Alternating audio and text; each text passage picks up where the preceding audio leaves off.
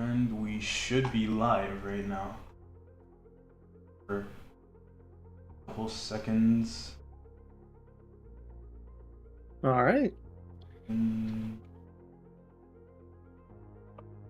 Okay.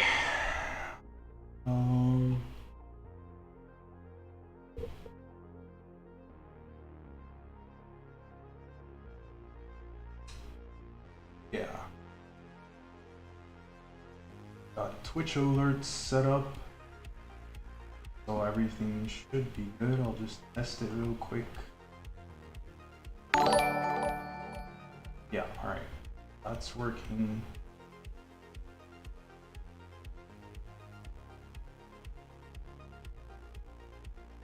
Okay. So, welcome to the stream, everyone. Today I got my good friend for like a long time. We've known each other. Got DCA 564 here with me. Yo. Or 456. I don't. What is it? 456, right? It's 564, but please don't include the numbers. Those are some trashy numbers. All right. So I got DCA here with me, good buddy of mine, and we're gonna talk about Jujutsu Kaisen and what we think is correct tier list for characters, power ranking, or whatever you want to call it. It's gonna have to be 100% accurate. I hope so. We usually call it power rankings because in Smash, like the game where what we usually play, the rankings for players are called power rankings. So I figured it would be cool if we called it power rankings instead of just like a regular tier list. Welcome to the chat, Viral Thing. Viral Thing says, my goat Kenny will win. Maybe he will. And he's gonna win? I don't know. I'm sorry to say, boss. I don't know about that one. We'll see. All right. So let's talk about how this is gonna go down. So last year I made a tier list on Twitter, and it was kind of really bad, to be honest. Yeah, I got some good critical feedback, and we had a lot of discussions on Twitter. And some people were really mad, like it was just straight up arguing, but yeah, in retrospect, I think it's kind of bad. I figured it's been a little over a year since I did that one, so time to redo it. Yes, because I'm gonna be honest with you, when you first got me in here and you showed me that tier list, you sent it to me, I swear I had to do a double take looking at that. I was like, there's actually no way, you're actually just trolling. Some of these people gotta be put in their place. So I just zoomed in real quickly to last year's tier list, and yeah, it's I don't know. The thing is, like, some of them were like kind of guesses. Cause like I had Angel as being top 1, 2, 3, 4, 5. I had Angel as top 5, and we didn't even have the Angel chapters yet. So it was like purely a guess based on like what Tengen said her curse technique was. And now we've seen Angel / Hanakurusu in action, and I don't know. We're gonna have to see where she ranks this time, and just like some things that I straight up got wrong, like Choso under Naoya and Naobito. Like Choso literally beat Naoya, so there's no way that Choso should be under Naoya. Mm-hmm. But yeah, we're gonna fix it up. Yes. Thank you. So switching over to the main scene right now, and the main tier list page. And what I want to do is I want to make a couple of tiers. So And you know what the bottom one has to be. I know what you want it to be. We're gonna add a row above. I'm just gonna give it the color black. Take away the text. You guys will see why in a minute. And we're gonna make a below, another row below, and we're gonna call them the E, neck, E tier, and F tier respectively. So we've got a bit more tiers than last year. Let's see, E tier can get dark green color, and since the top is black, let's give the bottom white. Alright, so starting off the list, we got Satoru Gojo. I think it's Easy safe to S. say he's at the top. He breaks the scale. He's beyond S tier, in my opinion. Oh, I thought you were gonna name it like the honored ones. I mean, fair tier name, but I just blacked it out because, you know, he broke the scale. He's quite literally on a different scale of power than anybody. You remember what everybody said. The moment Satoru Gojo was born, the Jujutsu Kaisen world power shifted entirely. Right. Exactly. It really did. It's so impressive how strong Gojo actually is. Like, just seeing the chapters right now and like seeing what he can actually do against, like, technically it's a 19 finger Sukuna, but he has the power of 20 finger Sukuna because like the fingers get stronger each day, and he also ate like the mummy, His previous body, yeah. right? So he's at 20 fingers worth of power. The fraudulent one. And yeah, he's just taking all of those domains like it's nothing, you know. Well, not like it's nothing, but he's surviving, which is better than most characters can say. Looking at you, Ryu. Who got no diff. Yeah, that was a thing. And then we have Heian era Sukuna. So where would you put Heian era Sukuna? If I'm gonna be honest with you, I'd probably still put him near Gojo. But if he's not gonna be in that tier, he'll have to be at like the top of S. But it's a little bit troubling because we don't have any concrete feats for Heian like Arasukuna besides his current ones. So if not in Gojo tier, probably very, very top of S. Alright, here's my reasoning. I think he really should be right next to Gojo. Because, okay, with like the recent chapters, we know that Sukuna needs Mahoraga, or at least he wants to use Mahoraga to beat Gojo. But technically, like the back and forth, it's still like they're on the same level, you know? Like the way how I have the tiers right now, it's that between each tier there should be a gap of strength. And I don't think that the gap between Gojo and Heian Arasukuna is that big that I would put him like a tier lower. And I would even go as far as to say that they're equals, but that Gojo's slightly better. And you know, we got that statement at the beginning of the series where Gojo was like, to Yuji, he was like, if Sukuna got all his fingers back, that Gojo would still win. And we kind of saw that play out, and yeah. So I think they should be next to each other in the same team. I think that's respectable. I think he does belong up there too. That's why I was giving you a little bit of wiggle room if you wanted to debate about it. But you know, I definitely see him being on Gojo's level. He at the very beginning of the series, he was like, yeah, it'd be a little challenging, not too hard, Right. but I'd still win. Exactly. And like, I think something what I was thinking of last week was that the Heian era Sukuna, he was at like more fingers, but how do I put it? Like the current Sukuna has less fingers, but they're stronger fingers. But Sukuna himself in the manga to Urame says that they should be around the same level of strength, which to me indicates that the 19 finger Sukuna right now is just as strong or around as strong as he was previously back then. And he, of all people, would know that best, you know? Yeah, no one can surmise his own strength better than himself. Exactly. So, yeah, we got Miss Yeah, you know Nita. where she has to go. You know where she has to go. Yeah, it's sad, but yeah, she's Yeah. not really a fighter. she's going in F tier.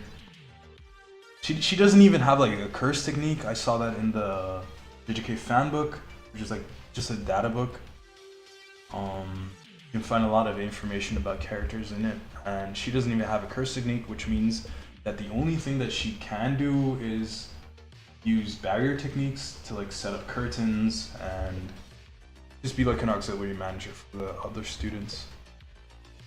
Yeah, wasn't she like the chauffeur? Right. Yeah, she was just the chauffeur, pretty much. She had no combat capabilities. All she was doing was just driving them around and trying to give them some guidance. Exactly. So unfortunately for her, that's not strength. So after. All right, moving on. We got Aoi Toto. Where would you rank Toto? In the grand scheme of things, Toto is a very, very early game boss. Right, but I agree. But to be able to fully utilize his curse technique, it cannot be a one-on-one. Toto's main objective in a fight is to completely confuse his opponent.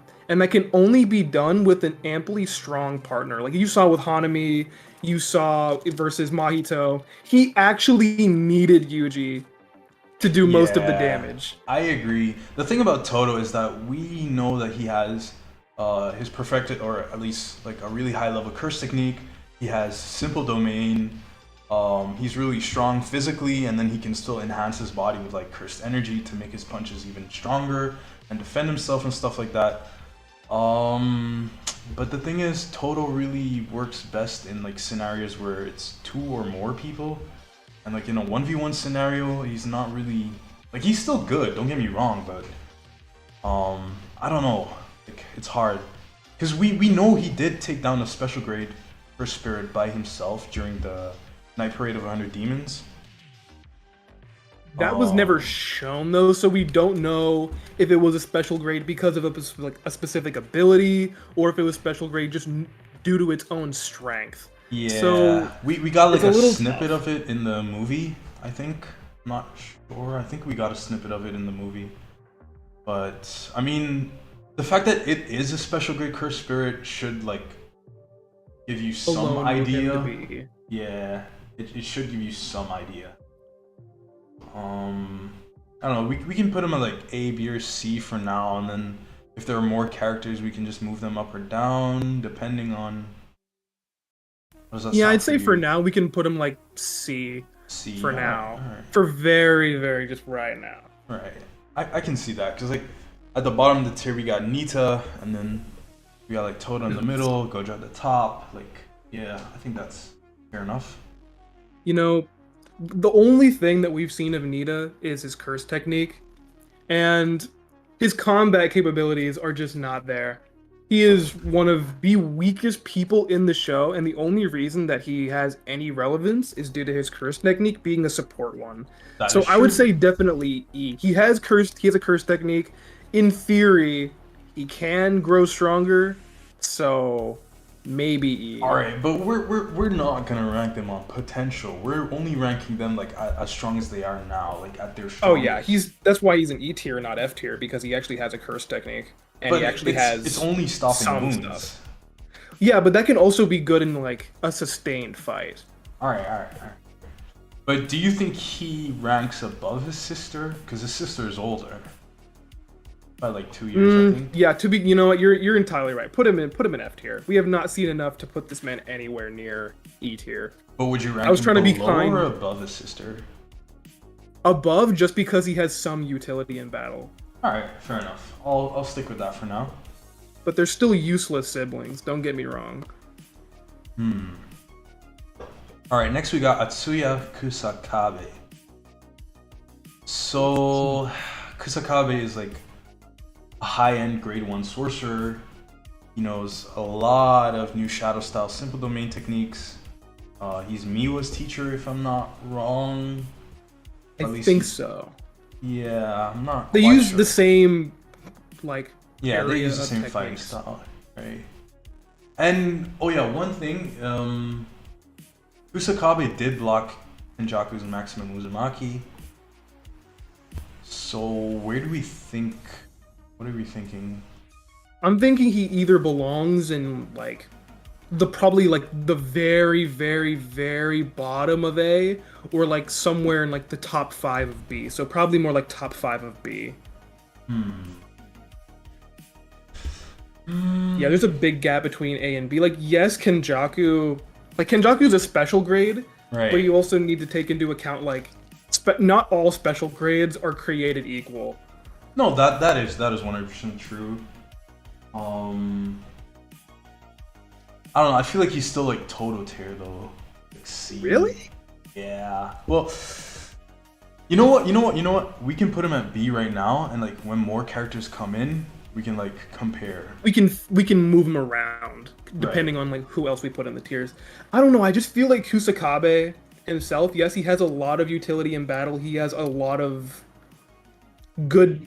He has some good feats, but if you look at the special grade that Toto allegedly like took down versus the one Kusakabe was able to block a maximum Uzumaki from, I feel like it's pretty night and day the difference. One with no feats, one like with a shown feat of massive strength. Right. All right. All right. All right. All right.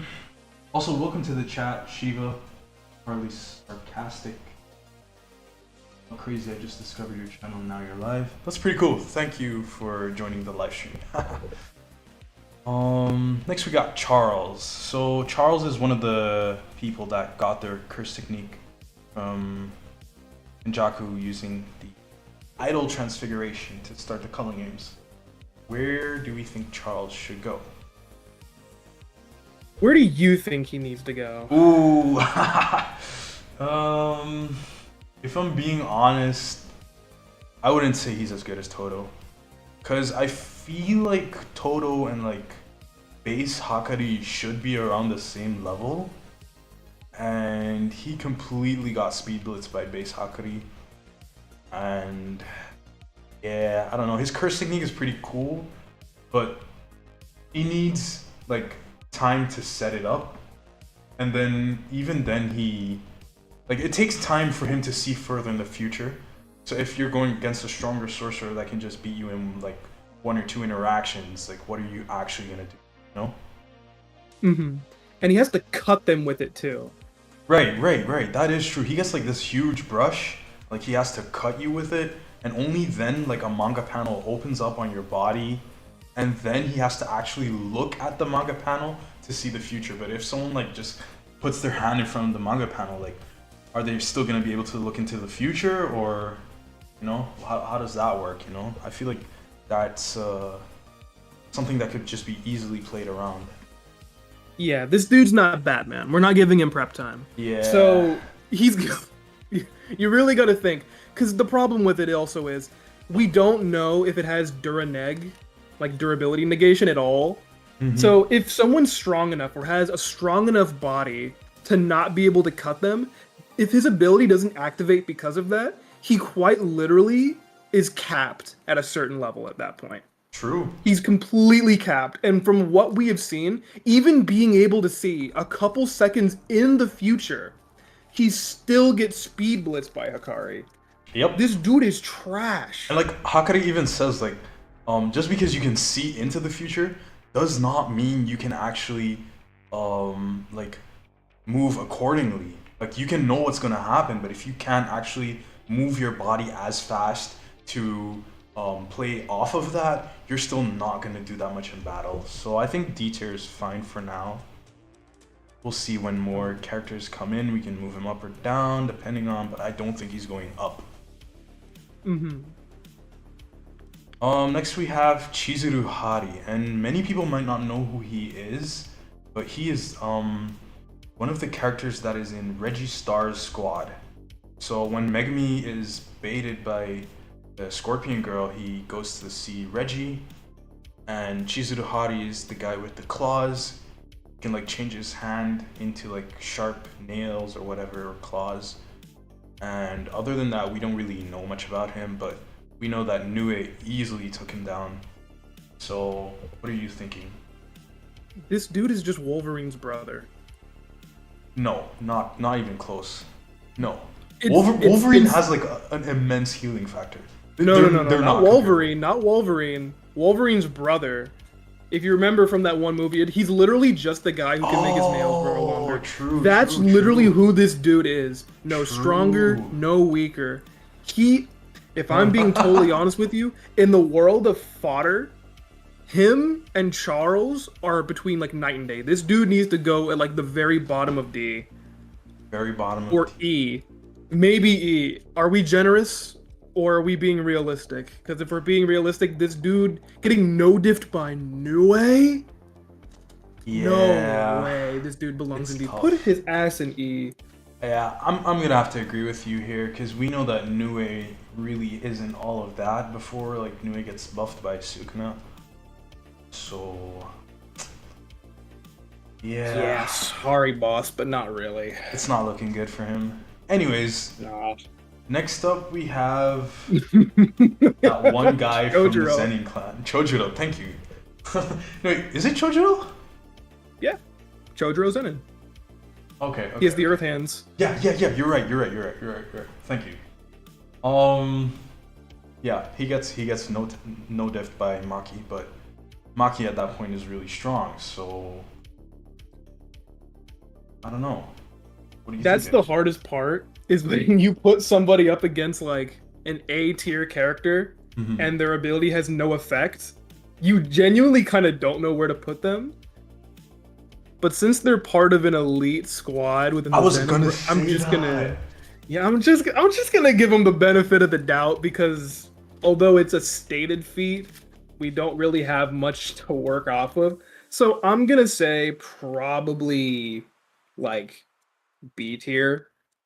Good. Probably just like Because B tier. Chojuro was part of the Hei, and the Hei is like the elite squad of the Zenin clan, and the Hei, as far as I know, has like Toji's Jinichi. brother, yeah, Jinichi, and they also And had Ranta. Naoya, Ranta, and they're like pretty good fighters. Like Ranta was able to hold Maki still for a good like 2 And then he seconds. died.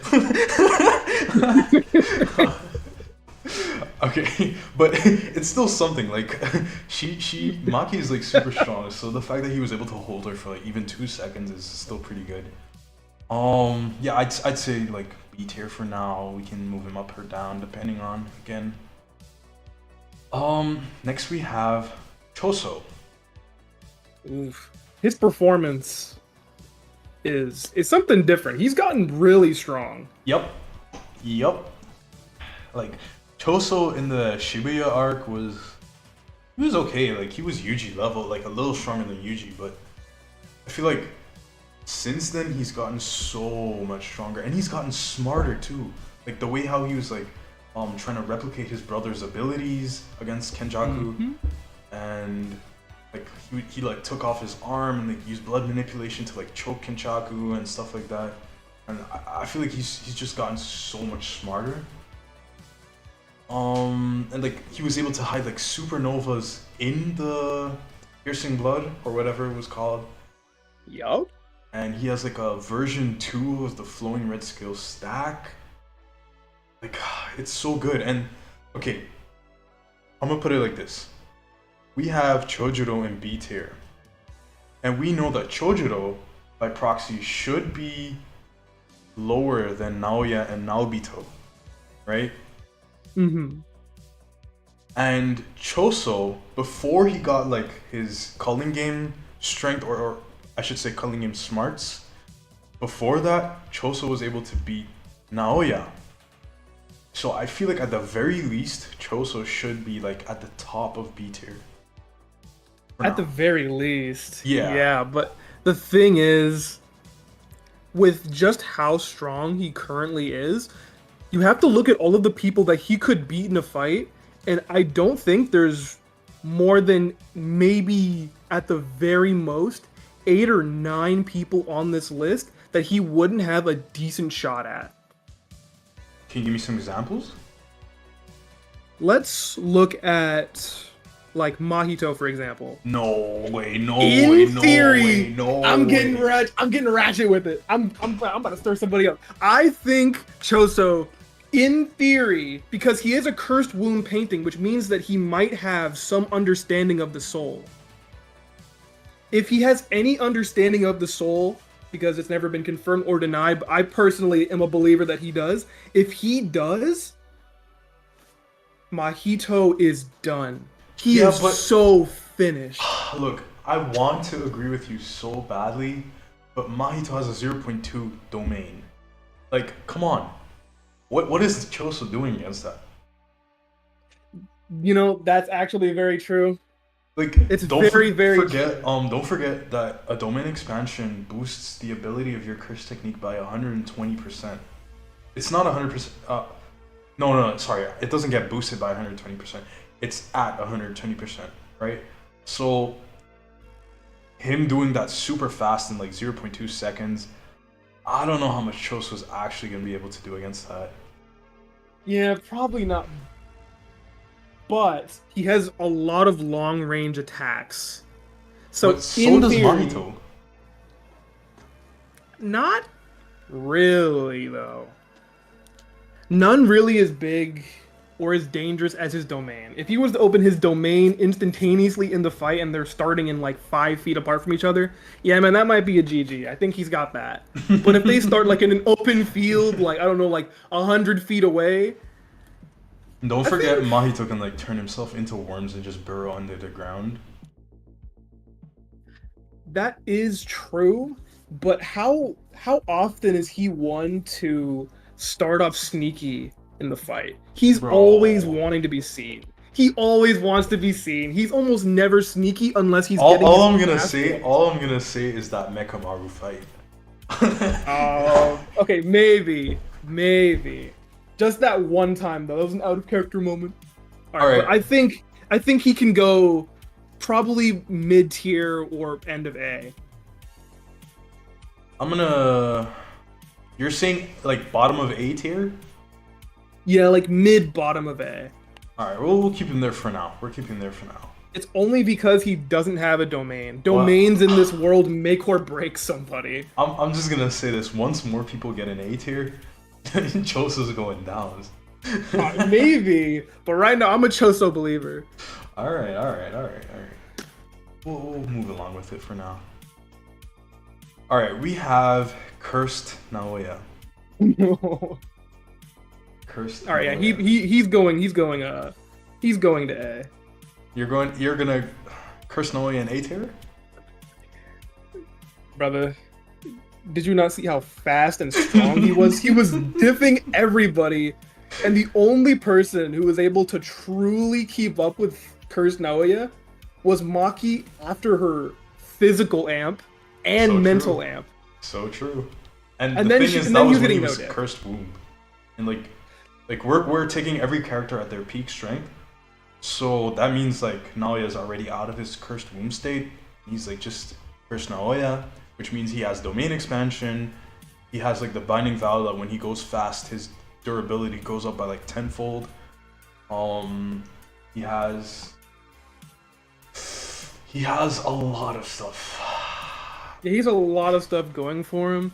But when you also look at the Maki fight, you also kind of have to look in that Maki kind of cheats. Yeah, exactly.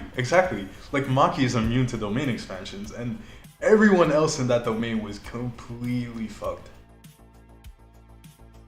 So you really have to look at, was it just her strength, or is it just because of who Maki is and how Cursed abilities work on her body? So Cursed Naoya is incredibly strong, and so is Maki, but it's also, in JJK, there's people who just beat you because they're strong, and then there are people who beat you because their abilities completely counter yours. No, I agree 100%. It's kind of like Pokemon where like fire beats grass and grass beats water, water beats fire. Like you can be in the same tier of strength, but you have like different matchups depending on your abilities, and we'll get into that when we get to the Sendai Deadlock. But exactly. Yeah. Next we have Dagon. So Dagon is part of the Disaster Curses. He is the Disaster Curse of the sea.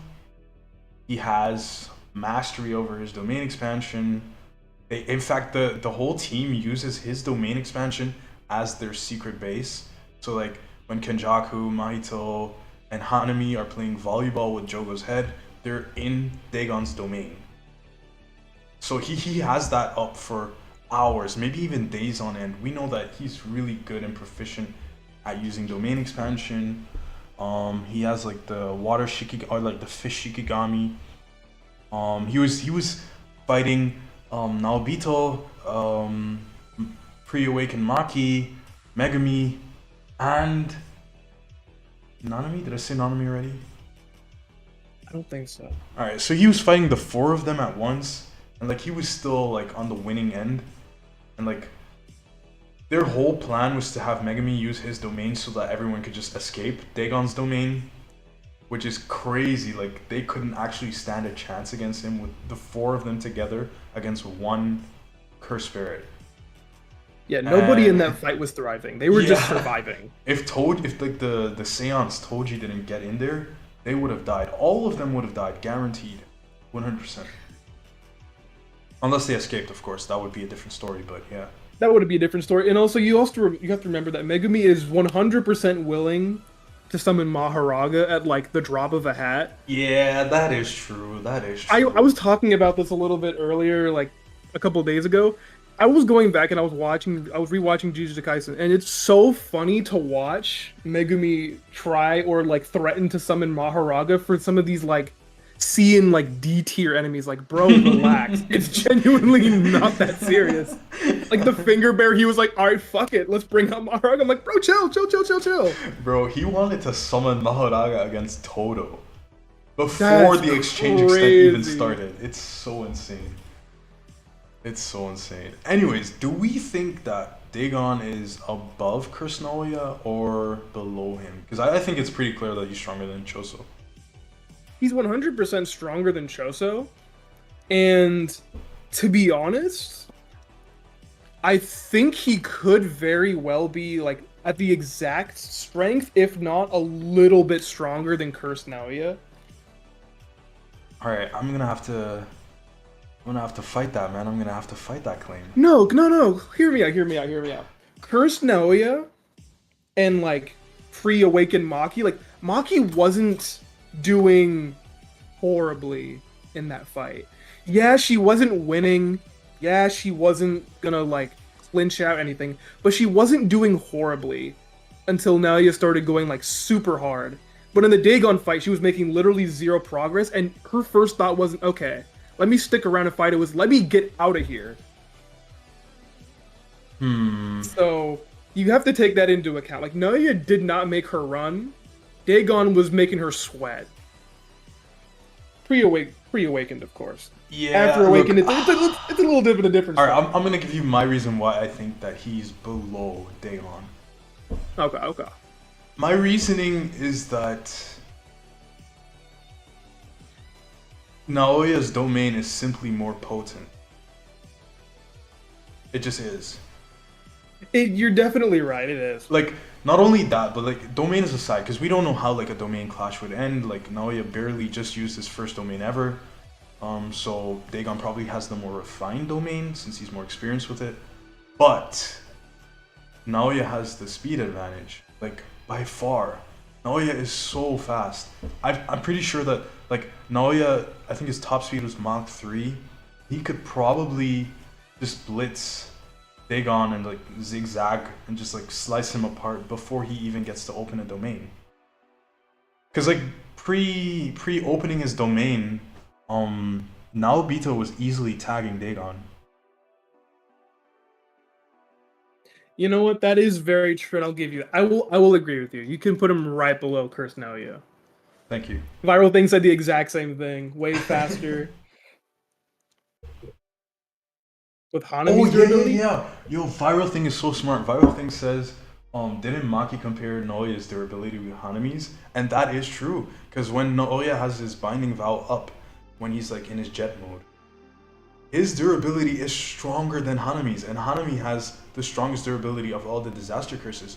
So with that in mind, and we know that Dagon's sure hit was not even enough to kill Naobito. He only lost an arm because he used Falling Blossom of Motion. So, do we even think that Dagon could damage Naoya? I think not. I Yeah, you're probably right. I don't think he can really do anything at that point. If now he was going like full speed at this man, I think he's gonna die. So true. Next we have Druve, Druve you Lock the you really want to talk about Druve, the man who got Yes. off-screened? No, no, no. That's so unfair. That's so unfair. I'm gonna tell you why that's unfair. All right. Yeah, I've seen some of his feats, and I gotta tell Good, you, I'm good, really not all that good. But I impressed. want to mention it anyway, because remember that chapter where Kenjaku was escorting Yuji's classmates from middle school out of like the colony, and he was like, the space between curse and reality is dreams or whatever. Hmm. When the scene switches from completely black to like actually having vision, we get to see Druve's Shikigami in the background. And the amount of destruction that it causes is insane. It's insane. Alright, and another thing what I want to talk about with Druve is the reason why they had a deadlock in the Sendai colony is because each of their abilities counters one another. So they're around the same level of sorcery, like quote unquote sorcery. So it's purely matchup based, depending on who is actually going to beat the other. So for example, you have Ryu Ishigori, he loses to Uro Takako because she can just sky manipulate his ability and reverse it back at him every single time. That's why he was afraid of, well, not afraid, but that was why partially that side of the deadlock started. And then you had Kurorushi, and Kurorushi basically beat Uro because he had his swarm ability with the cockroaches, and they could easily penetrate Yuta's skin, and Yuta's really durable. So if they swarmed Uro, there's probably not any chance that like she could sky manipulate those cockroaches away. And then you had Druve, and Druve beat Kurorushi because both of his Shikigami, they have like a domain expansion inside the radius of the line that the Shikigami walk. So they basically have a huge area of effect, and they could easily take care of Kurorushi's cockroaches. And then Druve loses to Ryu because Ryu can just snipe Druve off. Because like he's not actually ever in the domain of his Shikigami. He's just like either in the middle or just completely out of it. So Ryu could just snipe him off. And that's why they had like a deadlock, because each of their abilities countered each other. But to me, that says that Druve should at the very least be around the same level as Uro, Ryu, and Kurorushi. That's what I want to say. This is my own personal bias speaking. We didn't even get to see what he was fully capable of. So his strength being relatively compared to like more fleshed out characters, like we've seen Uro's strength, we've seen Ryu's strength. Ryu was able to output more than Yuta. Right. So that puts Ryu in an unfathomably strong position. Obviously not like Sukuna because Sukuna Right. just... But I don't look. I'm not saying that each of them are like the exact same level of strength. I'm saying that just they're around the same. right, exactly. They're in the Okay. same ballpark. I will agree with you, but there may be a person in between them at the end of the day. All right, that's fair. So if we're saying that Druve should be around the same ballpark as like the other three, Then he has to be an A. yeah, that's where I was going. But do we think he's like where in A do we think he is? Because I don't think he's better than Naoya, not even close. And I then don't think so. it's But I think he between- probably could be. Honestly, I think he doesn't he have kind of no like Kurushi and Druve, not Druve, Kurishi and Dagon. At the end of the day, kind of similar in the way they function. Just a little bit, but I Right. think that he might be a little bit better just because he was putting Korushi on edge. Hmm. Yeah, the thing about Kurorushi is that he was one of the confirmed special grade cursed spirits, one of the 16. Yup. Um, Not all my special my grades are gut my created gut equal. is saying below Dagon, above Choso. What my gut is saying, and I don't know. It's purely because he got one shot by Yuta so easily. Like, yeah, Yuta did sneak up on him, so there wasn't like really a fight. He just slashed him once, and that was it. But like that also to me shows that Druve doesn't have things like reverse curse technique to heal. While we know for a fact that all cursed spirits can heal just using regular cursed energy. So he has that over Dagon. I mean, under Dagon has that over Druve. My bad. I can definitely see what you mean. But what I'm mostly worried about is that Druve's strength doesn't come from like his base strength as a person. It comes just strictly from his abilities. It's more like his Right. hacks. Exactly. But I feel like I'm thinking about it a lot more now. And I'm thinking Dagon has better strength, better shown speed, definitely better durability. He has healing, and so I think he probably would be able to beat Druve if it really came down to it in terms of strength. Yep. And one more thing that I wanted to say is that like, yeah, you're completely right that like Druve's strength is purely because of those Shikigami, and we know that from like the deadlock stance that Ryu could essentially snipe Druve off, which means that Druve is vulnerable when the Shikigami are not close to him, and we know that Dagon is pretty fast.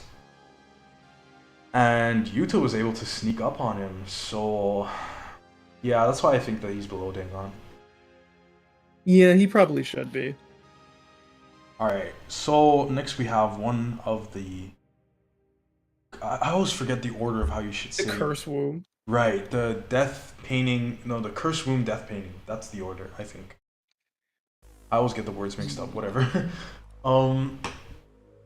So... What are we thinking for Esso? I think it's Esso, right? Or is it? Yeah, it's Esso. Yeah, it's Essa. Yeah. Well, you know, he's something. Not all that great, but he sure is something. I would say probably like super bottom of C, like super bottom of C, maybe D. His durability's not all that good. His strength isn't really all that good. It just comes down to his hacks. Yeah, So I agree. You've seen him be damaged by Easily. non-Black Flash techniques. His durability is nothing. His strength is nothing. He's not super fast either. He was trying to hide on a car to get away. Yeah. So And the thing about his curse technique is like, yeah, it's poison and whatever, but even Nobara was like able to just... Well, no. He has the Wing King. He doesn't have the poison. That's his brother. Yeah. Yeah, Nobara was running away from Wing King. But I don't know. I feel like he just isn't that strong, and is especially based on like his low durability. He's not that durable. Yeah. He gets hit a couple of times, and then it's like... Oh no, you are right. His technique is the rot technique. It can decompose its target, so he can just use, since he is a cursed death wound painting, he has the ability to manipulate his blood using special techniques. So also, I'm gonna be real. I want to move Toto up. you can for sure move him up. I think he's incredibly strong. He just... Like, I don't feel like Toto's on the same tier as like Esso, and Toto has like a similar skill set as Kusakabe, but then he also has like his curse technique. So that's why I just want to move him up. We can still like order it within the tier later.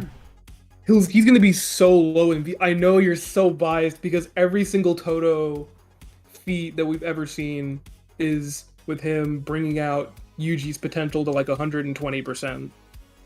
Yeah. But just look at what he's done by himself. He was doing no damage to Mahito. None. But I think He can be in Mahito- V. He'll just be at the bottom of it. Yeah, I can agree with that for now. If you want to find his brother, like literally on the right there, you can just slide him right next to him. Shiva says, I really want to rewatch the scene when Yuji kills him with the Black Flash and apologizes for having to do so. Yeah, that's an amazing scene. I really love that scene. It's just so good for their character development and stuff. Love it. It's even sadder if you watch it now knowing they're brothers. Right? It's such good writing. Oh, I love it. Okay, do we want to rank Takaba now or should we rank him later? Because I can move him down because like he's such a problematic character.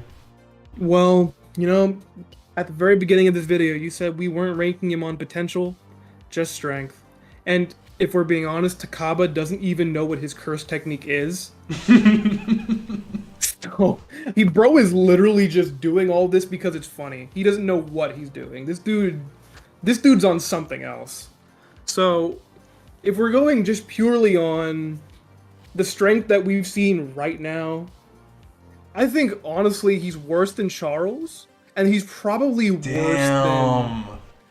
No, That's crazy. No. That's crazy. It is crazy. That's crazy. Because that's crazy. if That's we're talking about my God. no. But if we talk about potential, The downplay. Takaba, No. dude is like S. Potential though, but we're not. Yeah, a domain packs him up easily. Anybody with a domain kills this dude. It's true. Anyone with a domain packs him up. That is true. But like, we don't start getting into tiers with like people with domains until we reach like A tier. Don't forget, everyone like from B to F barely has a domain. So I mean, what are we doing? We can look about it. We can look about it like this. Let's talk about it like this. Do you think he's beating Charles? Yes, easily. Okay. Let me put it like this. Really? Yeah. Hold on. Just bear with me. Where would you put Hazunoki? Who? The guy with the explosions. The one I'm holding right now. He can like take his eyeballs out and like explode them and then regenerate with reverse curse technique. Bro, that is one of the stupidest abilities I've ever heard. I would say maybe C, maybe D. All right. So you're saying maybe C, maybe D, right? Okay. Like in that general bar point. Right. Here's the kicker. Takaba did not take a scratch when fighting Hazunoki. But did that happen because he thought it would be funny to not take damage? Yes. No, that's not a durability feat then? No, of course not. But my argument is, if Takaba always has that mindset, we've never seen him not have that mindset. So who is to say that anyone without a domain could even harm him? That's the problem, though. That's the problem with Takaba. You can't rank him on potential, though. It's just not gonna work. He has to not be ranked on potential. And from what we have seen, I think, okay, if we want to be just generous and just straight up, I think taking into his cursed ability, I think it can be that he will be like C. Okay. Just purely C. Okay, I can live with that for now. But okay, there's another thing that I want you to take note of when you say that. In the, I think it was the author comments or like in the translator's notes or whatever, it wasn't like part of the manga, I'm not sure, but there was a statement that said that Takaba's ability even affects Satoru Gojo's Limitless. Take that into account when you say it. Like we know Takaba's susceptible to domain expansions, obviously, which means by proxy he should also be susceptible to what do you call it, the domain amplification. So he should also be susceptible to that. And maybe even like Mekamaru's bullets with the simple domain infused into it that can like just harm you on a soul level or whatever, or like it shuts down your curse technique so it can harm you, whatever. I don't exactly know how that works, but he's basically susceptible to those things. But like outside of that, do we think that he's even getting damaged by most people? By most people, I mean, he took some injuries in the fight that he had before, but they just healed. No, So no. That's the fun part. They didn't even heal. They just disappeared. The wounds disappeared. He thought it would be funny if the wounds weren't there, and they weren't. He didn't even heal. It's just like some kind of cartoon effect. Like he has has such Toon a Force. headache. Yeah. Takaba is such a headache. If we want to scale him on the up end of just purely his curse technique and the applications that it has potentially. No, not even potentially. We've literally has. seen it happen. We've Okay, seen then it we happen. can put him like I don't think Chojiro's beating him then. I think he's soloing most of V. Okay, If I we wanna be will just like say that. that there is one caveat in Takaba's technique, and that is Mm-hmm. that the reason why his technique is as powerful as it is because he has like unknowingly put a binding vow on himself that says that there shall be no red during his fights, and red refers to blood, right? So in exchange for never intentionally making his opponents bleed, he basically is invincible, right? Like outside of domain expansions and stuff like that, like we mentioned earlier. But he can just basically just knock you out as long as you like don't bleed or whatever. So he's still like in a ring fight can take most people down. Oh, that is such a headache. Yeah. Takaba is such a headache. Okay, then we can put Takaba in B. All right. Simply Good. because it's such a problem. Like mid max, yeah, like average C plus. So put him in B. Good. I'm here for the Takaba agenda. I love Takaba. He's such a funny character. It's no, he is not. What if someone made him bleed intentionally? I don't know if he potentially can. Can you? Yeah, I'm not sure how that works because it's like an unknowing self-imposed binding vow. So, yeah, I'm not sure how that would work. Because we know, like, in his fight against Hazanoki was bleeding. But that was because Hazanoki was doing that damage to himself. Like, he was plucking out his eyeballs and his teeth and stuff like that. But he was doing that to himself. Like, that wasn't Takaba doing it to him. Yeah, Takaba can't inflict or be made to bleed, I think. Yeah, basically. He probably still just, like, crush his ribs and do his heart. Yeah. But I think he'll be fine. Or, like, just knock you out. Like, the binding vow with Yuji and Sukuna, where Sukuna was basically like, I can't harm anyone, and then he just knocks Hana out. Like, you know? Yeah. As long as you don't bleed or you don't take damage from it, a knockout is fine. So that's why I think like B tier would be okay. Because we know like Todo has like simple domains, so does Kusakabe. They can probably deal with the ability. But yeah. It's a fun ability to debate because it can go so many ways.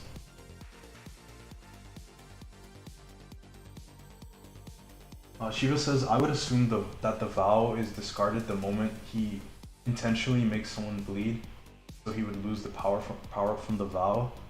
You know, that could be the case. Not sure.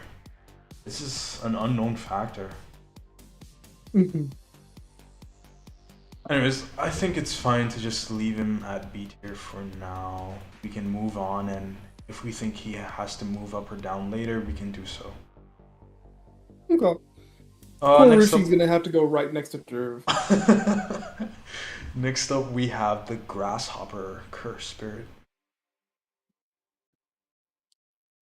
That's not Korushi, bro. I'm fucking it up. It's fine. Grasshopper Curse Spirit. This is the guy with the 4 arms, and he keeps saying like, I'm smart, and then Yuji just overpowers him with relative ease. Oh my, that was so long ago. Yeah, that was like at the beginning of the Shibuya incident. or like towards the first half of it.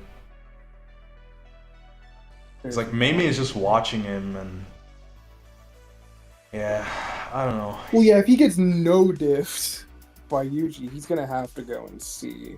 Yeah, he has like some form of intelligence, and he has some speed because before Yuji like really started trying, he was keeping up. He has like the 4 arms and stuff. But I don't know. Do we think he's like D or C? I think he's probably C. How do you think Charles would fare against him? Honestly,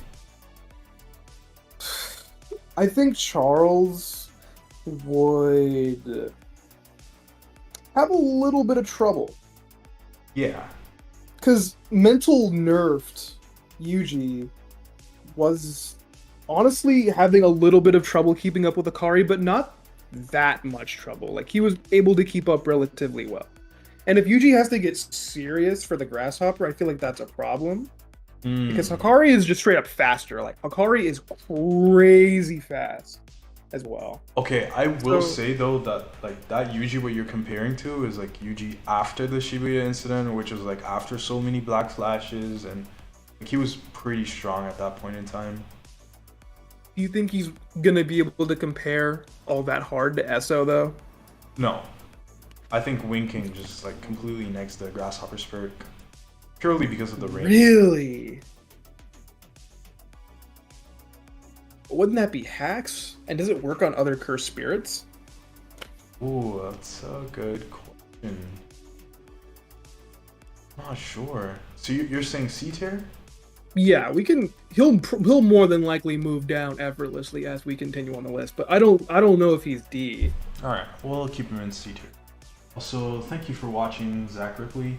Zach Ripley says, "What about Goku?" Well, sadly, Goku is not part of Jujutsu Kaisen. So, yeah. Above Gojo. For sure. Goku like breaks the scale by a long shot.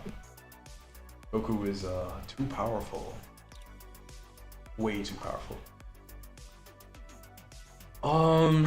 Next up we have Mr. Haba. And Haba is the guy that the US Army called a monster. Yeah. Yeah. Yeah. Helicopter hat. Helicopter hair. Yeah. He's, you know, he's something. He was keeping up a little bit with Yuji, but not really.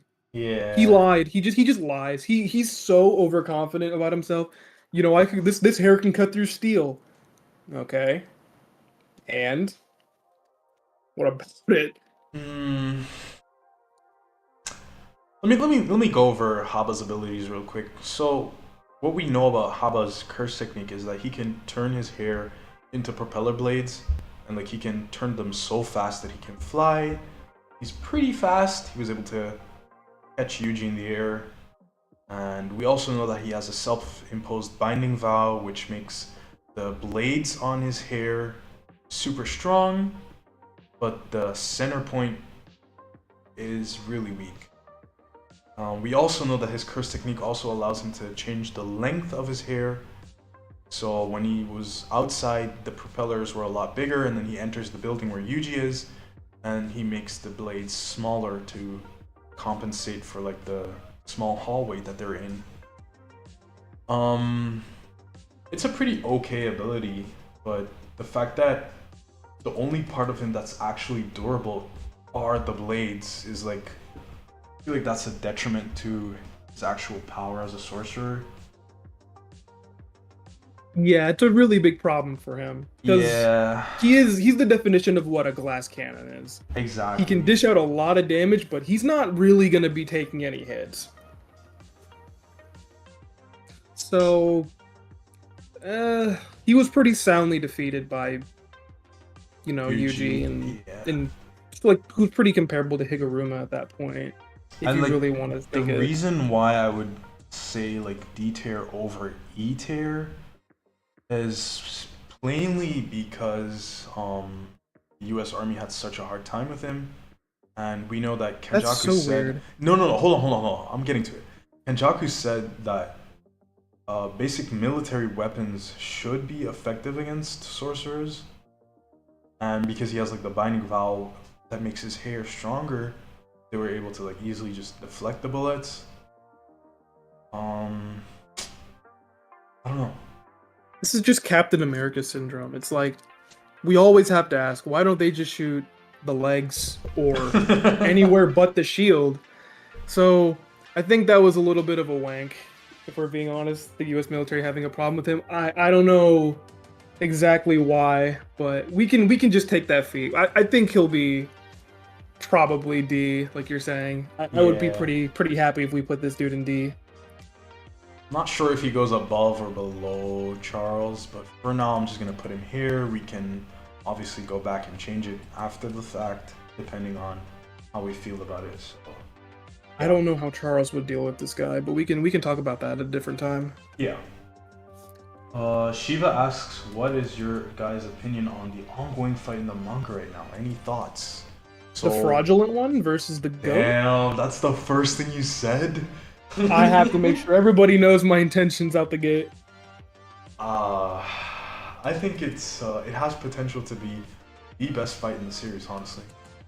It's just so much showcasing of what sorcery actually is at its peak level, and you know, it's two guys who are like equal in power, or at least around the same ballpark, and they're just going at it with domain expansions, and we know that domains are the pinnacle of sorcery, and it's just so cool to see. It's so cool. And like, regardless of who wins, I personally want Gojo to win, but I don't really think that narratively he like has a chance to win, because like then the story would basically just be over, because we know Gojo packs up Kenjaku, and he also packs up Uraume. So yeah, that's why I think for like the longevity of the story, Sukuna has to win. It's either they tie stalemate, or Sukuna wins. But I'm rooting for Gojo. What about you? Yeah, you know, I do kind of agree with you in the matter that, like, for the story to work out, Gojo does have to lose. Yeah. But the fact that it's kind of scary that if you think about it, that Gojo would have packed up Heian-era Sukuna, and I'm willing to throw hands with anybody who disagrees. He is the biggest fraud. 10 Shadows, please save me. Literally, Gojo can tank 3 domain expansions, losing, chilling. But Sukuna loses 1 domain. He loses 1 time. Yep. And he's already calling for help. Yep. That should show you that Gojo is the best. And I think that just goes to show, because like, I think it was the first time that Sukuna won the domain clash, and like Gojo was getting cut up, and you see all the blood and stuff, and then Gojo's just monologuing inside his own head. He's like, in terms of the sure hit effect of the curse technique, my Limitless is far superior, and I would have to agree. Because like, the moment you get caught in Unlimited Void, it's just game over. It's game over. There's no way you can block it. You can't block it. Meanwhile, you can block the cuts, or like, not block it, but like, if you have enough durability or reverse curse technique, you can just, you know, you can survive it, is what I want to say. So, yeah, you know, it's an impressive Gojo fight. really didn't look that worried standing in the eye of the storm. That's all I'm gonna say. Exactly.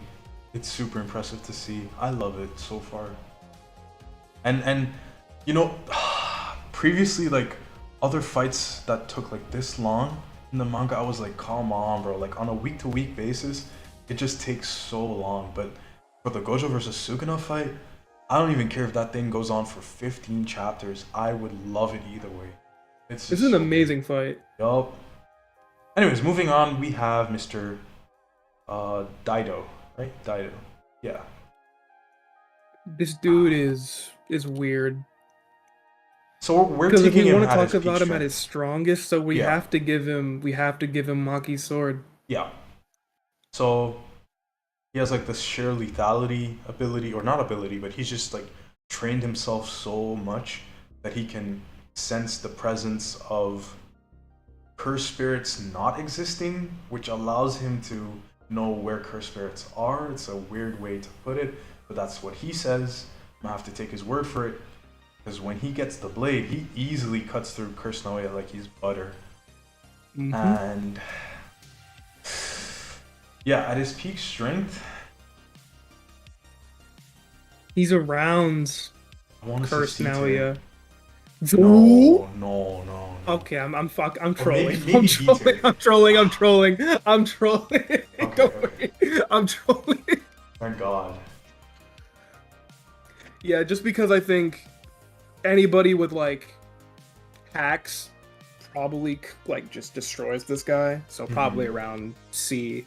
Yeah, he's super susceptible to domains. He doesn't have like any actual sorcery. He's just a regular human. So that means he doesn't even have like the reinforcement, cursed energy reinforcement. Yup. So any real damage this guy takes, he's falling apart. Yeah, and it also like not having cursed energy reinforcement also means that most sorcerers are just gonna outspeed him. It's like I feel like the fact that he caught Naoya was just because Naoya was like whatever, it's just like a regular human, and he caught him off guard with the swing, and also the sword moves on its own. So yeah, like how much is the sword actually doing, and how much is Daido doing is what I'm trying to say. Yeah, it's really a shame we can only talk about him at his peak, because if we could just talk about him with like a regular sword, I would put him in maybe like F tier, bottom of E. Yeah. But since we have to talk about him with the sword, we have to be a little generous. We have to be a little generous. So I'm The thing about if C. he has like a regular sword is that he's not beating a single cursed spirit, because you need cursed energy to beat a cursed spirit. True. Otherwise, you can just cut them, but nothing is gonna happen. So, yeah. Maybe he's not a sorcerer. Sword. What? No, he's really not. He's just a guy. Yeah, he's just a trained guy. himself so hard that he's like, oh yeah, I can just. I don't even know what he's. To be honest, I have no idea what he's even doing. It's like a binding vow or like a heavenly restriction in a way, but like a million times worse. Yeah. So C, we're gonna have to say like C then. Yeah, I would say C. Like with the blade, he has like some pretty good stuff, but anyone that's just like faster than him could probably pack him up. Yeah, we can probably put him like above the grasshopper. I don't think he's gonna struggle with the grasshopper, especially if he has the sword. Right. But since he has Wing King and Rot manipulation, I think he might be able to cheese out a win on him. So true. And also, winking gives you a lot of range. It does. And I don't think this guy flies. Nope, just a regular guy. So, Knight in the chat asks, who has the strongest domain that has all hacks stronger than others? It's definitely Gojo. Yeah, it's definitely Gojo. It's just the definitely think it's hacks. Gojo. Yep, it's the hacks. Like, there's no way you're beating the sure hit of his domain once you get hit. There's no like. And you also defending have it, to there's wonder no if it's blocking it. lethal. Yeah, it is. It is lethal. Because even Gojo using a 0.2 second domain or a 0.2 domain expansion put regular people in the hospital Yup. for a while. So you have to wonder if he just stands there and lets all that information go into your brain for like, I don't know, a minute, 2 minutes, an hour. Do you just die? Yep. And like one of the funniest misconceptions that I had like when I was first getting into Jujutsu Kaisen, I think 2 years ago, was that I thought that Gojo's domain basically gives you the knowledge of everything in the universe, like everything that exists. Because like they say it's pumping infinite information into your brain. But it's a misconception. I read, I have the physical volumes upstairs in my bedroom, and in one of the volume extras, I believe, Gege Akutami says that it's not actually all the information in existence that you're getting, but it's like the information of like say one apple, and it repeats infinitely. It's just junk data. There's no real meaning to any of it. Exactly. You have no use for it. It's so funny. It's just junk data, and it just overloads your brain, and then you die from the overload. That's why the fraudulent one had to call for help. Damn, we going there again? I'm staying there. But if we want to talk about fucking Eyeball Boy, yeah, Hazanoki. Let's get to Hazanoki. oh, it's such a pain trying to rank people who have fought Takaba. Yeah. Takaba himself is a mess. So this dude's also a mess, but for different reason. All right, I'm gonna go on a limb here and say that he, at the very least, is above the Grasshopper Curse Spirit. Yeah, he can just fight at range, and he has reverse curse technique. He has like his cursed energy reinforcement. He wasn't as fast as Megami, but he was close to Megami speed. I wouldn't say like not particularly fast. I mean, he's never been stated to be particularly fast, and it's not like in a fight he's the only thing that the person who's fighting him has to be worrying about. True. Either way, his explosions were strong, but when Megami got hit with the eyeball, he sneak attacks Megami with it, and Megami just walks it off. Like, he goes into the room with Remy, he has like a talk with her, and he's like bleeding and stuff, but it's not like the explosion that was point blank actually like put him at death's door. So I would say if he fights probably ranged, didn't even get a bruise. Yeah, if he fights range, he could probably beat Daido. Maybe. Yeah, you know, probably. I don't know how he would really avoid it. If he's not, like, he doesn't move fast, he, like, swings fast. Yeah. But even if you really think about it in a way, like, he chucks the bomb, he cuts it in half, the explosion is, like, it still goes off. He's probably dying. Yeah. And, like, Daido doesn't have any curse energy reinforcement, so he's probably taking a lot more damage. But I don't think he beats Esso, sadly. Probably not. Yeah.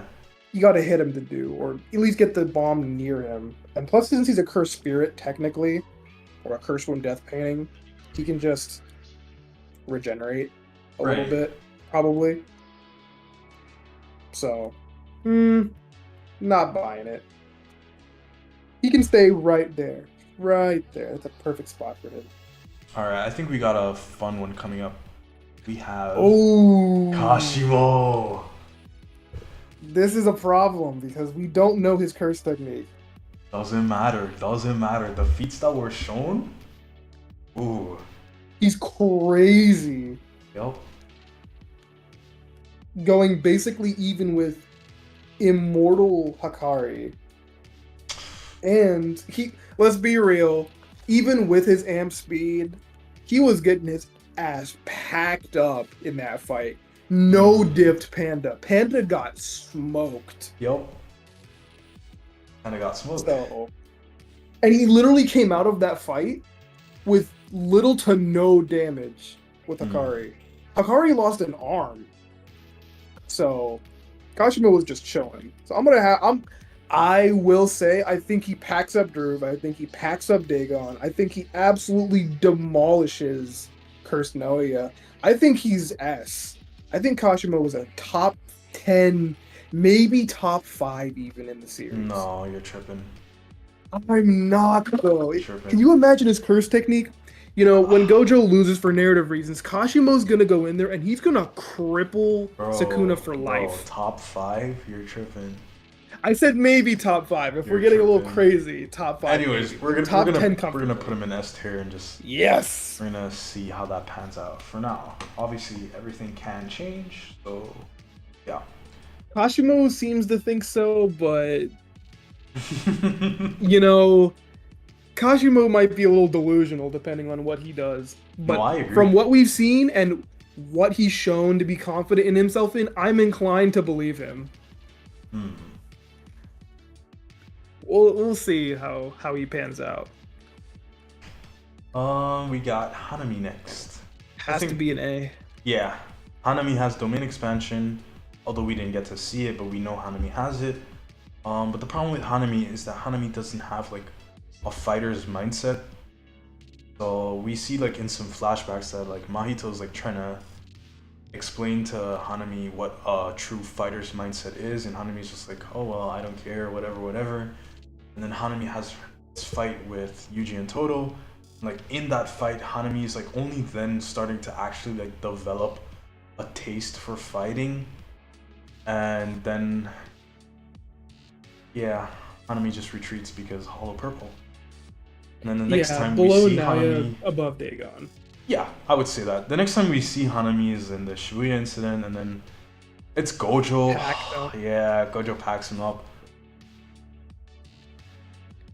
Yeah. Yeah, you know, it's problematic trying to figure out exactly what Hanami could do because we don't know their domain expansion. If it's something that's, you know, super strong, super weak, because Hanami got packed up by Todo and Yuji for like 15 minutes before they even really thought about going into a domain expansion. Yeah. But by then it was way too late, and Gojo had a hollow purple pointed, so he dipped.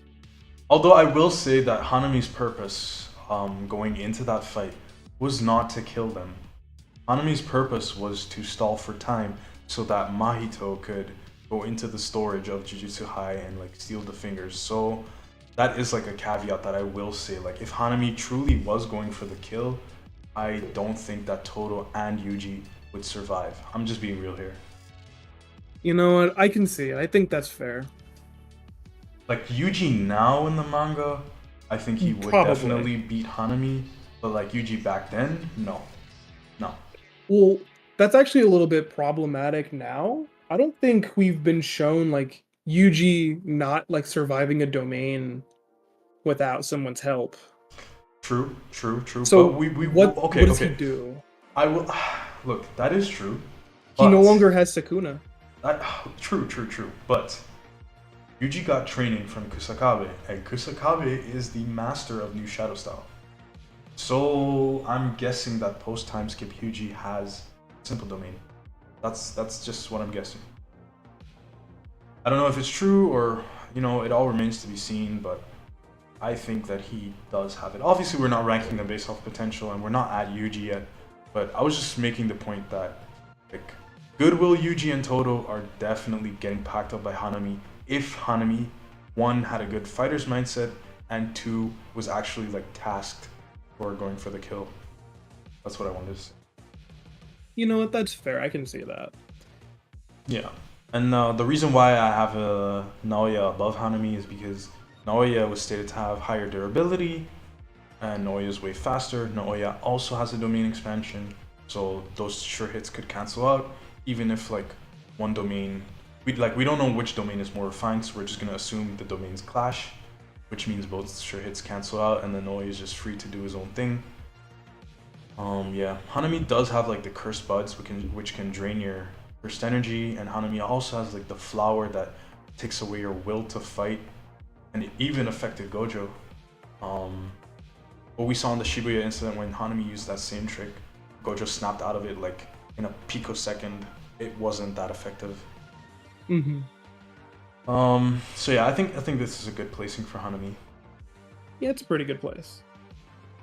Next up we have Hanyu. Hanyu is Haba's wife, if I'm not mistaken. Like their husband and wife, the guy with the propellers.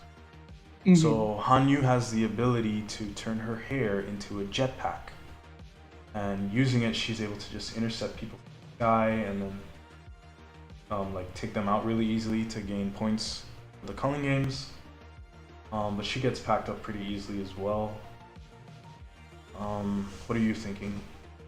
I don't even think she really has like good combat feats. Like yes, she can turn her hair into a jetpack, but I'm guessing the way she was gaining points was she would just either like run into somebody or she would like pick them up and just drop them.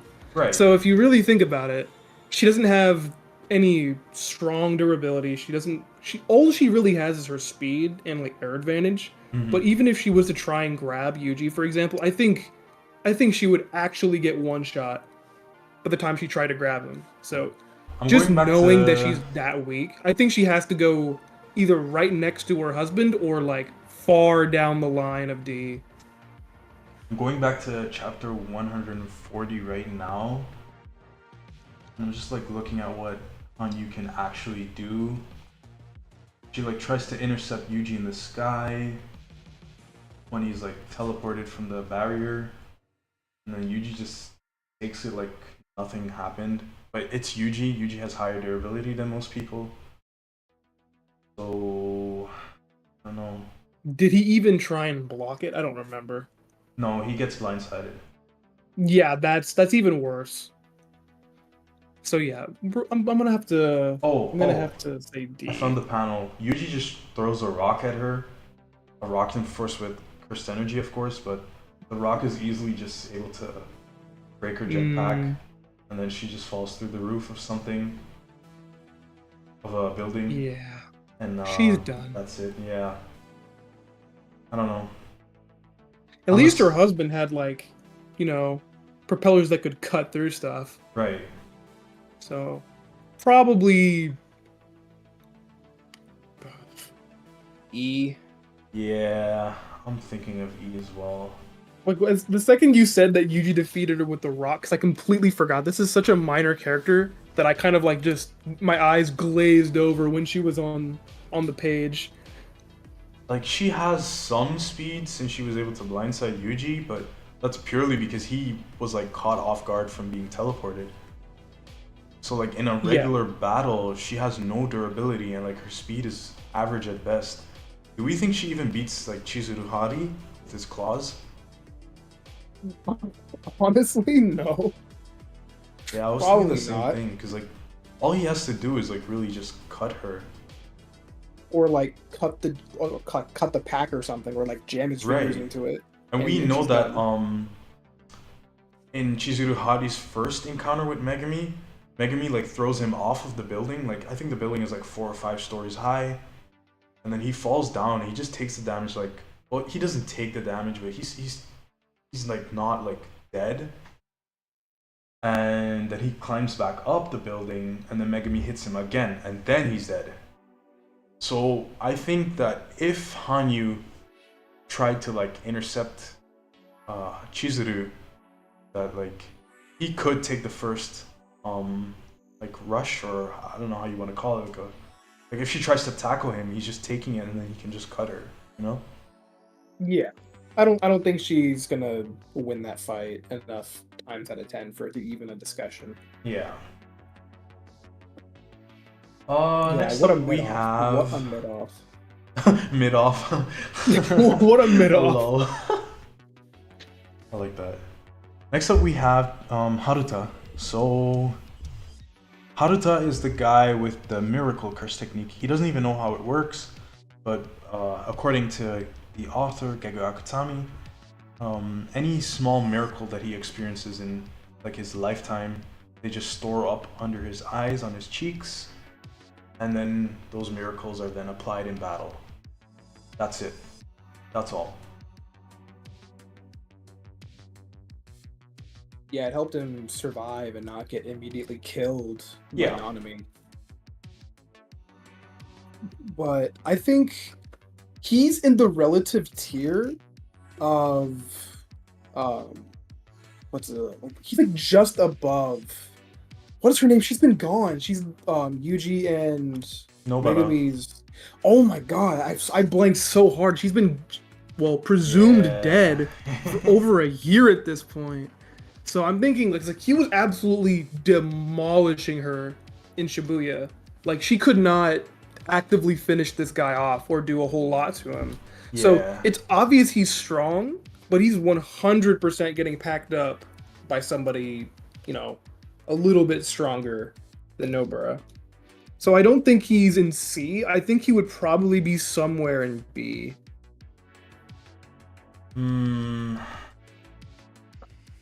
Look, I'm gonna put it like this. He is stronger than the Shibuya version of Nobara, who has like her black flash amps and whatever. Yup. But You're saying he wouldn't absolutely pack up Esso? Like he only has 6 miracles, and after that he's just a regular guy. Like But that don't. doesn't affect his strength, though. I'm gonna give you a good example. I think this is a spoiler for later, but I think that what's his face, Kento Nanami. I think that Nanami is in the same tier as like Kusakabe and Todo. Because I don't think that Nanami is like hanging around like the special grade curse spirits. Mm-hmm. So he has to be around Kusakabe's tier. And Nanami completely fodderizes Haruta. That's really true.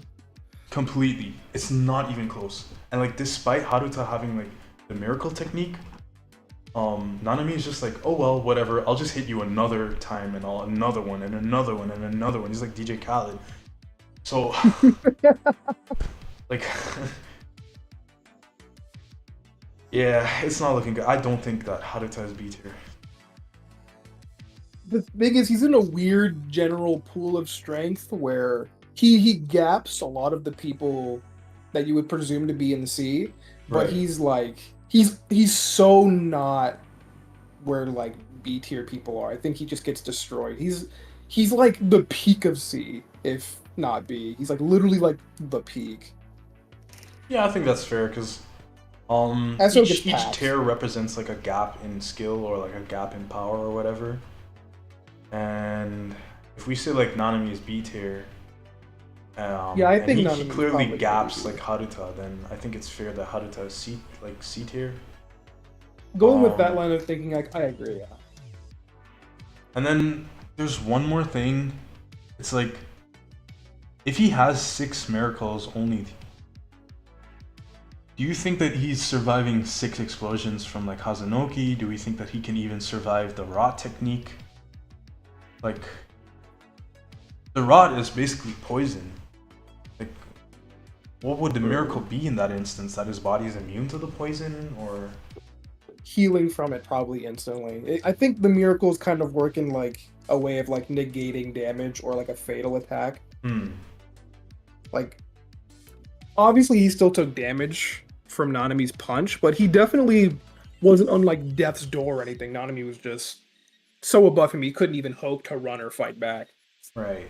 So I think in a fight he would probably beat Esso. I don't think he's super slow because in the fight, like during combat speed, Nobara was able to catch Esso a couple times, or at least try and fight relative to their level. But she wasn't even able to hold a candle. No. I'm gonna have to stop you right there. Do you She was remember? fighting the younger brother. Yeah, I know that. Yeah, exactly. Do you remember when Nobara versed Esso and not Kechizu? Oh yeah, she was And then running for the hills. right, and Yuji picked her up, and Yuji just like took a sprint for it because like they both felt like they didn't stand a chance against like Esso spamming his maximum technique winking. And Esso basically has like a lot of range when he's using winking. He can like stand really high up in the sky, and like how does Haruta even deal with that? That's such a matchup dependent thing. True. I feel like in general, he's just base stronger, and he's beating more people pound for pound than Esso would. Okay. For now, I will put him in above Esso.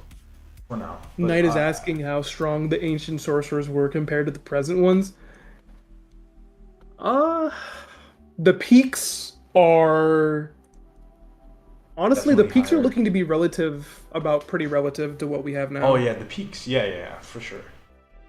But like the average sorcerer is just way stronger. Yeah, the average back then was way stronger. Yeah, but the peaks are pretty much the same because like the modern peak is Gojo, the ancient peak is Sukuna, and they're pretty much neck and neck. So I think yeah, it's just the average sorcerer that was stronger. Big Sag. Jinichi? Yeah, Junichi Zenin. Toji's He's little probably gonna brother. have to go. He's gonna have to go like right next to Chodoro, because they both got no diffed. Like this dude got decapped when no one was watching. True. Ooh. I know he's strong in my heart. I know he is, but he's a part of the execution squad. I will say that Junichi should technically be stronger than Chojuro, because like when Naobito died, and Naoya, Junichi, and one other person were holding a meeting. Who was it? I think Ogi. They were holding a meeting like who was gonna be the successor of the next head of the Zenin clan, and like Chojuro wasn't there, and they kept like the strongest people in the clan in that room. That makes sense. Yeah, but I still think like knowing his technique isn't very hacks based. It's very just power. Gives you a lot more to work with when you're talking about his stats. Because if you're working with hacks, you have to take into account how hacks interacts with literally every single character. Because some just have hacks negation. But Junichi just being a meathead is pretty easy. Because he got out physical by Maki, he's probably going to be an A. So that puts him solidly below her. But I would say he'll have to be in that same relative ballpark of strength as Chojuro because they're on the same team.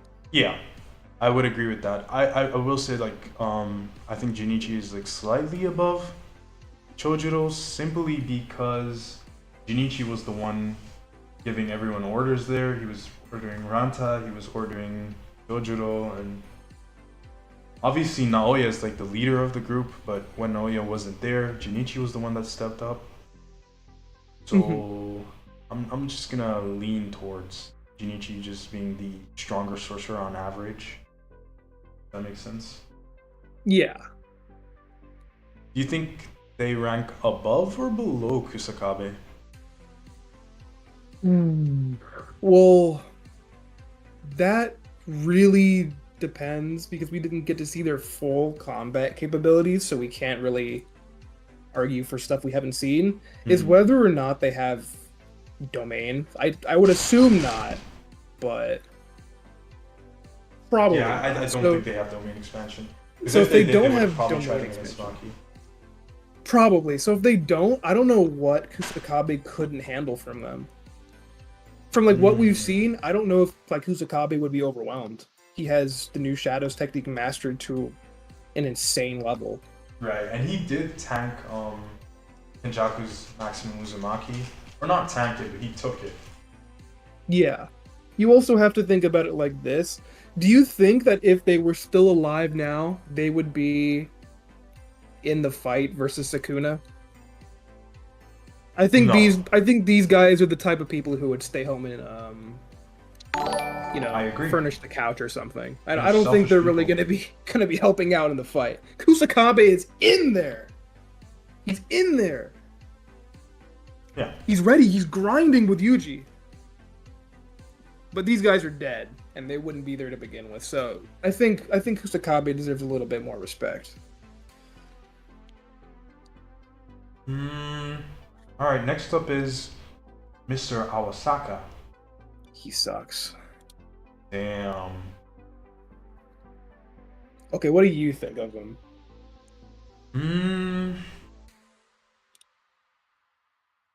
It's tough. I would say D tier. Because like he has a complex ability, the inverse. But Megumi was able to just figure it out because he has a really versatile moveset.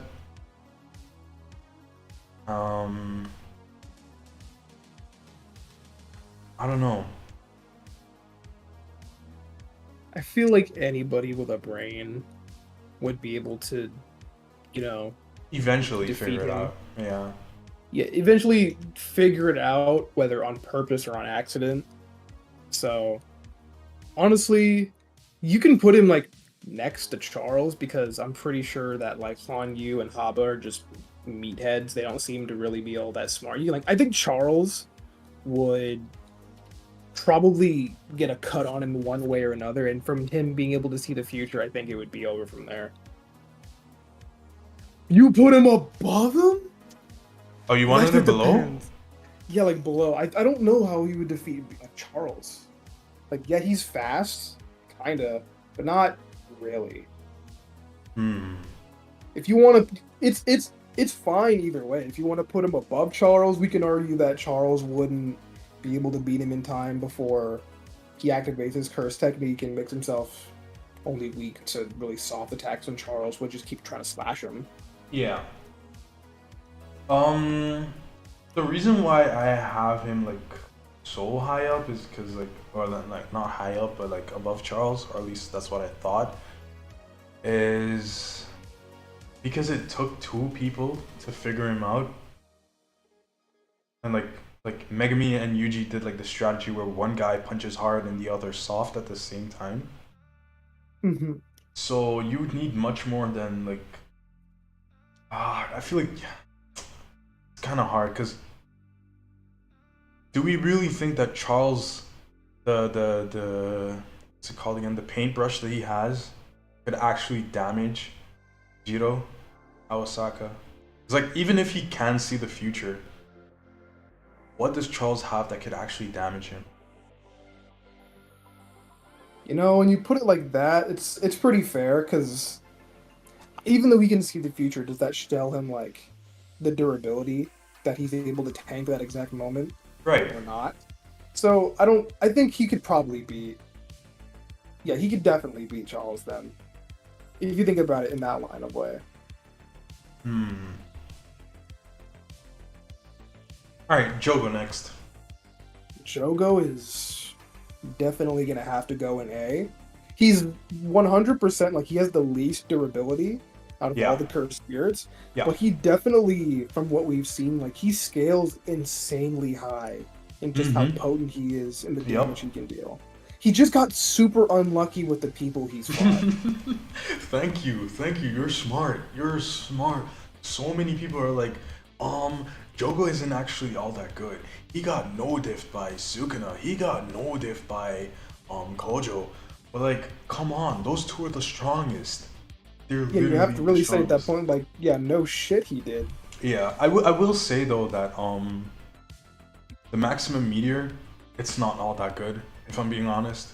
Like, yeah, it's a really big attack and it's really powerful, but Panda and Kusakabe and like the two people from Ghetto's group, they were in the range of like the attack of like the radius of where it was gonna hit, and all four of them were able to outrun the attack at like, I would say like 10 meters from the ground. Yeah, it's a big slow nuke. Yeah, because Sukuna had like his moment where he was like, if you guys run before I say run, I'm gonna kill all of you. And then like he waited until like the last second before the meteor was actually gonna hit, and then he was like, you guys can run. And all four of them managed to outrun it.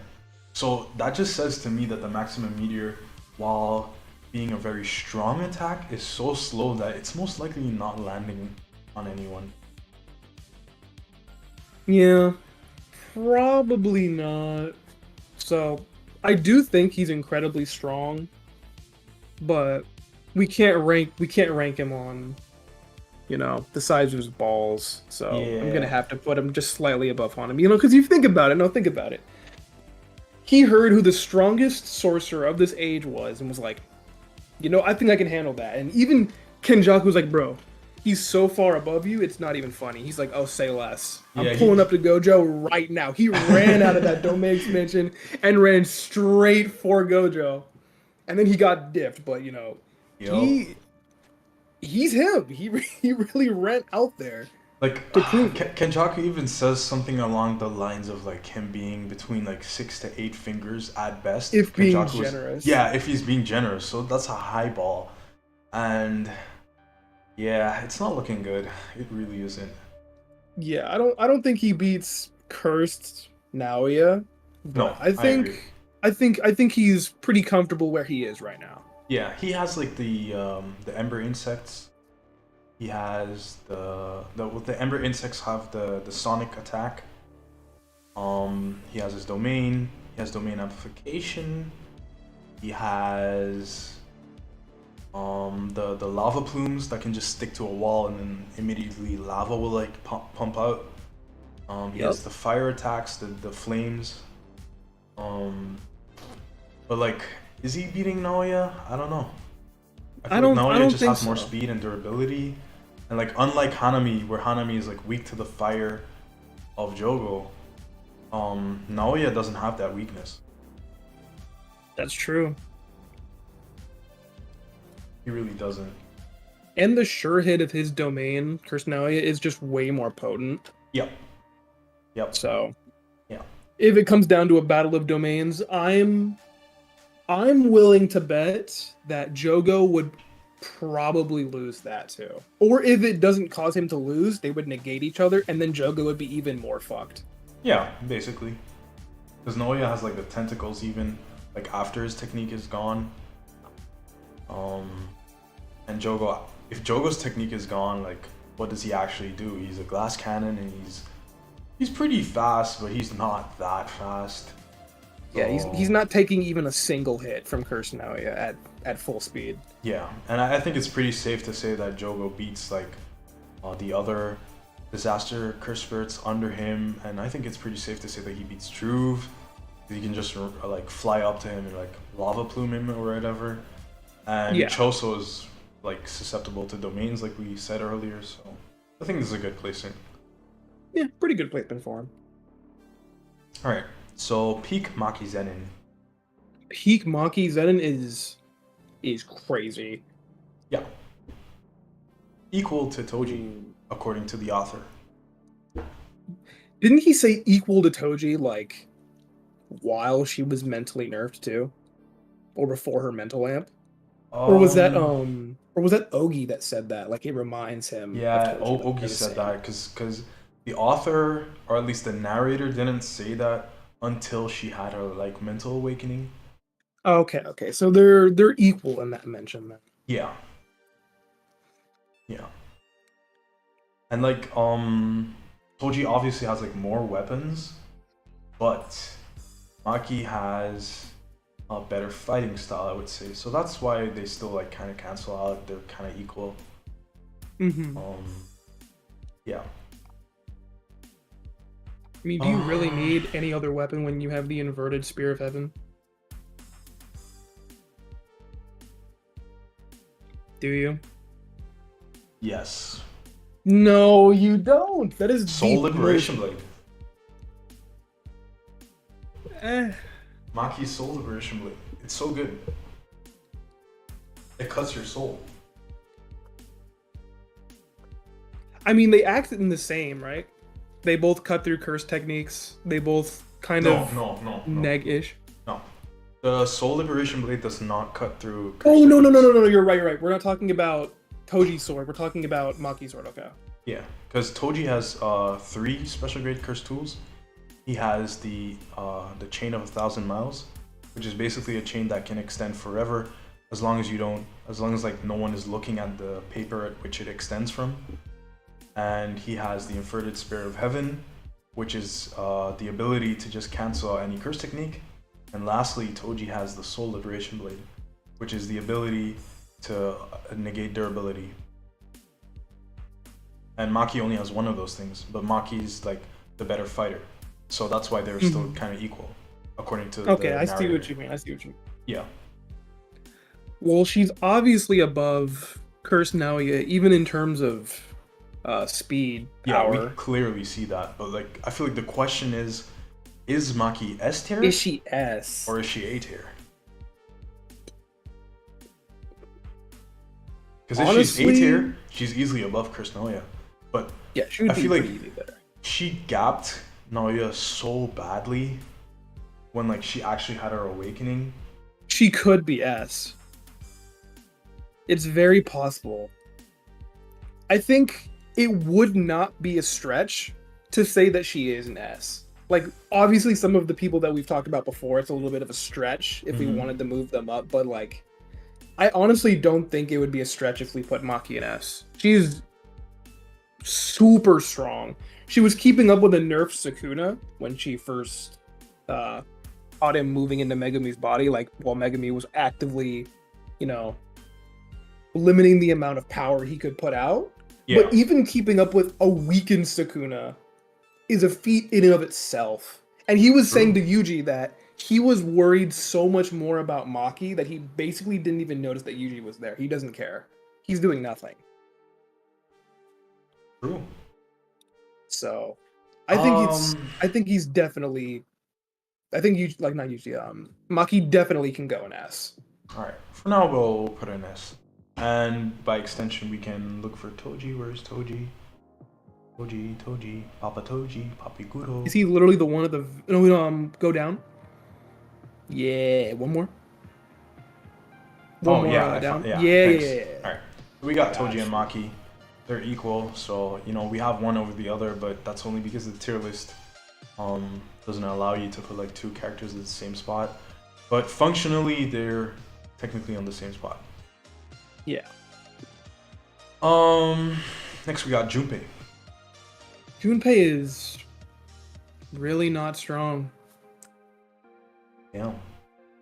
He's he's one of the problem characters because he got killed off so early into his development that we got to see him in one fight. So, he's just not from the feats that we've seen, he wasn't able to keep up with Yuji. He wasn't physically able to. He wasn't like able to keep up with his speed.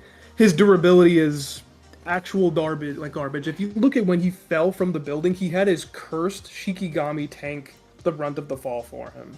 Yeah. So True. So he's just overall. I'm looking at some of these characters, and I genuinely think that he would probably lose the Haba. Like, I don't know what he would realistically do. And it makes me wonder if he would lose to Clawboy. Because we're not talking about potential, just if we were to rip him out of the fight with Yuji and just put him against Clawboy, do you think he's winning? My answer is yes. And I'll tell you why. Yuji was housing Sukuna, which means so he was that, immune to a lot of poisons. Right, exactly. So we don't actually know how much that poison would affect a sorcerer, but we know that against non-sorcerers, it was able to pretty quickly take them out. And unless you have like reverse curse technique, poison is gonna be a really big problem. And even if you have reverse curse technique, we know that poison is like, you need like a high level of reverse curse technique to beat poison. Mm-hmm. Or at least like a good understanding of reverse curse technique. So that's why I feel like the fact that he has the Shikigami, he could probably both grab a hold of Haba and poison him at the same time while Junpei was still free to move around. You think the Shikigami's that fast? No, but it's that strong. Ooh. Really? Like, I don't think it's that necessarily strong. It's not fast enough. okay, It's put just not it fast put it enough. this way. Put it this way. Say Haba wants to get to Junpei. He has to pass the Shikigami first, right? Mm-hmm. The other Franco brother just put in chat that the poison is like from a direct touch, which I do remember in the chat. You don't even need like to get hit with the spikes or whatever. You just need to touch the Shikigami and the poison already spreads. So what is Haba doing against the Shikigami? If you put it he's like not, that, and the poison fast. comes from the touch as well, then I don't think does poison neg Jiro's curse technique? Ooh.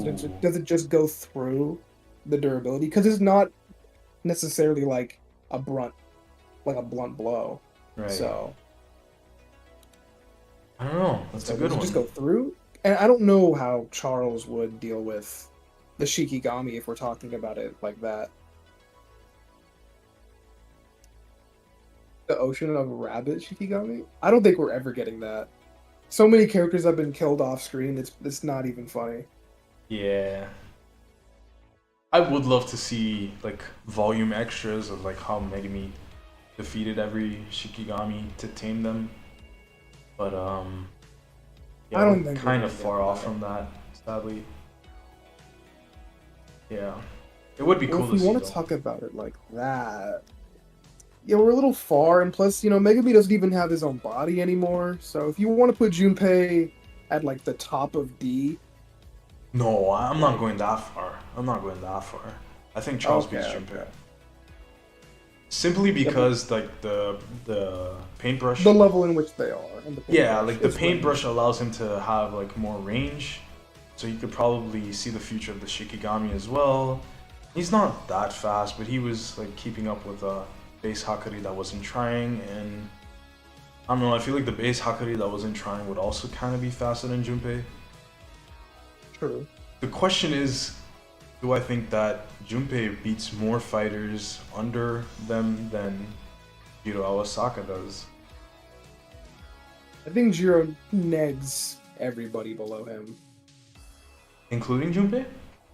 not including Junpei simply because of hacks. Hmm. Okay. And I think it would go through his curse technique, and like you were saying, he has to go through, the Shikigami. But you also have to take into account that Jiro is also a lot faster than, Junpei. Like a Hmm. lot faster because he was getting speed blitzed by Yuji True. pre Shibuya. Yeah. So, you know, you really have to think about it like, is Jiro gonna be able to outmaneuver the Shikigami? I think so. But can, maybe Junpei cheese out a win every now and then? Yeah, I think he could. Alright, fair So I enough. think this is fair. Yeah, we can just like interpret it as like them being equal, same like how we have Maki and Toji as equal. They're Yeah, like around the same spot, so they're just relative. I feel like that's fair enough. yeah, I think that's fair. Shiro says maybe peak Junpei was actually after his soul got transfigured. Bro, that was vile. That's so crazy. No, but you're not wrong. Oh, He was doing some what? damage to Yuji. Didn't you see those cheek marks on Yuji? Dude was getting Oh my scuffed up. god. Junpei was throwing hands. You're insane. Bro, no, no, no. Shiba's right. He just came out of a fucking bulking session from that. Dude is beefy. Alright, Obviously, I'm playing. I'm, alright. I'm playing. Oh. Moving on, we got the maker of most of the cursed tools in the series. And he even made the dragon bone that Maki uses. And Really? yeah. The dragon bone that Maki uses against her father. This guy made it. And I'm looking for his name. I forgot his name. What's his name again? It's Juzo Yes! Shinya. Yes, thank you. I got Juzo. you. So, Mr. Juzo, he got packed up by Gojo. Yeah, but That's not that saying doesn't much. mean anything. Yeah. Alright, so I can say one thing about Juzo, and that is that Juzo is the maker of most of the commissioned curtains that like all the curse users use. So he's the guy that like made the spikes that they use to set up the curtains in Shibuya, and those curtains were pretty durable. They were pretty strong. Also during the Goodwill event, he's the guy that made that curtain, and it took Gojo like 5 minutes to break through it, which, considering that it's Gojo, that's pretty good. I think Like, it's 30 minutes. oh, 30 minutes? Alright, I'm not quite That's part sure. of the condition for it. Okay, okay. But allowing So, everybody else to pass through. It seems like he's more adept at like abusing jujitsu yeah, or like bending it or really putting like vows on things rather than him being super physically strong himself. right. But I feel like if he used like his knowledge of like curtains and whatnot, he could basically just trap people and like move the curtain underwater and then like just release the curtain or whatever. I don't know, it's super situational, but Yeah, but we haven't seen him fight like that ever. yeah, he was just kind of swinging his axe around. And Wasn't he Gojo also was like, fighting Gakuganji? oh, Or did he that's run? yes. Thank you. That's a good point to scale him. I'm gonna look for the chapter. I don't think he's on Gakuganji's level because Gakuganji was actively fighting to not kill this guy. Yeah, that is true. That is true. But So I feel like he wasn't really trying. So I don't know if it's fair to scale him like that. hmm, Because he doesn't have a domain. He doesn't have, from what we've seen, like a special curse personally, technique. no. So I think he's not physically strong. He's obviously not that fast. He's just smart and he can build stuff, but he's not even shown to fight with, special tools that he makes or with the cursed curtains or the commission Hmm, curtains. So right. I don't know if it would be fair to put him like we can wank him off a little bit and put him at like the bottom of D, but I don't know if he's that high, to be Hmm. honest. It's like the way how I was thinking is, um, I was thinking that Yaga would be like C tier, and since Yaga and Gakuganji are like kind of relative, it would also make Gakuganji C tier. Really. And while yes, Gakuganji was stronger than Juzo, if he really was that much stronger than Juzo, he could probably just like arrest him pretty quickly. But it was taking him quite a long time to like fight Juzo. So with like um, that like way of thinking, I feel like Juzo could be C tier, like bottom of C tier, or like high end D tier. Because like it's not that much of a gap between Gakuganji and Juzo. Like yeah, Gakuganji is stronger, but it's not like by a huge margin. I mean, if you're putting Yaga and Gakuganji in a similar tier, like they're like Yaga is a grade 1 sorcerer. Yeah, Like he's incredibly strong. yeah. So if you want to put him in C, I think that's maybe fair, maybe. But I don't know if you want to put Juzo above D. Hmm. Alright, we can put him like high end D tier. High end D tier is fine. Alright. You think he's beating Charles though? Um. If you take into just his cannon fighting style of Yes. running at the opponent. Yes. Cause okay, I'm gonna put it like this. With his cannon fighting style, Gakuganji still was not able to beat. He does not think when he's fighting, and even then, Gakuganji still had a hard time. So he has to have like some level of speed, right? Fair. All right, you can put him above Charles. I can see it, so I'll concede that. Also, like Juzo, like he should have normally speaking, he should have access to like his different curse tools and stuff. So Oh, like if you if give he's him his used, curse tools, he can beat him C.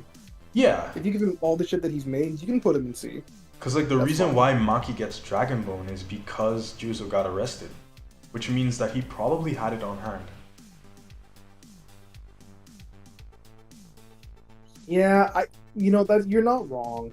So if you, I wasn't thinking like if he could use all of his curse tools. I Yeah, was thinking like just what he had in that the exact axe, moment. But if you right? if you give him all of the stuff that he's ever made, he can 100% be in C. Yeah. I don't think he's beating someone like the Grasshopper Curse Spirit though. Oh, probably not. Yeah. He doesn't have enough. He doesn't have enough skill Right. to be able to beat it. He's just kind of dumb. Like he's strong, but he's dumb. He got too caught up on that Gojo coat rack. Yeah. Coat rack, coat rack, coat rack. I want my coat rack. Running at him, swinging like a maniac. He got twisted like a bottle. He got twisted like a water bottle, dude. Alright, it's time for your favorite character, Useless Miwa. She has to be an F. Bro. She can be on E. Are It's you fine. serious right now? You really think she goes in D tier? I don't think so. No, not D tier. I would not go that far. She's 100% E. I think she might be able to etch out a win on everybody in F, but you know, Yeah, she can because be like like she has like new shadow style battle sword drawing, which is like basically whenever you enter like her zone, she instantly, or at least as fast as her body can move, she instantly like tries to slash you. And like we see that Goodwill Yuji was fast enough to just dodge it, so it's like not pre-Black that. Flash Yeah, Goodwill Yuji. Dude, she but got gapped, and that was before the Toto lesson too. I'm yeah, pretty sure. but I will say that pre Black Flash Yuji at the Goodwill event was already equal to Junpei, and Junpei we have him at D tier. So I wouldn't say it's crazy that Yuji was able to dodge Miwa's E tier. attack if she's at E tier. Exactly, yeah. She can be E tier, it's fine, but she will never reach D tier. No, I agree. Well, never is crazy. Well, 'cause- never if she doesn't get any stronger. Like Right. she was set up to get a little bit stronger, but they've done nothing with that plot point yet. Yeah. Like we saw like that one panel in the Sendai colony and then it just went nowhere. It's kind of sad, but it is what it is. Rip me, what, dude. But yeah, I don't know. I think she's stuck in E tier for now. She has like that new Shadow Style Simple Domain and all this stuff that comes with it, but Trash. yeah, she's not doing all that much. Next we got the brother of Eso and Choso and Yuji. Echizu? Yes, Kechizu. It's trash. Trash. Oh.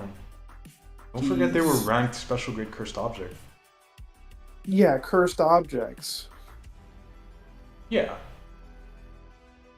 These guys are not. Well, these guys, I shouldn't say. I should say this guy is 100% not special grade level. This dude is actually garbage. I want to debunk that. I want to disagree, and I'll tell you why. Let's go with a hypothetical here, right? Let's say we put him at C tier. He can be in C tier if he wants to be. Because we know he's not as strong as Eso, right? Nope. But is he beating Coat Rack Man? I don't know. Probably because just maybe bear because with me of here. hacks. Just bear with me Alright, here, I'll right? bear with you. Now, the reason why Kechizu and Eso were sent there by Kenjaku is to retrieve the Sukuna finger. And the Sukuna finger was held by a finger bearer. I think it's him and his crazy. brother were gonna jump the hell out of that thing. Right. I think it's crazy to say that these two guys together don't beat a finger bearer. So to me, that says that at the very least, them working together is not just equal, but better than the minimum requirement to be a special grade cursed spirit, which are like the finger bearer level cursed spirits. True. That makes any sense. Like they were sent there specifically to beat this thing. And then obviously That's like true. they met Yuji's group, but they didn't know that Yuji and company were gonna be there. They were just sent there to retrieve the finger. With the fate that they would be strong enough to beat it. So I feel like at the bare minimum they should be special grade cursed spirit level. At the bare minimum. That is true. And the other Franco is saying like that is a good point. Special grade is not like doesn't mean that much. They're just the anomalies and that he does Right. you're right, he does have the rot technique, but I think his was a lot weaker. Mm-hmm. So Yeah, because like when he catches Nobara with it, she's still able to move around and stuff, and yeah. yeah, she was fine. So I putting him wouldn't say in like fine, but She they was not estimated that she thriving. was gonna die in like what 20 minutes or so. yeah, but 20 minutes is a shit ton of time. Yeah. So I'd say C tier to be fair. Like, yeah, makes sense. If you want to Yeah. put him in C tier. Because I do think that let's say Kechizu fights like someone like Charles, that the poison, like even if the poison just touches once, then the spell is already put on you. Like you're already But doesn't like, it caught in the disappear when they poison. die? Yeah, it does. Well, 20-minute timer. Yeah, but that's Nobara. It's dying. Nobara was way stronger than Charles. That's fair, yeah, I can see that. And that also is a good point. Like, did they even know there was a finger bearer? Yeah. Or were they just... I would assume that they know, because Kenjaku was the one that sent them. Okay, yeah, if Kenjaku sent them, they probably know. Jujutsu High just seems to be pretty clueless. Yeah. So yeah, I think it's a fair estimate. But like the one argument that I could see like that could break it is like, was Kenjaku thinking that those two working together were stronger than the Special Grade Cursed Spirit, or does he think that each of them on their own were strong enough to beat it? That's what I think really matters the most in this conversation. Because if he thinks that they had to be working together to beat the Finger Bearer, then both of them are not Special Grade Cursed Spirit level. But if he thinks that they can individually beat it, then they are a Special Grade Finger Bearer level. Just looking at, like, what their fighting style is and their base strength, I don't think that they have more feats than the Finger Bearer that doesn't result from hacks that the Finger Bearer would be immune to because of Sukuna Finger. Because if Yuji is to be known and used as an example, being a host of Sukuna in one way or another grants you immunity from poison, and cursed spirits in general have a lot different tolerations of poison. So I'm pretty sure that he was putting them together, or they didn't know there was a finger. Alright, because if that is the case, then you know the Finger Bearer moves up a lot. Well, yeah, it 100% does. I don't think... Well, that's the thing, though. I think Dido might be able to beat it, maybe, but probably not because of Speed Blitz. But if he comes into, like, Radius and is, like, you know, we've seen that the Finger Bearers are pretty playful. Yeah. And if they play around with Dido, they're going to get packed up. Yeah, for sure. So I think that's a fair assessment of where to put him if the Finger Bearer is just to be taken with, like, max strength in mind. Okay, let me put it differently. Do we think that Haruta could beat a Finger Bearer on his own? No. 100% not. Because he got super diffed by Nanami, and we know, like, special grade sorcerers are supposed to be the ones that go against what's it called? Special grade cursed spirits as well. Well, And yes, but also Nanami's no. the peak of grade 1. Yeah, the peak of grade 1 should definitely be able to beat Special Grade Cursed Spirits, because we know that Toto beat 1, and Nanami was going like toe-to-toe with Mahito when he was like just born, or like was like relatively young still. That's yeah, true, but I don't think Haruta does.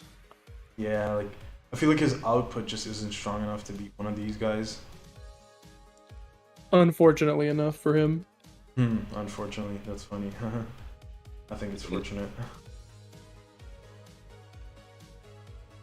Yeah. He barely won with he barely won while using a domain. Well, to be fair, it was like his domain. first time using the incomplete domain. Yeah. Like, yeah, he was like completely out of it, but I think, yeah, the Finger Bearer is pretty strong. But like, do we think that Haruta is stronger than like Eso then? Like C tier is getting kind of hard, you know? C tier is a little weird because this is a mid off. They're all mid, and you gotta determine just who's more mid than the other. So, if we're just looking at it like, does Eso probably just chill out in the sky and cheese Yeah, he probably does. I think that Haruto probably just loses. Alright, fair enough. I'll put him, I'll switch the places. I think that's okay for now, and like we can come back to it later. Next up we have Kenjaku. S. He goes into S. Yeah, I agree. I would even say top of S tier for Above now. Kashimo. Yeah. Yeah. Because like Kenjaku like in the past was pretty confident that he could beat Kashimo when Kashimo was young. And like we see the panel of like old Kashimo where he's like he has like regrets and like he's thinking that damn I should have fought you when you offered me so many years ago. And Kenjaku is like, nah, I don't really feel like it now. But that just to me implies that back then Kenjaku already should have been strong enough to like take on Kashimo. And like right now Kenjaku has like curse spirit manipulation, the gravity, I don't know. Reverse curse technique. Reverse curse technique, a domain expansion that does not have a barrier. Like, come on, what is Kashimo doing here? Yeah, Kashimo's gonna get packed if he fights Kenjaku. Yeah, I'm pretty confident in Kenjaku being that high up. Also, like, if we say, like, for example, that Maki is supposed to be able to beat Kenjaku, then I feel like the story, narrative-wise, would just end really quickly, like, as it stands right now. Because, like, even if Sukuna beats Gojo in the story right now, Kenjaku said that he was gonna, like, pick off the remaining players of the Culling Games so that he could get the merger started and whatever. But if someone like Mai on her own beats Kenjaku, then that plan just narratively just falls apart. So I feel like even just from a narrative perspective, Kenjaku should be stronger than Maki. Yeah, I think Kenjaku probably beats Maki. Yeah. Just because, well, you also have to take into account the reason why Nalia's domain didn't work on her was because it didn't take into account to hit everything, any living beings. I think Kenjaku's domain actually would affect Maki. Yeah, because it takes into account everything. Right. It doesn't differentiate like between objects and people. It just shoots the gravity like all around him. And like that isn't even to say that we haven't even seen him use CRISPR manipulation within his domain. So yeah, he could probably even do more stuff. Yeah, you can definitely cheese out a W on Maki, I'm pretty sure. Yeah. And Viral Thing mentioned in the chat that like Hollow Wicker Basket would probably get destroyed by the domain, and I would have to agree with that because we know that Hollow Wicker Basket is supposed to be an old version or like a precursor to what nowadays is called the new Shadowstone Simple Domain, which means that the Simple Domain essentially is a perfected version of Hollow Wicker Basket. And Yuki Tsukumo using Simple Domain within Kenjaku's domain expansion got her Simple Domain just completely torn up. So yeah, I think it's I don't think it's looking good for him. Yeah, Kashimo, nah, not looking good. Ooh, Nanami. Everybody's favorite. Yeah. I think he's definitely not C tier and definitely not A tier. So like he could be like the super bottom of B, but I think not super bottom of B, but like closer to like mid lower, just because we get into some powerhouses. Like I don't think he's beating Kusakabe. Sorry to say. I agree. Jinichi, being realistic about where he probably is strength wise, would probably pack him. I think he could etch out a win on Todo. Notice how I skipped Takaba there because Takaba's problematic. Yeah, Takaba is he's just a wild card essentially. So. Yeah, and since Nanami's technique requires him to like chop pretty much with his weapon, I think since there is no red in Takaba's fights, I think he'd probably just lose. True. If it's a fight to the death, obviously. Narratively, Takaba wouldn't try and like kill him after that. Right. But if he would just knock him out. Battle, He Yeah. just knock him out and just leave. So he loses that fight, unfortunately. Yeah. And Toto probably loses too. Probably, to be honest. maybe. Because, okay, Nanami does not have simple domain. Toto does. So Toto essentially is more equipped to fight people with domain expansions than that Nanami is. And we know that like when Nanami got caught in Mahito's domain expansion for the first time, He just gave up. yeah, he was like, bro, it's over. It's over, man. I had a good run.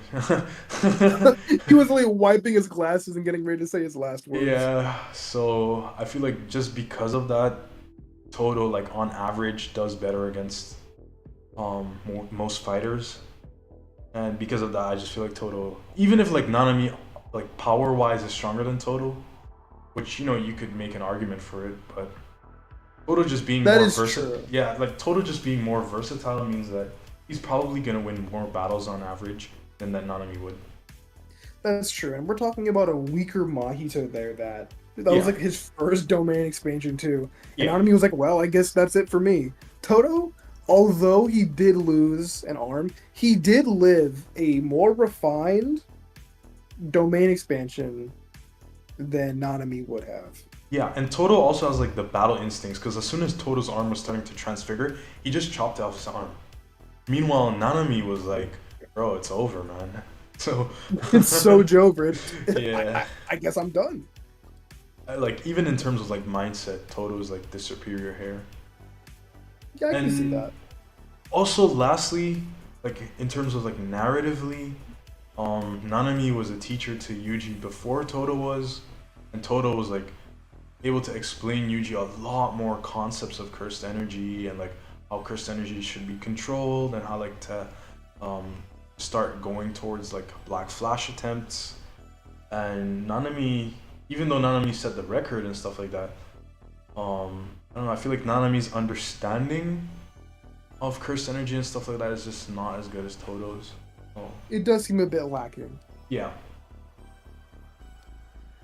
Yeah. So I feel confident in Nanami being under Toto and Takaba. Yeah, we can put him down. Next up we have Hakari. Oh, he has to be an S. You think so? I think so. Okay.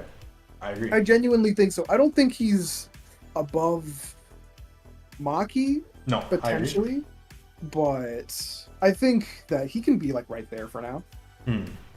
Because he was keeping up with base Kashimo, and I have to be very careful when I say base Kashimo because he's only shown base and not what potentially his cursed technique can be.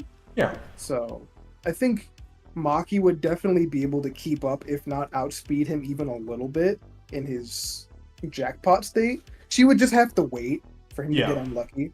Also, we should factor in that like say that Maki or Toji fight Hakari and he's in his jackpot state, but both of them have their soul liberation blades and they cut off say his arm or whatever.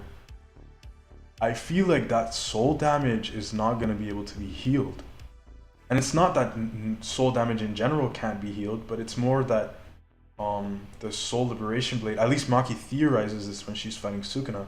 She theorizes that if you get cut by it, that your soul, the shape of your soul will also be altered, meaning that you can't heal it. And if Hakari loses like say an arm, he's not going to be able to go into jackpot again. Shit. You might be right.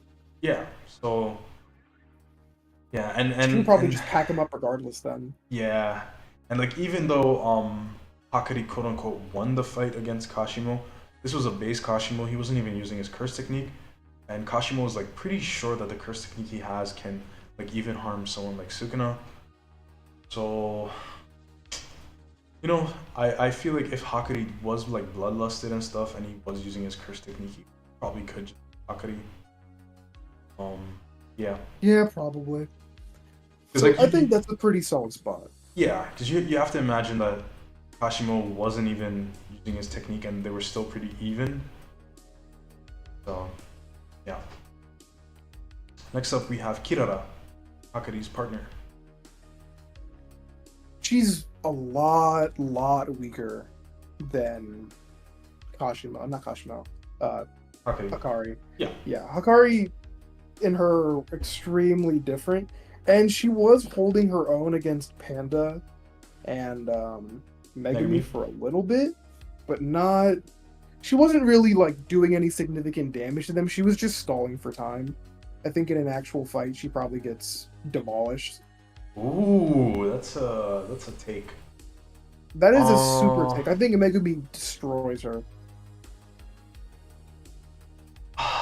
You would just summon Maharaga, dude. Yeah. Okay. Obviously. Okay.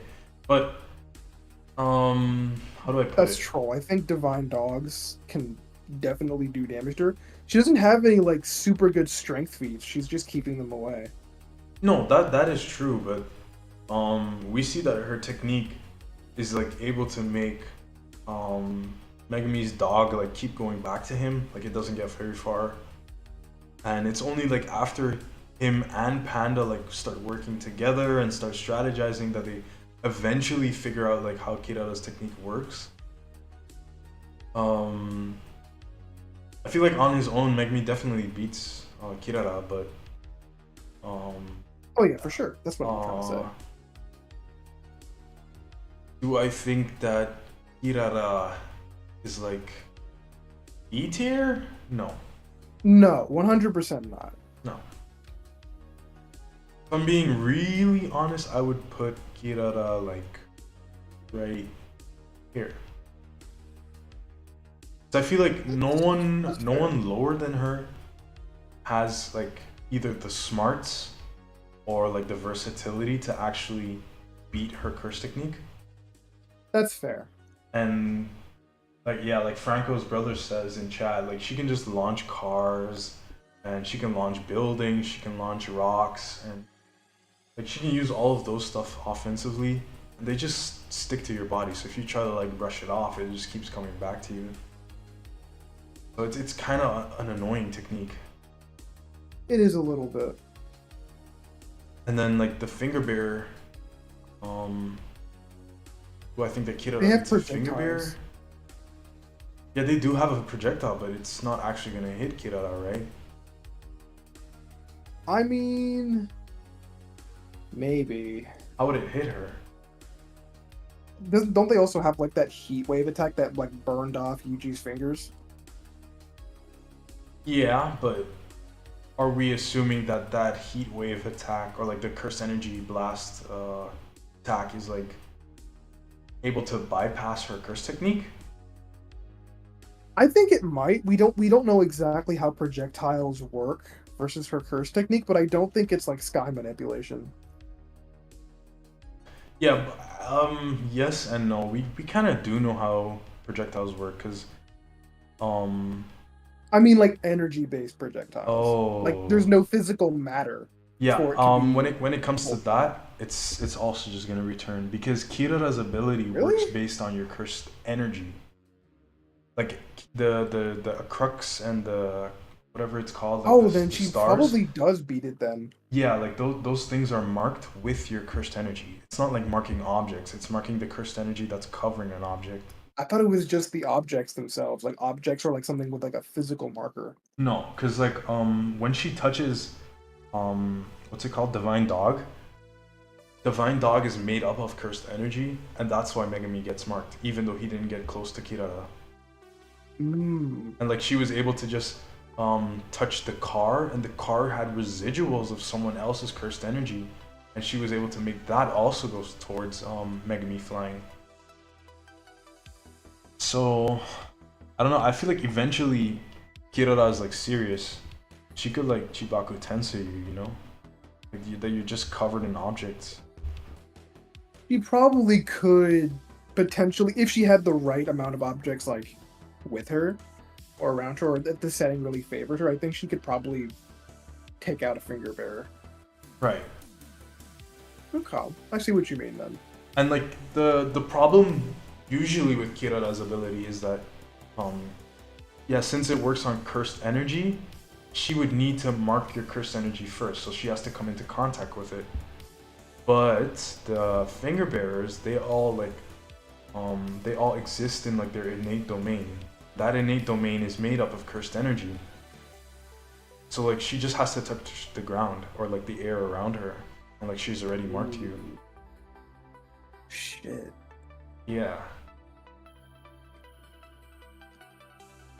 Okay, I see it then. And does she beat? But does she beat it? Does she have enough output to beat it? That's the question. Like, yeah, the It finger could be bearer a can't touch her. stalemate. Yeah. I think that's a pretty comfortable spot to put her then. Alright. That's fair enough. I think someone like Nanami would be smart enough to eventually figure out like the pathing and then just hit her a bunch of times. And, like Takaba can pretty much ignore it with his funny. Todo can also ignore the technique with simple domain. I mean, that's also fair of what the other Franco brothers said. Like, if she just gets blitzed without having her set up time, she could just lose right there. So I think that's actually even in a better spot to put her. Yeah. Like, because she probably gets blitzed by the finger bearer, if we're being honest. Like, if we put them just in a room, bloodlusted, right, then I think she gets cooked instantly. Okay, that's fair. Yeah. Also, I have to ask: is the audio like good? Because I haven't asked all stream, and we're streaming already for like a pretty long time. But like, is the audio good? Do we need to change anything? So let me know. But moving on, we have Ijichi. Ijichi? Yeah, he's done. We have not seen him do a single thing besides put up veils. Yeah.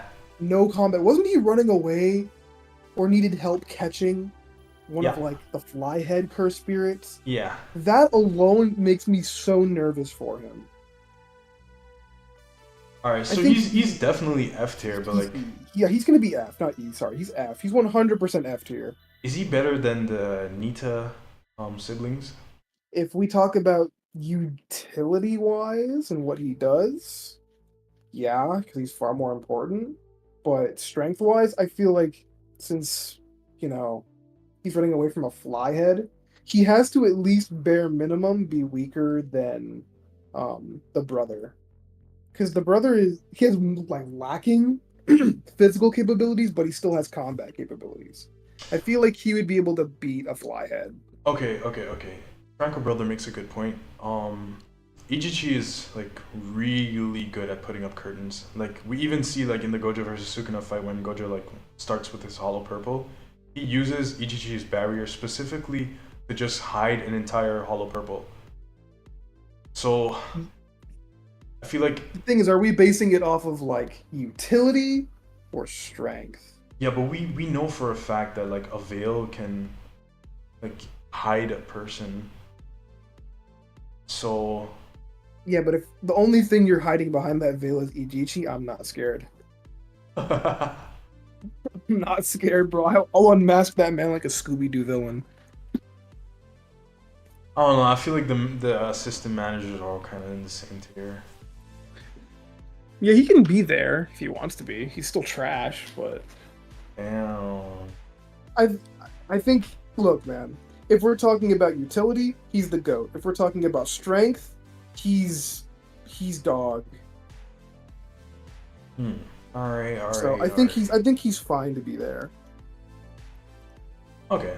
It means nothing for him. But where do you think Mekamaru goes? Ooh, this is a good one. Mr. Kokichi Muta. I think he's a solid B tier. Like high end, I would even. High end. You think he's beating Chodoro and Junichi though? Yeah, for sure. Ultimate Mekamaru? The giant robot? Yeah, Ultimate Mekamaru with like full charge? Yeah. I think so. Yeah, easily. And he has like simple domain pods. He has like 20 different Mekamaru robots. He has drones. He has the thing that can cover your ear. Like, that could just basically blast audio into your ear.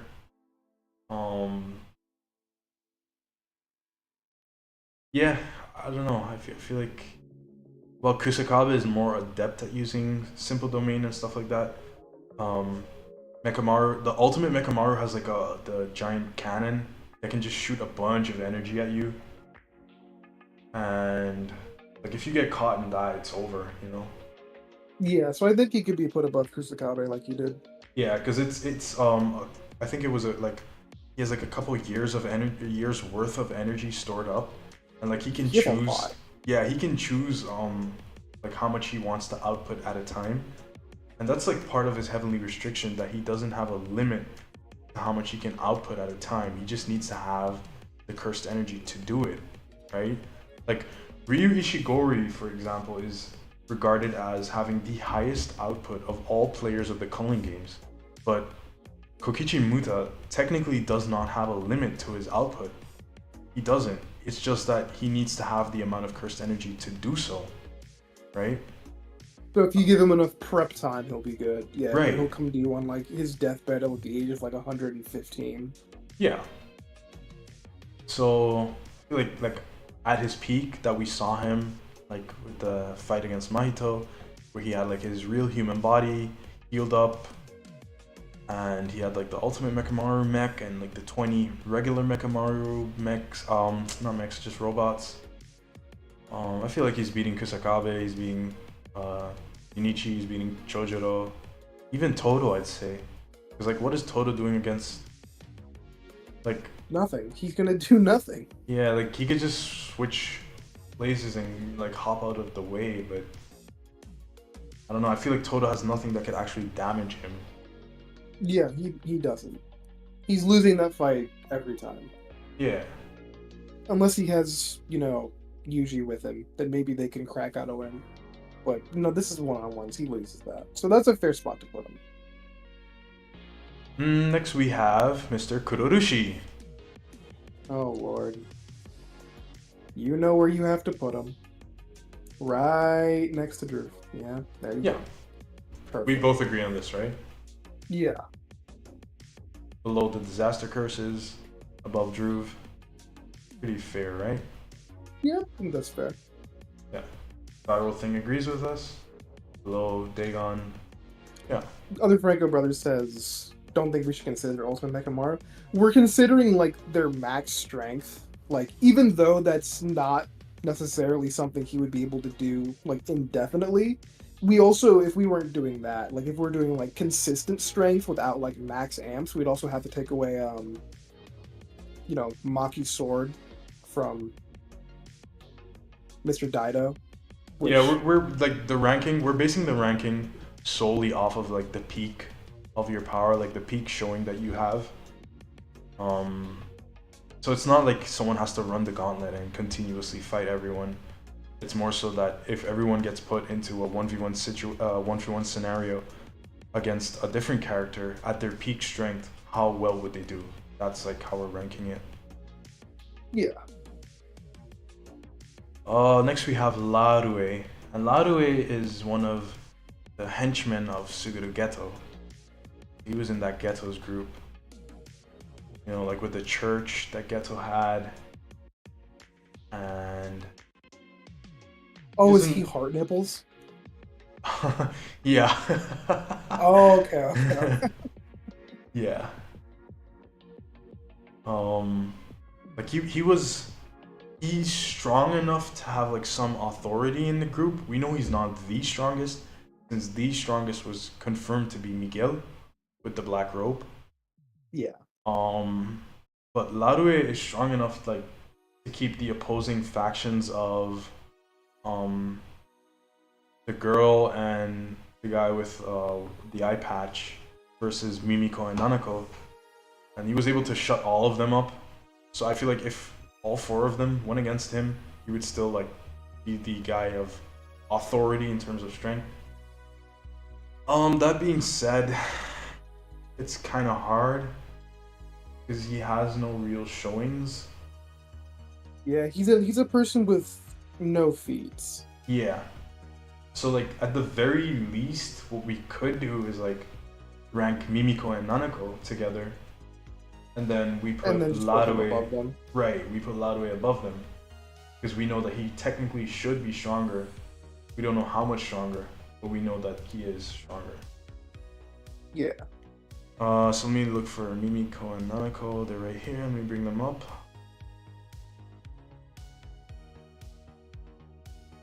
Her news technique and Nanako with the camera. Where do you think that they go? Okay, let's talk about Mimiko's curse technique. It's just hanging people. Yeah, the noose. So she has like a doll and she puts the noose around you. I'm not sure if it's like Nobara's where she needs like a piece of your DNA or whatever, and only then can she hang you or whatever, but we don't really ever see it in action. We just see it versus non-sorcerers. Which is like... so I don't think, I think it would be safe to say that the ropes are like just regular rope. Yeah. The problem is though break out that of it. Mimiko and Nanako are a package. They never fight alone. So wherever you find Mimiko, you would also find Nanako. And Nanako has the camera technique, which she can use to like harm people or manipulate you if you're caught in the photograph. She can use it to like teleport herself and someone else if they're caught in the photograph, which she does like when Jogo tries to blow her up. So yeah, she's not fast enough to like evade a 15-finger Sukuna, but she is fast enough to evade Jogo. But the question then is, did she do that preemptively or did she actually react to Jogo? And I would say that it was more so preemptively done. She knew Jogo was coming for her. Yeah. She's 100% not A. Yeah. Not B. No. I don't think she's C. I think she's at best, if we're packaging them together with the combination of their techniques, like maybe E. She's not F, but maybe D. D is where I would like hard draw the line. Right. I'm inclined to agree. I think that if we're counting them like together as they always are, they very well could be D. And then the question becomes, do we think that they could beat anyone in D tier? What do you think? No. No? I don't genuinely think that they have the capability to beat anybody in here. They don't have the speed feats. They don't have like the strength that I would really think that like to damage these people besides using like the photo technique. Right. The noose is a non-factor. It is a non-factor. It's probably just standard rope, and I think all of these people could pretty easily break standard rope. Yeah. Because I'm looking at the wiki real quick to just kind of refresh myself, because you know, searching through the manga can take some time. And like in the volume 0 arc, they don't really do anything. They face off against Ijichi, and Ijichi just tries to talk them out of it. And Ijichi survives, but is it because... Taka no Jutsu. He survived through Taka Yeah. no Jutsu. They probably didn't even try. Right. And oh yeah, they suddenly stop fighting Ijichi when Miguel crashes nearby them, because Gojo like beat Miguel up so badly. Mm-hmm. And then they just retreat after that. And then in Shibuya we see them kind of confront Kenjaku, and then they like try to intimidate Kenjaku, and Kenjaku just laughs it off. And then they feed Yuji the fingers, and then we get like the Jogo encounter. And oh right, Nanako heals both of them during that encounter. Like she uses the camera technique to heal them a little bit. It's not reverse curse technique, but it like she can control, or like she can manipulate whatever is in her photograph. She uses that to heal them. And then when Sukuna awakens, they both die. So Rip. yeah. Another bunch of Sukuna fodder. Yeah. I don't know. I feel like Unfortunate. it's okay. It's okay to keep here, and then we just We put a know lot of nothing it about this character. Yeah. We know legitimately nothing. We're making a bunch of assumptions about him. Franco's brother asks if Maybe? she can just reinforce the phone with cursed energy. Yes, she can, but it's not by a lot because she's usually like pretty quickly out of it after using the hammer technique. He's a hacks user, not a strength user. Yeah. He doesn't have an ample amount of cursed energy or anything. Or sorry, Viral Thing asked that, not Franco.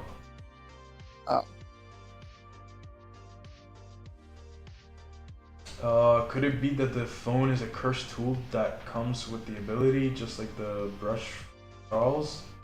I don't think so, because it's just a regular smartphone. And she clearly had like abilities like in the village where they were when they were younger. They didn't have like, I don't know, it's so weird. Maybe it is part of her ability, not sure. But either way, it's not like it changes much. If you just snap the phone, then you know, she's still out of power. And like Sukuna surmises that it's not actually the phone, but rather the camera. And you know, Sukuna is a pretty trustworthy source when it comes to these things. I feel like it's safe to say that it's not like part of her ability. Yeah. Yeah, I don't know why we're debating so much about this. They're not that good anyways. Next we have Mahito. To debate about. Yeah, Mahito's a good character. And he's a very good character. Yeah. I feel like at the very least Mahito is at the top of the disaster curses. Yeah. But do you think that he goes above Curse Naoya, or do you think he even goes into S tier? What are your thoughts? That's the worst part about Mahito, is every single time he fights somebody, it's a bad matchup for him. Or anytime he gets he fights someone powerful, he goes into a bad matchup. Because a lot of people on this list wouldn't even be able to hurt him. No, that is true. They don't have a concept of the soul. That is true, but I feel like take for example all the reincarnated sorcerers.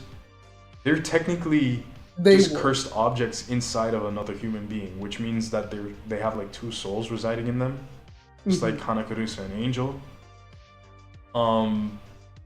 Do we think that automatically equates to them having knowledge over the soul, or like unknowing knowledge over the soul, like Yuji did? I think it would be unknowing knowledge of the soul. Right, but does that mean that they can negate or like block idol transfiguration? I don't know. No, Yuji having knowledge of the soul isn't what stopped the idol transfiguration. Sukuna was the thing that would let him.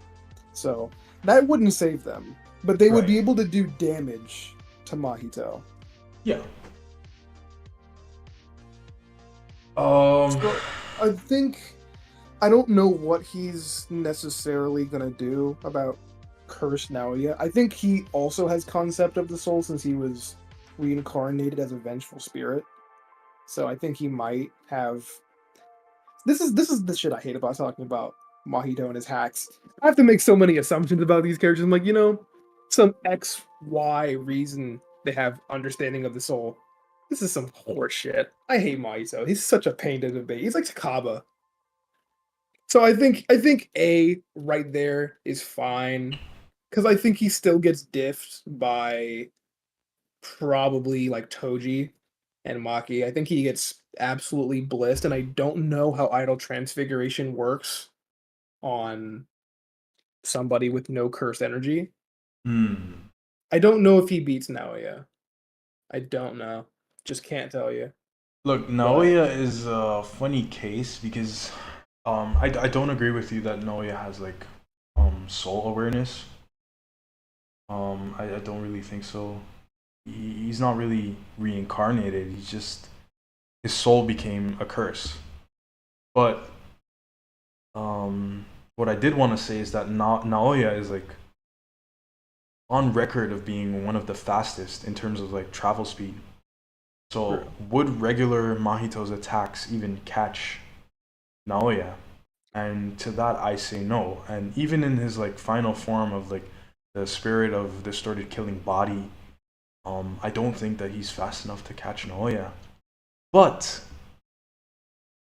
in the off chance that Naoya comes in close, Mahito has the zero point 0.2 domain. Yep. And if he does that, it's over for Naoya. Like there's nothing Naoya can do, in my opinion. Because like yes, he does have a domain expansion, but there's no way he can cast it fast enough. Like he can, there's no way he can react to it and then cast his domain as fast as Mahito. Yeah. Because like in terms of speed, Mahito wasn't blitzing Yuji. Like they were relatively on par with each other. Maybe Mahito was like slightly faster, or maybe Yuji was slightly faster. I'm not sure quite on the specifics. But it wasn't like not sorry, it wasn't like Mahito was moving at like Mach 3. But Yeah. the zero point 0.2 domain is like the game changer here. Yeah, it's a pretty important factor. So I think with hacks, he has a chance. Well, I'll say you that. He has a chance. Yeah. And like people often say like, yeah, if Kenjaku didn't step in, Yuji would have definitely beaten Mahito, blah blah blah blah blah. And I'm like, I don't know about that because look, Nobara used her moves on the double of Mahito, and like it took out like 30% of Mahito's power, and then Toto was there too. Toto was fighting Mahito as well, and Yeah, he was helping out. And yeah, he was to get the helping out big final hit, time. he literally mind gamed Right, Mahito so you just could get a exactly. hit on him. So if Toto wasn't there and it was just Yuji on his own, like I'm sorry to say, but Yuji isn't beating Mahito. He's not. At least at that point in time, he wasn't on that level yet, in my opinion. Yeah, probably not. So I don't know. I feel like we can just say that like They're like neck and neck yeah, because Mahito has hacks, but I feel like it could be either way. right. They're about the same for different reasons. Okay. Next up, we have a really fun character, or at least it's not a character, but it used to be considered a character before Sukuna tamed it. But yeah, we're gonna rank it anyways. We have the Divine General. What is it called again? What is the long name? Maharaga. No, it's eight-handled sword divergent Scylla, Divine General Maharaga. There we go. The one that made Good Sukuna a fraud. lord. Bro, Sukuna is such a fraud, but Maharaga, I think, is a little weird to rank Right. because you have to take into account like the lethality of a technique that can be used against it. Because if you can just destroy it in like 1-2 shots, you're all good. But its main strength lies in its adaptation. So I think that it has Yeah, I'm maybe a decent shot at beating Hikari. I think Hikari doesn't have the means to put it down. Hmm. But where the weird thing is you have to ask yourself, does Maharaga have a soul? Or is it like a construct? Because if it has a Oh. soul, then Toji and Maki's weapons can hurt it. And I don't know if it can adapt to that. Right. So, to be safe, I will say that you can just put him like either like right in front of Kashimo or right behind him.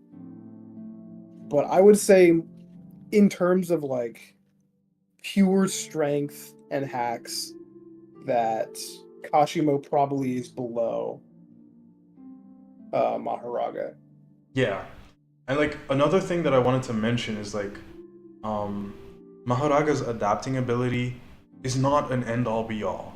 Like we saw that Maharaga adapted to Sukuna's slashes, and when Sukuna used the domain, yeah, the slashes weren't able to kill Mahoraga, but it was like pretty close to dying, you know?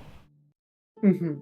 So I feel like it's not like DC's Doomsday, you know, like the Superman villain, where when he adapts to something, like he's basically immune to it. Mahoraga is not that case. Like it's not the same. So you can be a one-trick pony, but if you're powerful enough, you probably can beat Mahoraga. Like if Sukuna just shot a purple at it. Well, I don't know, man. It's so crazy, because we're obviously ranking these characters at their strongest, and Mahoraga right now is an amped version. So it's not like the untamed Mahoraga, which was like 15 finger level or like a little less than that. This version of Mahoraga in the manga right now, in the Gojo versus Sukuna fight, should be stronger. Like it has the amp. And because of that, I feel like it's just gonna be a guess as to where we put it right now, because we don't know the outcome of the fight. For all we know, Kashimo might come out in like the next 2 or 3 chapters and like beat Mahoraga by himself and like save Gojo. Like we don't know. It's kind of hard. What the chat is saying. Below Kashimo. You want to torture Mahoraga? Kashimo should be able to one-hit it with electricity if Kashimo knows about the adaptation. Kashimo uses his curse technique, he might win.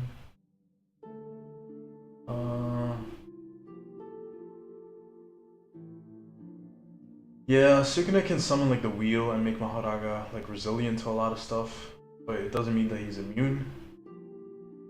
You need a really strong attack to one-shot it before it adapts. That way it can adapt to all phenomena, so maybe soul damage counts, or at least he prevents it. Yeah, that is a good remark. I don't know, it's such a guess. Like, we don't know how far Mahoraga's adaptation goes. Like, can it adapt to soul damage? We don't know. Maybe we'll find out. Yeah, maybe. I feel like it's just gonna be a guess. Where would you like to put it? I think, like, yeah, like, right. In somewhere, like, right next to Kashimo. It has to be, like, either right up front or right behind. But I feel like it's kind of hard to say. Yeah. Like, there's fine, yeah. I wouldn't be against the idea or anything. Mai is trash. Who? Oh, my Zenin. Sorry, dude. I immediately looked on who was next, and I lost my mind immediately. I was so ready. Oh. I had to put her down again. Yeah. Alright. E tier. She has her sniper rifle, and that's about it. Isn't it like doesn't she mostly use like the revolver too? Yeah, that is true, but if she has prep time, like in the Shibuya incident, she uses sniper rifle. Yeah, but that's like what anybody could do. Yeah, but she specifically does it, you know? Yeah, and she's weak as hell. Weak as hell. Yeah, true. Not wrong. How weak though? Let's look. This is pre-awakened Maki was able to absolutely no diff and got blindsided by her technique and was still able to react and catch it. So Maki's strongest ability is to die. That's so funny. No, you're 100% right. That is quite literally the most significant thing she has ever and will do. Yeah. Like, okay, the reason why I don't want to rank her in F tier is like That's fine. I think she definitely does. Yeah, because like she can aim. Like I think it takes some level of skill to actually like work a sniper rifle. Like even like people in real life in the military, they train super hard to like actually be able to consistently hit sniper rifle shots. Like it's not an easy feat. Like if we're talking about real life, you know. Yeah, I think she Um, definitely belongs in E. She just demolishes everybody in E, but not at E, F. She F, yeah. demolishes literally everybody in F. And E tier, like she starts to struggle a little bit, you know. So Yeah, so that's why I feel like bottom of E is like fine. I think that's fair. Yeah. Ooh, a fan favorite and one of my favorite, Hiromi Higuruma. Is he your favorite? Higuruma. Is he what? Is he your favorite? He is one of my favorite.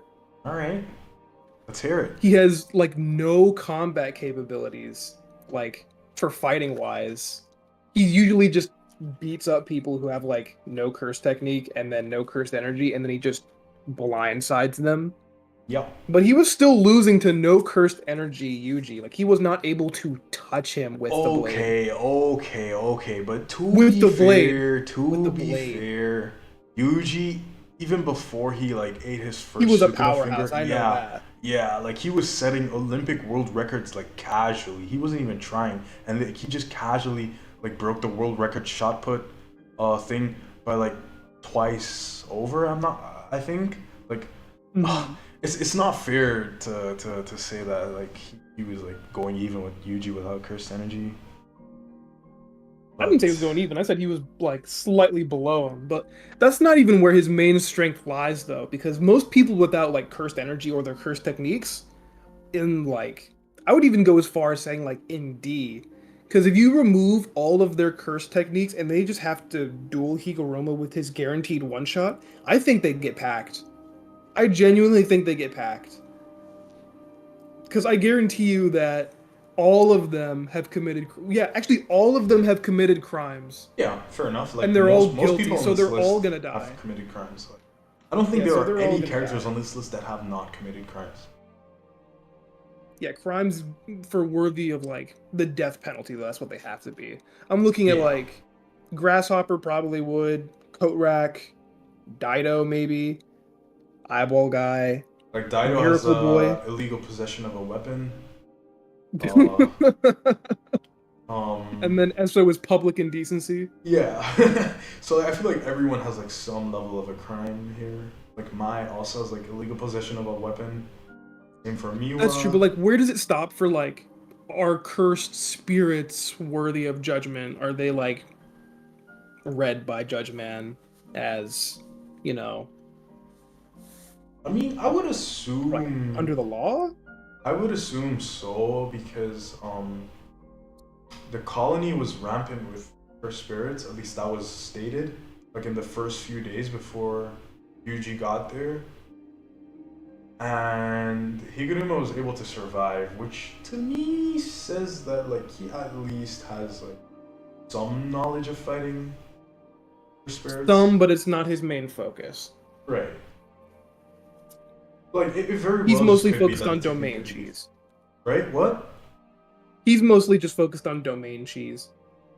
I wouldn't call it cheese, but look, Higuruma's domain is funny because it has a sure hit, but it's not a sure kill.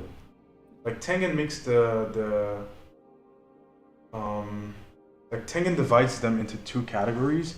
You have a sure hit domain, which is like the old style of domains, where like the sure hit will like be like a rule or a restriction imposed on you.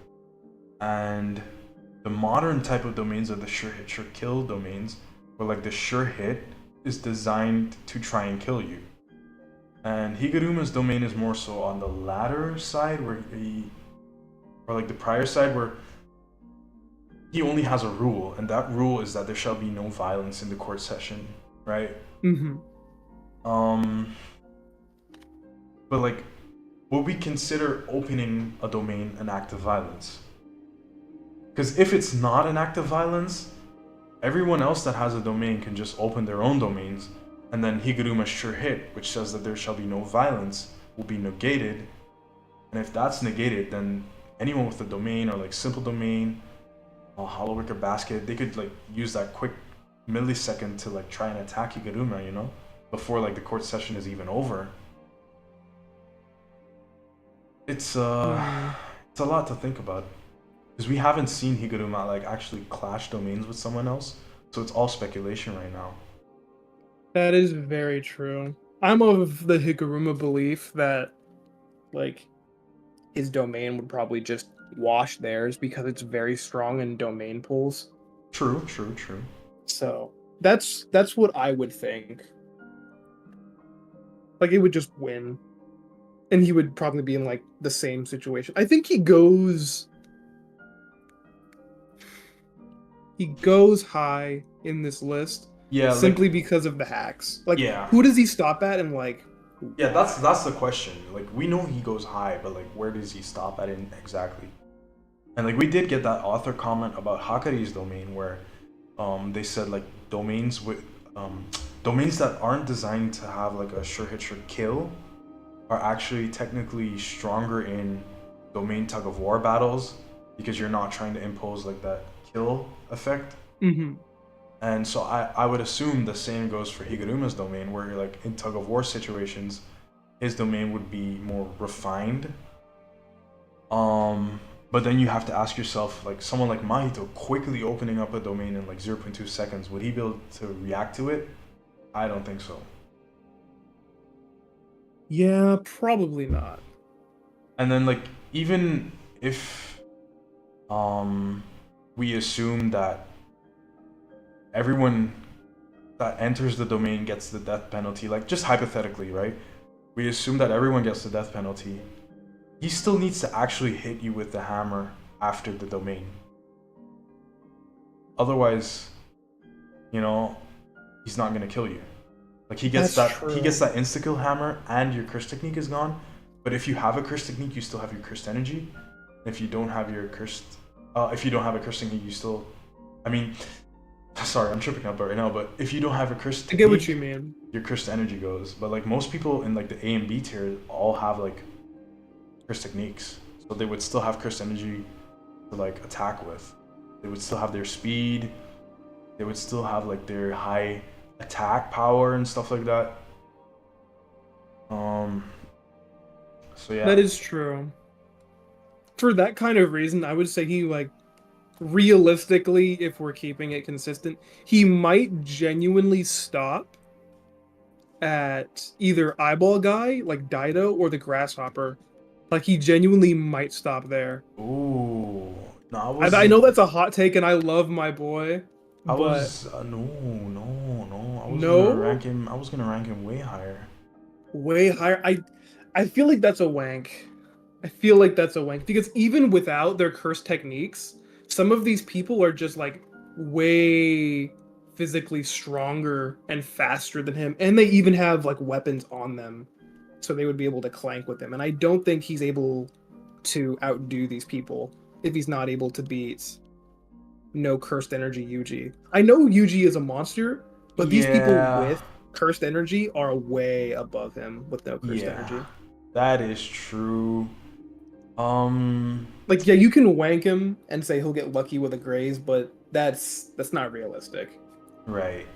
I think if we keep that in mind, I think the highest he goes is like up to total. Like if we're really like eyeballing here.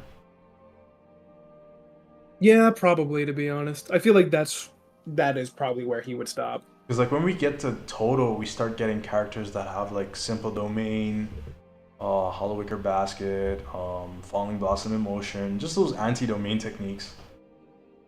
Yeah, and they're also getting a lot faster there too. Yeah. See, I think he can stop there. Yeah, that's fair. I don't know what he would do with Dido. Well, Dido's just a regular human, so he shouldn't be that fast, you know? And He is with the sword though. Yeah, but Because it would be treated like a sword duel, but that's that's even besides the point. That's like a one-off right. weird fight. Moving Yeah. on from that.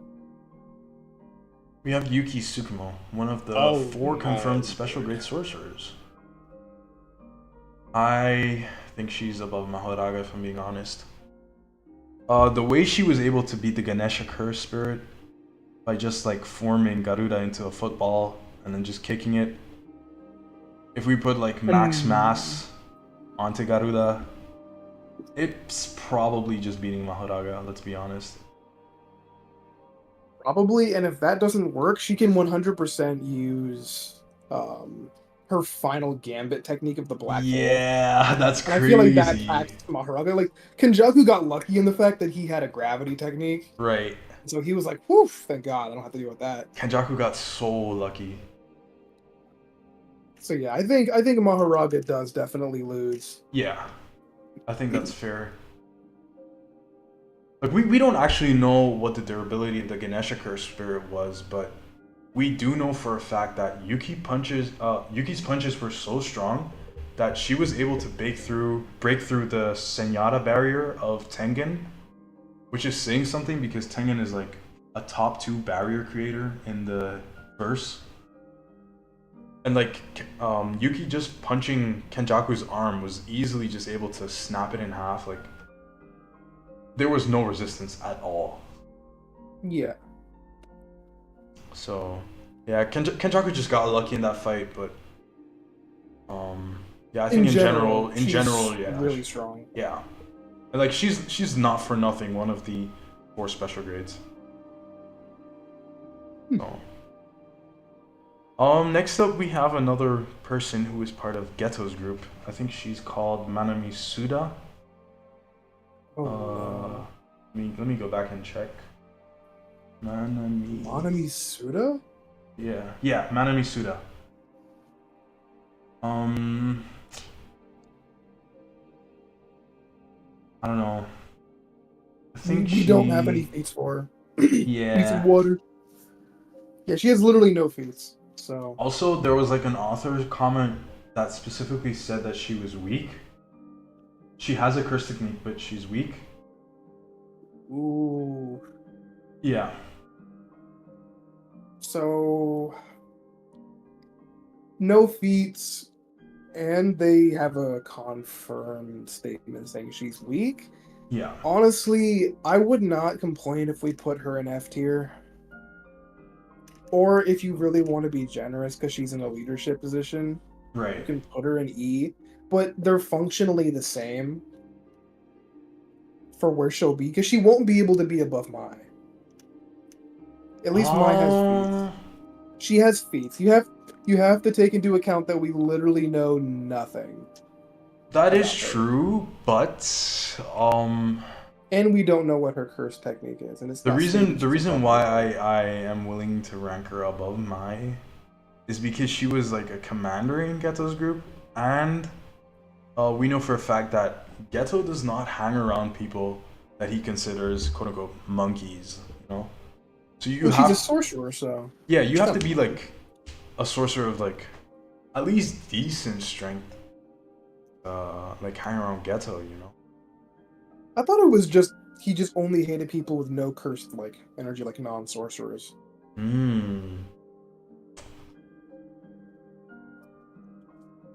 Like she must have a use, but obviously we know nothing about her. So I wouldn't be.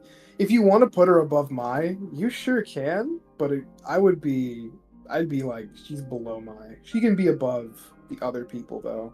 Also, during the Shibuya incident, like she and the eye patch guy were like about to face off against Kusakabe and Panda before like the Jogo meteor hit. And like they were pretty confident. I feel like Kusakabe. They could beat Kusakabe. Yeah, they. I think they were out of their minds, of course, but. Yeah, bro, they're super crazy. They were probably confident because of not knowing how strong Kusakabe actually is. But like just taking that like into account here, I feel like she's so feetless, but she should have. That's the worst part. You can't rank her on feats she doesn't have. Like just to play it safe, I would say she's below Mai. If she ever gets an actual feat in the anime going forward, like maybe they show us a little bit of combat that we didn't get in the manga, then maybe I can be wrong. We can be wrong about that. Like, sure, you got us, but that's a feat we didn't have when making the list. Yeah, okay, that's fair enough. We're just gonna put her below Mai. We have Principal Yaga. What do you think about him? I like Yaga. Like, he has the ability to like take the souls of dead people and just put them into cursed objects and then make his like cursed puppets or whatever, the cursed dolls. And yeah, that's about it. He's like an army of them at the school, but and we know he's like he is a grade 1 sorcerer. yeah, like at the very least he is grade 1, which should say something. Like people in D tier and below are not grade 1 level, and I would say everyone in like C and B tier are grade 1s. Like B tier is like high end grade 1, and like C tier is like mid to low level grade 1 sorcerer. So we know that for sure. Like, and we also know that Yaga technically should be stronger than Panda.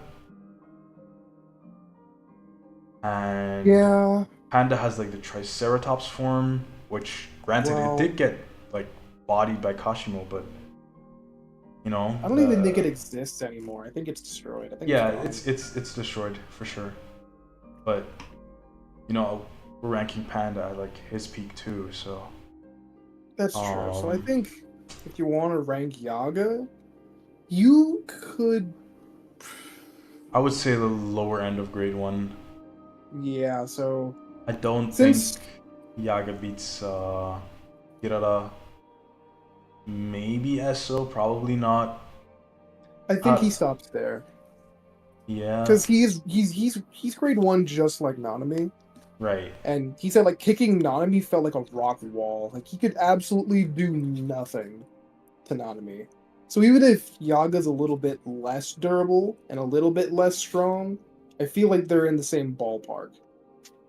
True. Like, that kind of ballpark-wise. Yeah. Obviously, his curse technique is a lot worse for combat, but that's different. Yeah, that is true. Yeah. Megumi? What a Fushiguro.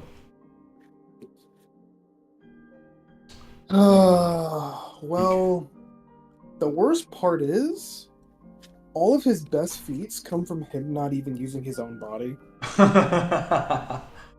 Yeah. That's the worst part. Yeah, sadly. Like, he's strong, but would he beat Cursed Naoya? No. I don't think so. No. I'm gonna be real. I don't even think that Megami beats. You don't think he beats Kusakabe? No. No, I don't think he beats Kusakabe. That's well, fair. I don't know. It's not I feel the like most outwildish thing. okay. Let me put it like this. Jinichi and Chojuro and like Naoya were like pretty confident that they could like jump Megami and win, but they Fair. could like take over as head of the Zenin clan. So that's why I feel like if they work together, they could probably beat Megami. And look, I don't think that Megami beats Higuruma, but I feel like overall,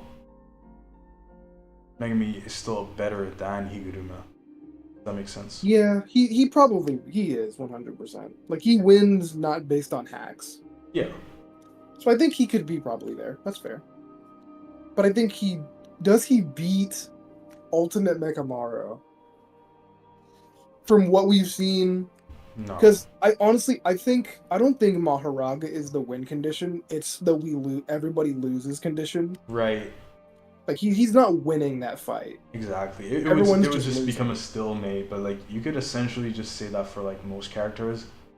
And yeah, that's not very good of a fight. Yeah, it's not a good argument. So I would take Maharaga out as a win condition, Same. and that's a more fair way to look. So I Yeah. think right there is probably where he stops. I don't know what he's supposed to do.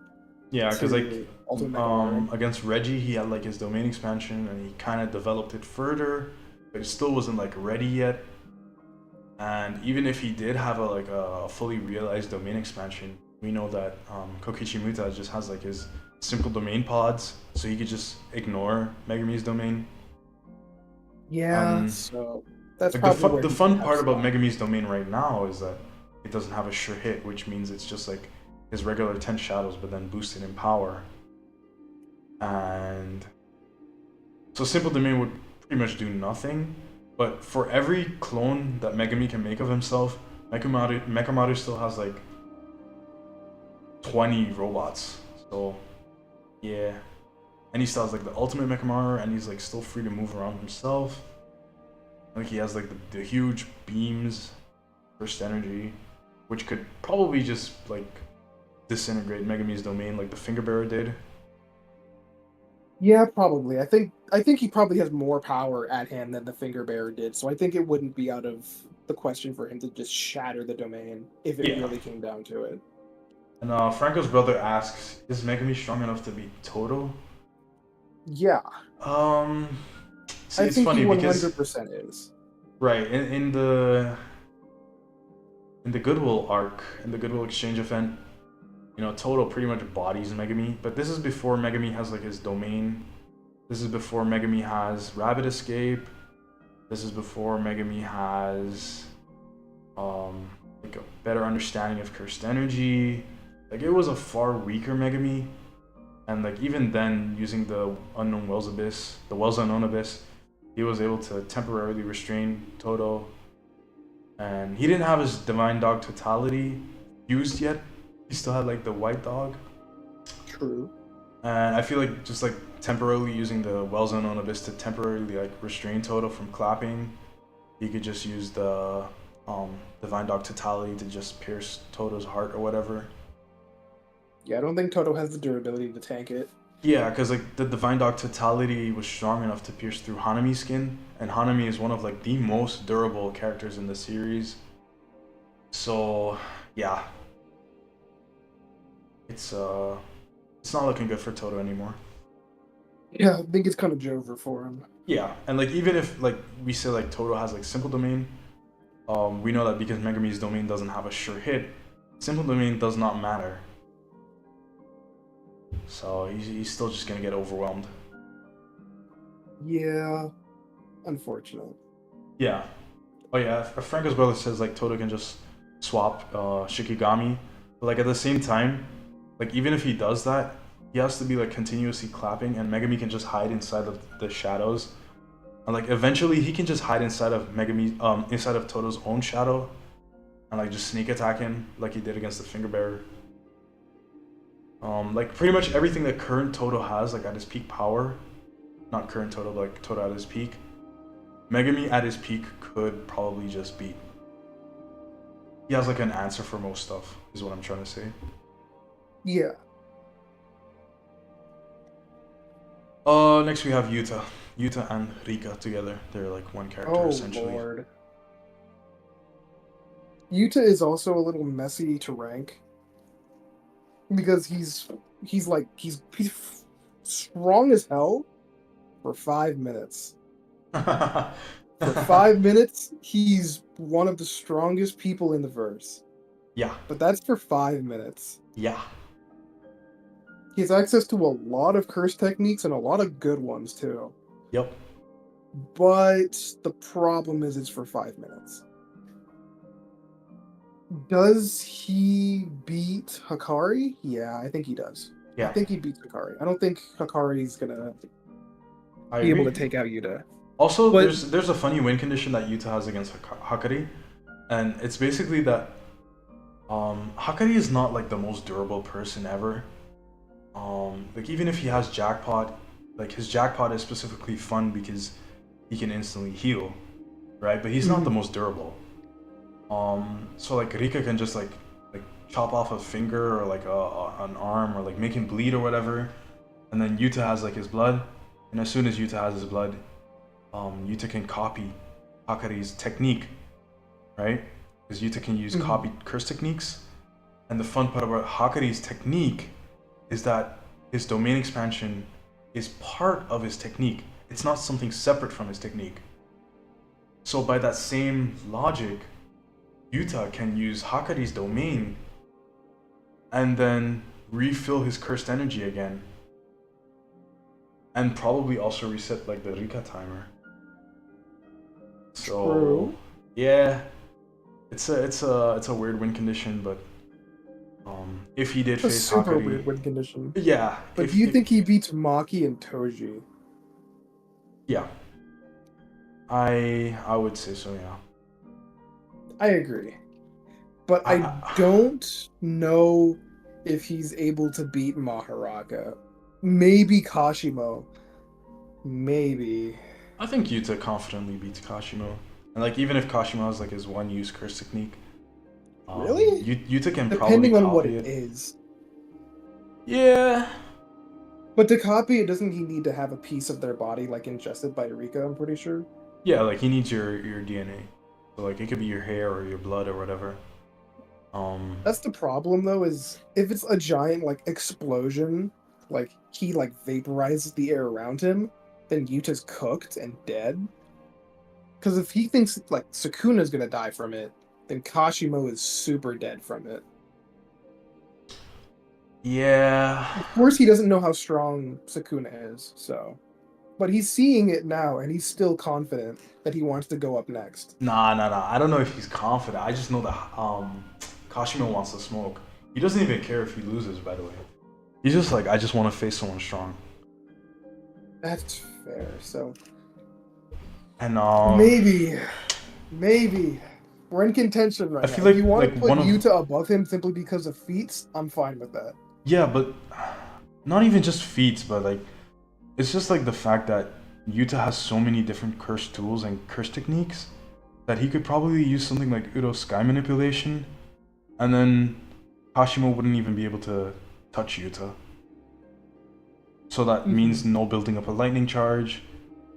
It means like if he uses his staff to like pull the lightning back and like try to hit Yuta that way, it probably also would miss. Yuta also has one of the best reverse curse techniques from like the good guys in the series. Aside from like obviously Hakari and Domain, but You think that Yuta could just grab onto the megaphone that has cursed speech in it and just yell EMP? probably yeah. And then like Yeah, it's gonna be Kashimo's GG's for drained. Kashimo. Yeah. He has so many different win conditions. It's really dependent, of course, on the 5-minute timer, but you know, he's super well versed within the 5 minutes. And he knows what he's doing. I feel like he could just beat Kashimo. The real Yeah, question is, probably. does he beat Mahoraga? No. I don't think he has enough lethal techniques that he has yet to be Yeah. able to completely put Maharaga down. And like, if we were talking the untamed Mahoraga that faced like 15 Finger Sukuna, then I would say yes, definitely. Really? But- Because I think even Maharaga with his positive cursed energy knives would be able to put down Rika. So it'd have to be a Yuta show there. Yeah, for sure. But you know, Yuta and Rika share sight, so they could probably coordinate a lot better than Mahoraga can slice Rika, if that makes sense. And like Yuta just has like enough techniques where he probably just can weaken Mahoraga and then use the Love Beam Cannon to finish it off. But yeah, since Mahoraga got like the Sukuna amp, and we're taking these characters at like their peak strength, I don't think that Yuta could beat Mahoraga, if I'm being honest. Yeah, probably not. And then Toji below Maki, they're one and the same. They're just next to each other. Yeah. Not to put one above the other. Yeah, they're equal. It's like because the tier list maker can't like put two characters in the same spot. So yeah, this is like what we're forced to do, but you essentially have to see them as like the same character, or at least as like having the same position. Yeah. If we could put like two characters on the same spot, like these two would definitely be on the exact same spot. Next up we have Mei. Mei is crazy strong. Yeah. Like a lot stronger than most people realize. She's a So seasoned grade 1 sorcerer. yeah, she's pushed her body to the max, Yeah. her curse energy to the max, and she has an ultimate technique with her curse technique. Yeah, like the Blackbird Strike, I think it's called. Yup. It's It's a crazy ass technique, low key. yeah, she uses like a binding vow to just kill the birds with the strike. And because of like them dying, they get a boost in cursed energy, and they become super strong. Mm-hmm. And she even like remarks that only Gojo was ever able to survive the ability. But we don't know how many people she's tested it on. So it's That like is the problem. how much does that statement count? Is what I'm trying to get at. What we do know is that she was able to consistently break out of the sure hit of the smallpox deities domain expansion. And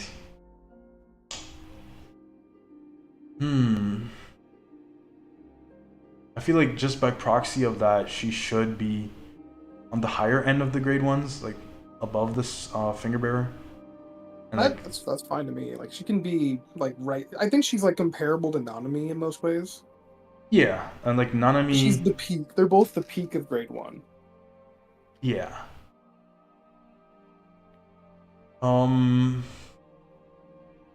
I would want to rank her higher, but the problem is that like the only way she goes higher on the list is if she's like always together with her little brother.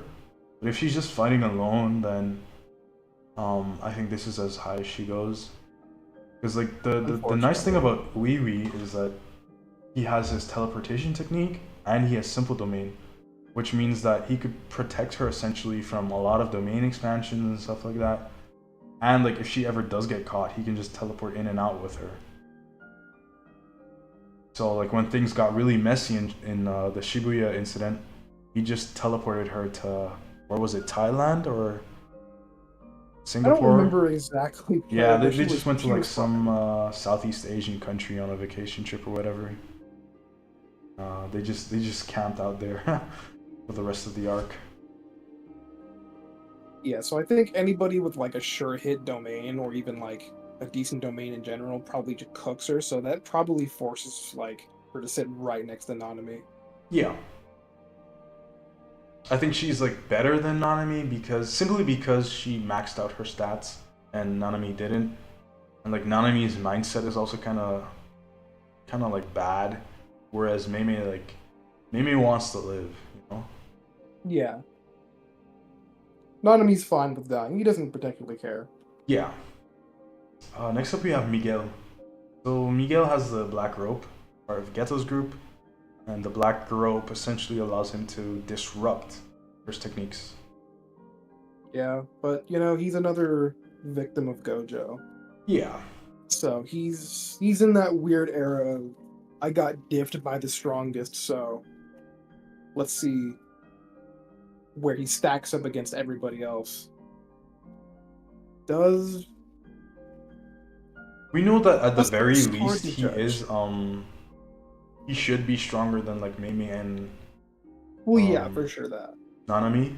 And that's simply because during the Night Parade of 100 Demons, most of the grade 1 sorcerers were there. I think all of them were there, but they were split between Tokyo and Kyoto.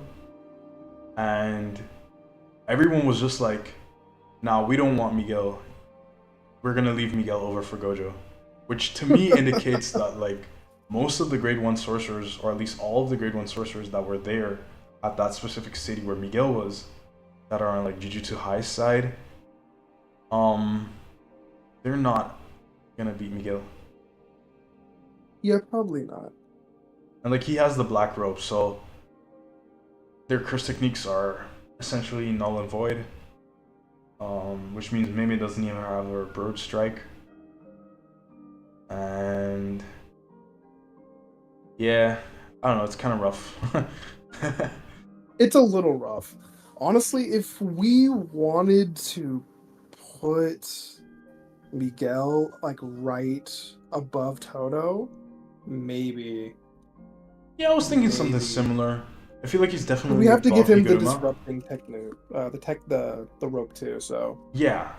I feel like But I the don't know if reason he why beats he's Gogoro. above Higuruma is simply because the black rope disrupts curse techniques, and Higuruma's domain is part of his curse technique. So if the black rope is in play, Higuruma also can't use his domain expansion, or at least it would be disrupted, which would mean that Miguel would be free to fight him inside of the domain instead of being like restricted, you know. Mhm. And then when it comes to Toto, not sure. Like hand to hand, Toto's pretty good in it, but he doesn't have his first technique in this instance. I think it's safe to say he's above Toto. Yeah, that looks fair. Would you say above Chojuro and Jinichi? I'm gonna be honest. I don't know. The thing is, yeah, a lot of them don't have feats, but if he's not able to swing the rope, like if he gets stuck in Right. between the two stone arms, he might not be able to do anything. And if he gets like slammed by an air fist from Jinichi, he might just not be able to do anything either. And I think Kusakabe probably just like outstats him because he's not using a curse technique. He's using new shadow style. So I think he stops about there. If you want to put him above Junichi, you can, based on pure theorism. Right.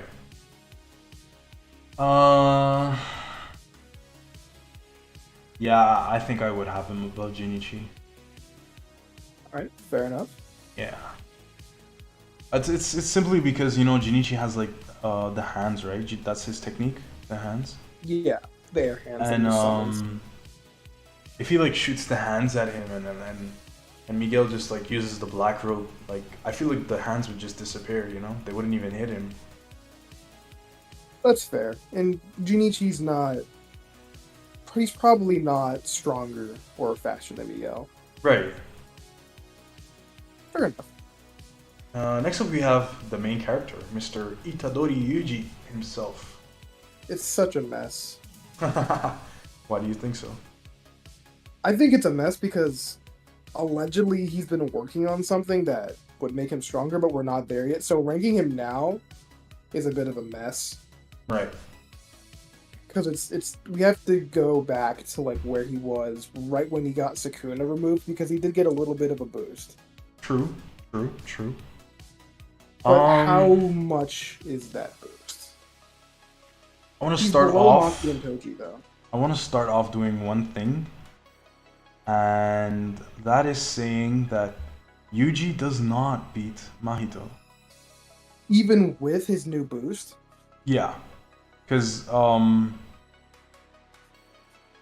the new boost implies that he doesn't have Sukuna, right? But Sukuna was the thing that was like protecting him from like the domain expansions of Mahito, you know? That's true. So I think you might be right in that he stops there. I wasn't thinking about that. And like Jogo, That's also true. Like Yuji doesn't have a domain protector. yeah. So like we can go two ways. We can go and say that Yuji is at his peak with Sukuna in him, and then in my opinion, if that is the case, I feel like if that's the case, then he's like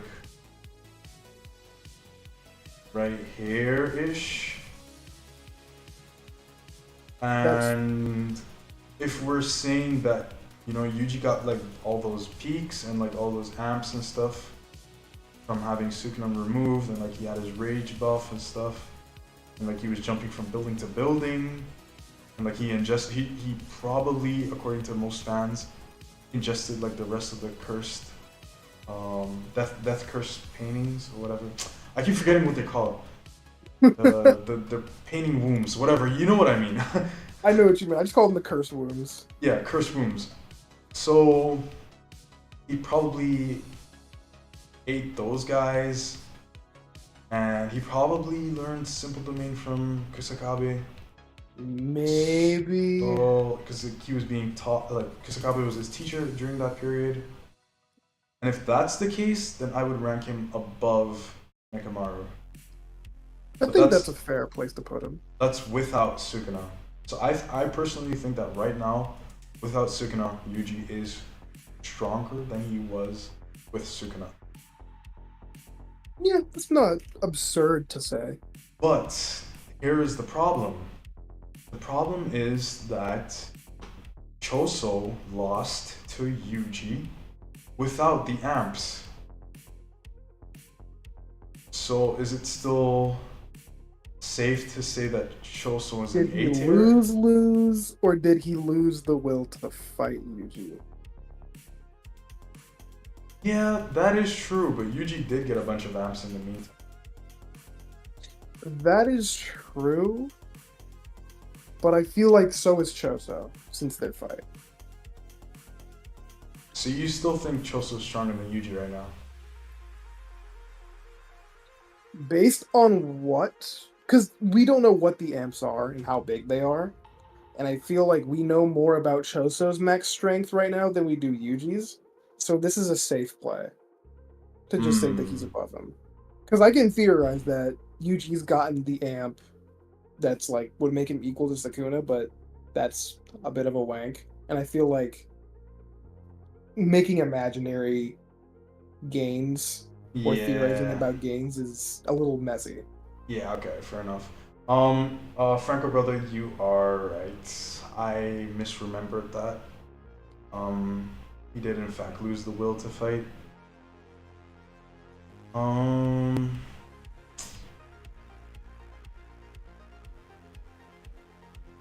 That is also very true. Choso wasn't able to effectively use his curse technique because it was like not raining, but like the water was coming down, so he couldn't effectively use his curse technique. So it was very lopsided interaction towards Yuji, and he was still gonna lose. Yeah.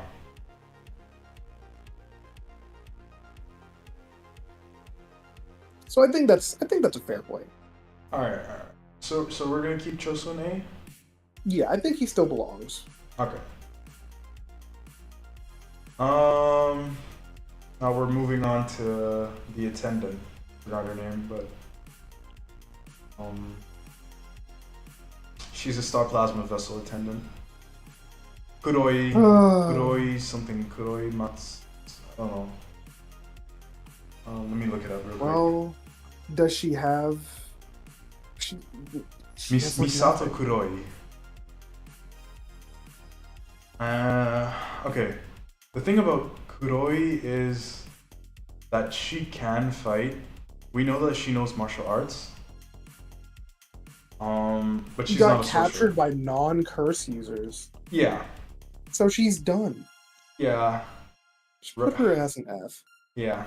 I would put her at the bottom right now. Like, she can fight. She knows some martial arts. But yeah, I don't know. She doesn't know any sorcery. So, like, for example, let's say Ijichi was getting chased by a bunch of non-sorcerers. Let's say he was getting chased by the police, for example. He could just set up a veil and then cloak himself, and then the police would not be able to see him. And like that's just like the advantage of having sorcery, whereas Kuroi does not have any sorcery. And despite the fact that she can fight a little bit, like she was able to like beat down the guy with the cloning curse technique. He wasn't trying, but she was still able to beat him. But yeah, just the fact that you don't have sorcery is like such a detriment. Yeah, so she's gonna have to stick around in F. Yeah. So now we're looking at Momo. I'm a Momo hater. Good. I This love to character hear is that. trash. Let's go. Trash mentality, trash power, trash attacks. But So what she needs to do is get her ass to eat. She needs to stick the fuck around and eat. She's done. Yeah. I think she beats Miwa, but only because she has like a ranged attack and Miwa can't touch her. Exactly. And that's like about as far as she goes. Honestly, yeah. She's done right there. And then Ana Caruso. Ugh. Also a messy ranking. See, Like- okay, I want to go back to my tier list from last year. Let me pull it up real quick. In this tier list, I had Hana Kurusu ranked as 1, 2, 3, 4, 5th place. And it was, like I said earlier, it was basically just a big guess, you know? Yeah. Because we didn't really get to see what she can do yet. And we just knew like what her technique did based on what Tengen said. And now that we have seen her in action, where do you think she would go? Because I have an idea, but I want to see what you say first. The thing is, she has cursed technique nullification, Mm-hmm. but the problem is, it seems more like hacks Yeah. than true power. And we haven't seen her handle herself in a battle, like, at all. I don't think she has hands. And the worst part is, her host and Angel seem to be on different terms. Yeah, for Angel sure. seems to not want to take over at all. She's perfectly willing to just let Hana fuck up everything. So, if you're really considering, like, if you have hands and you're fine fighting without your curse technique, I think Angel loses a lot. Yeah. All right, so I just want to go over her ability real quick. Her main ability that we know of is Jacob's Ladder. She has a side ability as well that is like the halo and the wings that allow her to fly around. But like the main ability is Jacob's Ladder, and Jacob's Ladder is such a fun ability to discuss because Angel confirms that Jacob's Ladder should be able to separate a cursed object from its host. Which, if you understand the implications of what that means, it means that every single reincarnated sorcerer loses to Jacob's Ladder. And it isn't like there are two things that make Jacob's Ladder so OP. The first one is its range. It's such a huge attack. So the chance that Jacob's Ladder misses is small. Basically it's really non-existent. slim. Right, exactly. And the second thing what makes Jacob's Ladder so OP is that once you get hit by it and you start feeling the effects, you cannot like move around as freely as you once did before.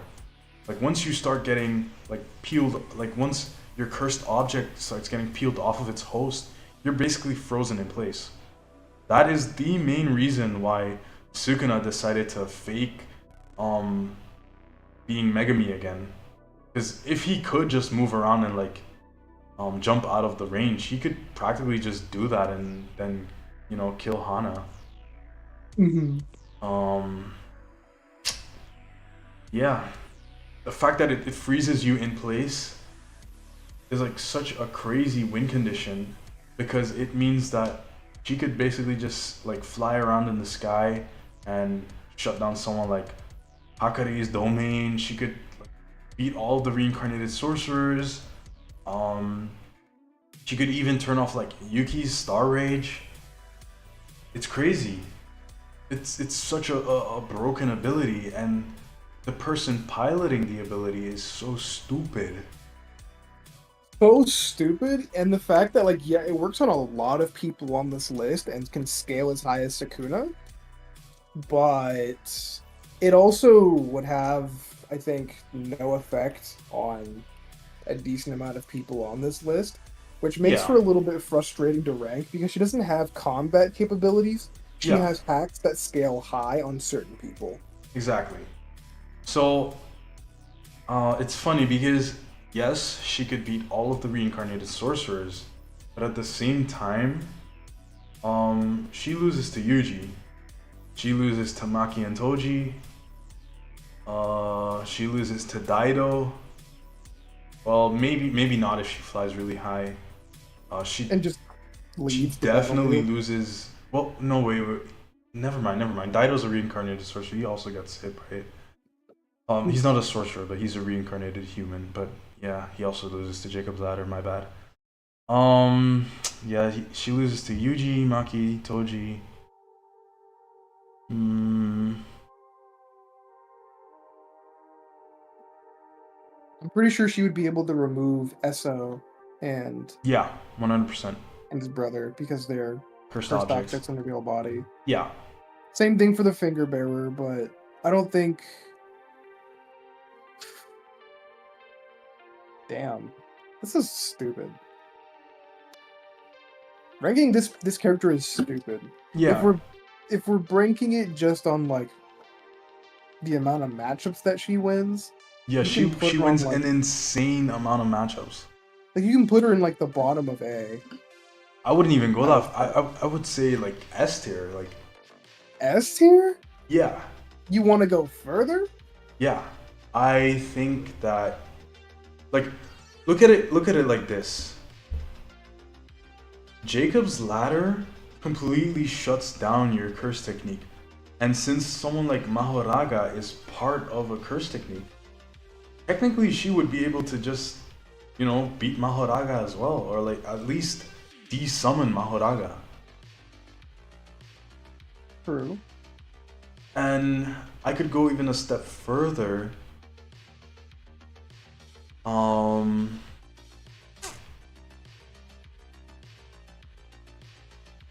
Oh yeah, that's also one thing that I wanted to say. The chapter where we get Hana's flashback, and then it ends with like, or like somewhere in the middle of the chapter, we see her rescuing like someone from the U.S. Army. Do you remember that chapter? Yeah. Okay, in that chapter, she kills a cursed spirit using like some kind of angelic light. I assume that is Jacob's Ladder as well. Maybe just on a smaller scale or whatever. But to me, that proves that Jacob's Ladder is also effective on her spirits.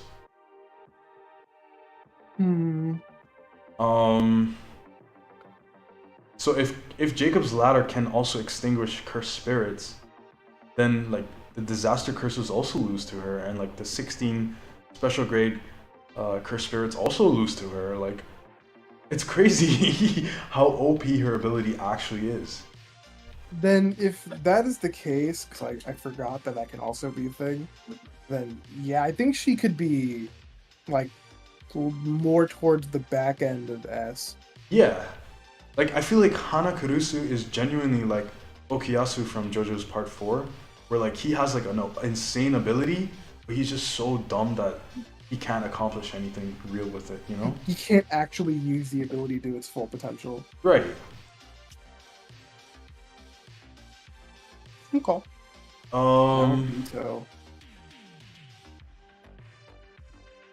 Now Bito at the very least.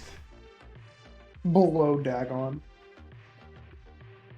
No, I'm not. It's like 70% of Dagon, right? Like he said, he was allocating 70% of his resources to deal with Naobito. Yeah. But to be fair, like if it was a 1v1 scenario, Dagon would just stomp.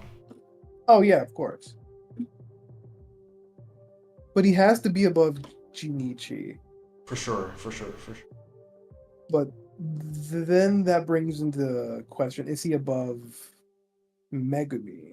Yes, I would say so. Like, his speed is like the main thing going for him, and it was confirmed that he has like, from everyone on like the Jujutsu Society side, like not like the cursed users, from like all the good guys, he has the highest speed, second to Gojo.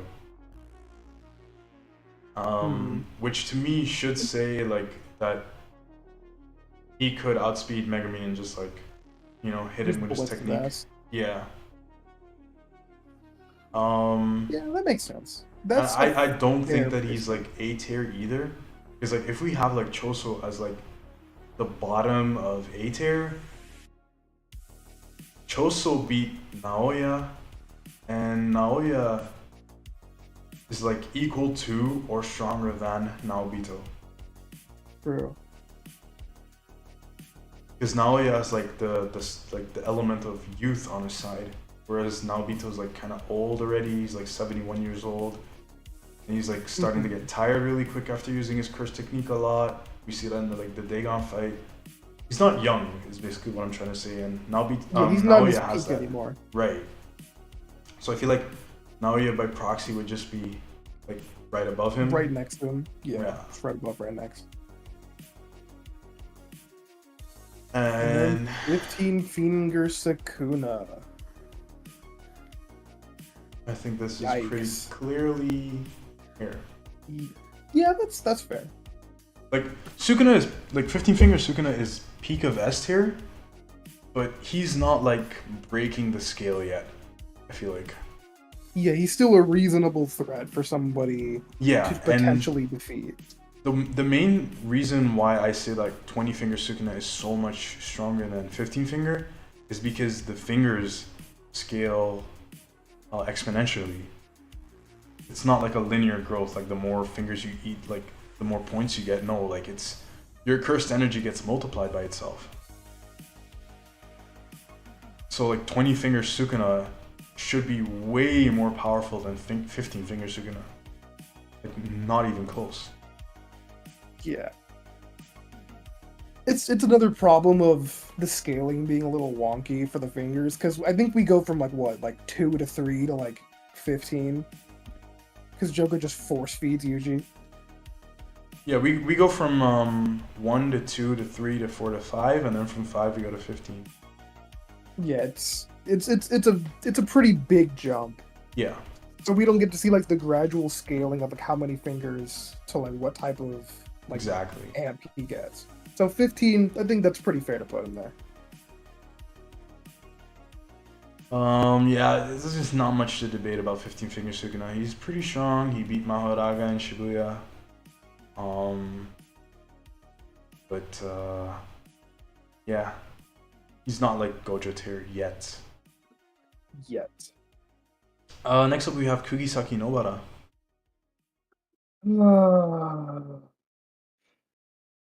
I think probably C tier. Yeah, I can agree with that. I think she's under Esso, but above Kechizu. Yeah. Does she beat Coat Rack Man? I don't know. Maybe? But if we're giving him all of his curse tools, probably not.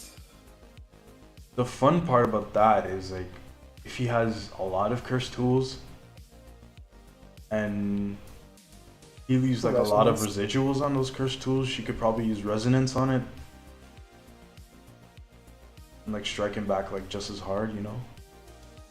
That is true, but I feel like plus her ability requires like setup time. Yeah. The only time she's been able to do that is when she's not, the main focus of combat, and it's more of a supporting ability. Mm-hmm. But if it's just a pure one-on-one where they're running the hands and she doesn't have the time to get her dolls ready, then I feel like she's gonna get finished. She's gonna get just destroyed.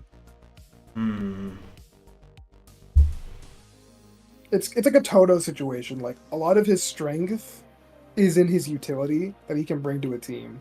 Yeah. And I think it's also fair that we have like Nobara under what's his face? The guy with the hand. Yeah, that guy. I don't remember his name. Haruta. I think it's fair Haruta, that we keep him above Nobara. Yeah, he was absolutely destroying her. Yeah, I feel like that's mainly because of the miracles though. Like her attacks just weren't effective because of it. But yeah. In terms of scaling, like there was a wide gap between them. It wasn't like a significant gap, but it was enough that like Nobara was like on her last legs. Yeah.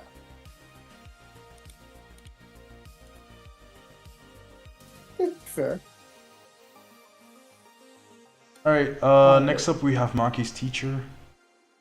He's from the Kukuru unit in the Zenin clan, and his name is Fodder number 5. Fodder number 5. We have Mr. Fodder number 5. No, I'm kidding. It's Nobuaki Zenin, but yeah, he's not really that relevant. We know that for like he should scale to reawaken Maki, because like he was her teacher. Like most of the stuff that she knows because of him. So like in terms of hand to hand, he should be pretty good at it. I'm willing to give him D tier. Yeah, that's fine. I think that's fair. I'm reading about him right now, and I don't think he has. He doesn't have any innate technique. Yeah. So he's limited to Strictly hand to hand.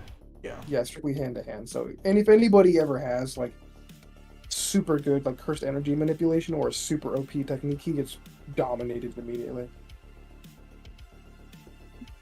So that's fair. Yeah, I have him like above Junpei, but do we think that Junpei beats him or? Honestly, I don't know if Junpei scales to like pre-awakened Maki. I don't think so. Yeah, fair enough. Oh, everybody's favorite. Yeah, no, Norito Shikamo. Top tier or no? He's a little strong. The problem is he has like not enough. Like he's not like Choso, who is part curse and can use the blood technique like indefinitely. Right. So Noritoshi has to actually carry around blood bags, which very much limits how much he can use his technique offensively, besides for like buffing himself.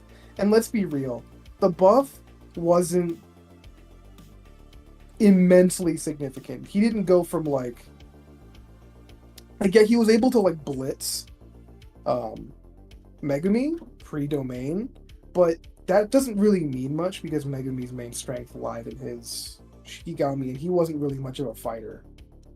Right. So that doesn't really mean he's that strong. He did get a slight amp in the culling games. Barely. Yeah. So in the fight against Curse Naoya, he was like he was learning how to like pump his blood back into his system so that he could like make his attacks bigger and stronger. For that reason, I'm willing to say that at the very least, he could be like below Daido, above the Grasshopper. That's fair. I can see that 100%. Yeah, because like when Daido got the sword, I feel like he just did a way better job against Chris Noya. Yeah, And I'm for it. Yeah, but like I feel like current Noritoshi should definitely be able to take care of like the Grasshopper Curse. The question is though, does Haruta beat Noritoshi?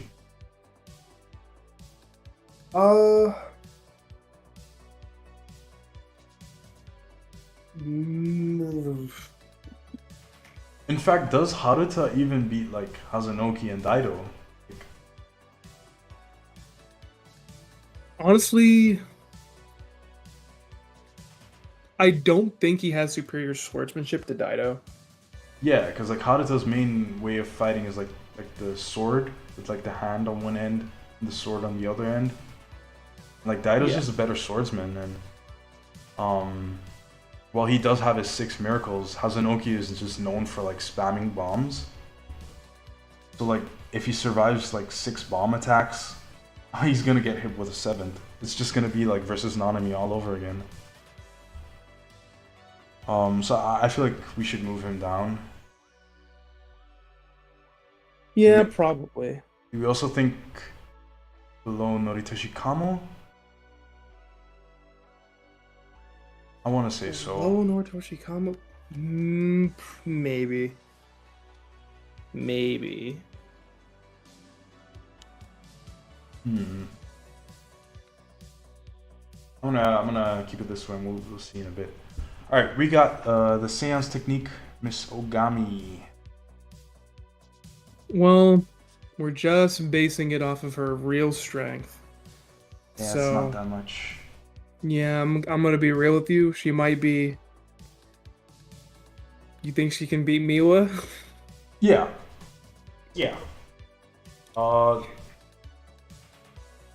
main reason why is because Miwa is susceptible to getting tricked. We know like from the Goodwill event when Inumaki called her, or well, he called her on someone else's phone, and he used that to like make her fall asleep. And Miwa just isn't like that smart. Like she's Fair. prone to getting tricked by stuff, and then she could probably get assassinated that way. True. And Okay, we can put her just above Miwa because yeah. I have no soft spot in my heart for this character. Absolutely none. She absolutely deserves to be shit on at every point. And you know, it's purely 1v1s, because if it was like, if we allowed Ogami to have like a second person or whatever, she would pick Toji, and she would be right up there with Toji. Just move her all the way up. Okay, that was one of her dumbest moments, I won't lie, but like if she picked someone else, like a not Toji character, you know, she could probably still put in work. But the problem is like that requires a different person to be there, and it's only 1v1s, so I'm gonna have to keep her here. RIP. Next we have Maki's father, Mr. Ogi. You know, he's a little strong. He's stronger than pre-awakened Maki, so... Yeah, I would even say he's stronger than Jinichi. He's also stronger. That's a fair assumption, yeah. Because he was in contention for head of the family if it wasn't for his useless children. Right. Useless. I'm quotation marks. Right. And like he says, he himself even says that like between him and his older brother Naobito, like they should be around the same level of strength. I personally think he's capping because Naobito is just way faster and stuff. Yeah, which, like a which real allows him to fight, win more I think matchups. he'd get cooked. Yeah.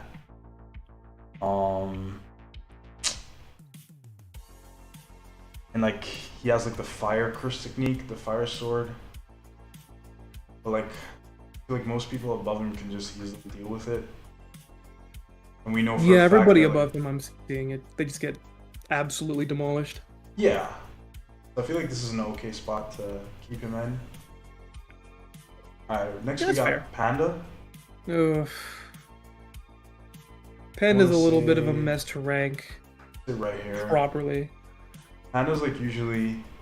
That's a safe choice to say Yaga. because he's a little bit below Yaga.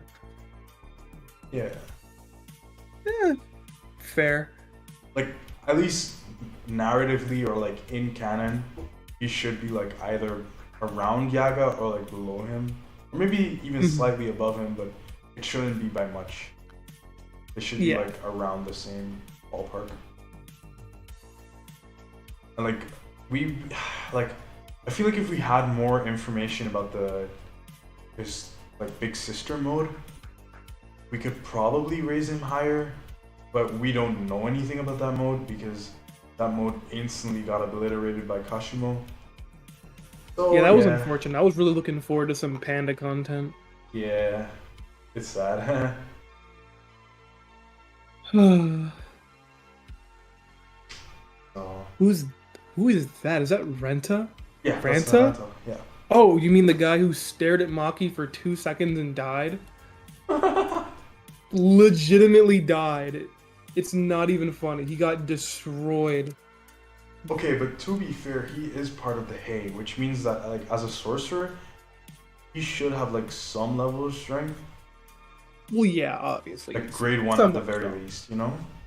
Yeah, you could probably put him like right below Chojuro, maybe like behind Toto, if we wanted to say that. Hmm. Like the thing is, his ability works best when he's on a team. That's also Right. another problem. So maybe, probably actually below Mei, below Nanami. If I'm And he's being also honest, maybe below if I'm the. being honest, he isn't. I don't even want to rank him like B tier. Like, yes, he's I part know. of the I was gonna. I Hay, was gonna work down the list. Like he's probably even below the Finger Bearer. right? Yeah, Like, he loses a lot. he is part of the Hay, but his curse technique, it's good. Eh, It's good, but not in a what does he have 1v1. aside from that? And like, we just don't know. Yeah, we don't know because he died. Yeah.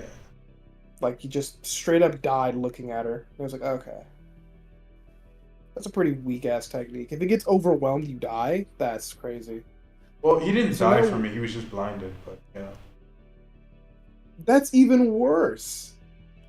That's actually But worse. I'd rather you okay. just But die. I want to play devil's advocate here. No. Yes. No. Let me play devil's advocate for the technique, not for Ranta. For the technique Oh, specifically. okay. The fact that Ranta isn't blind should be proof that one, no one's ever broken out of it before, Maki. And two, that if they have, that it didn't immediately mean getting blinded. And it probably has something to do with heavenly restriction. Like having a body like without cursed energy, like zero cursed energy. Which is why Ranta probably had such a hard time dealing with it. Obviously this is all just speculation. And headcanon of course, but yeah, this is just for the curse technique. Playing devil's advocate. It could also be like that if he uses the technique on someone else that he's still free to move, but Maki was just so strong that he had to like stand still and concentrate. You know? But like the fact that he's in the Hay should mean that he's already around the level of a grade 1 sorcerer. We just don't know how strong, so I'm just gonna rank him at the bottom of the grade 1 tier. Yeah, that's fair. We got Reggie Star next. Reggie. Reggie is not a character that I'm super fond of. Why is that? No, because he's fucking weird. He's just a weirdo, and he sucks. He has his feet out all the time, and it's honestly it's just not something I like. Every moment that his ugly ass was on my screen, and then whenever he did have clothes on, he had like this weird ass Gucci runway, like pompadour, like string out.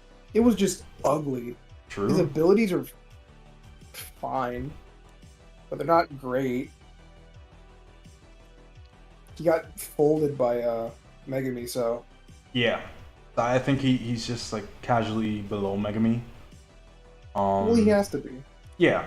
Because like Megami was tired, he fought like a 4v1 and like Remy and Hazanoki both blindsided him. He got like sneak attacked.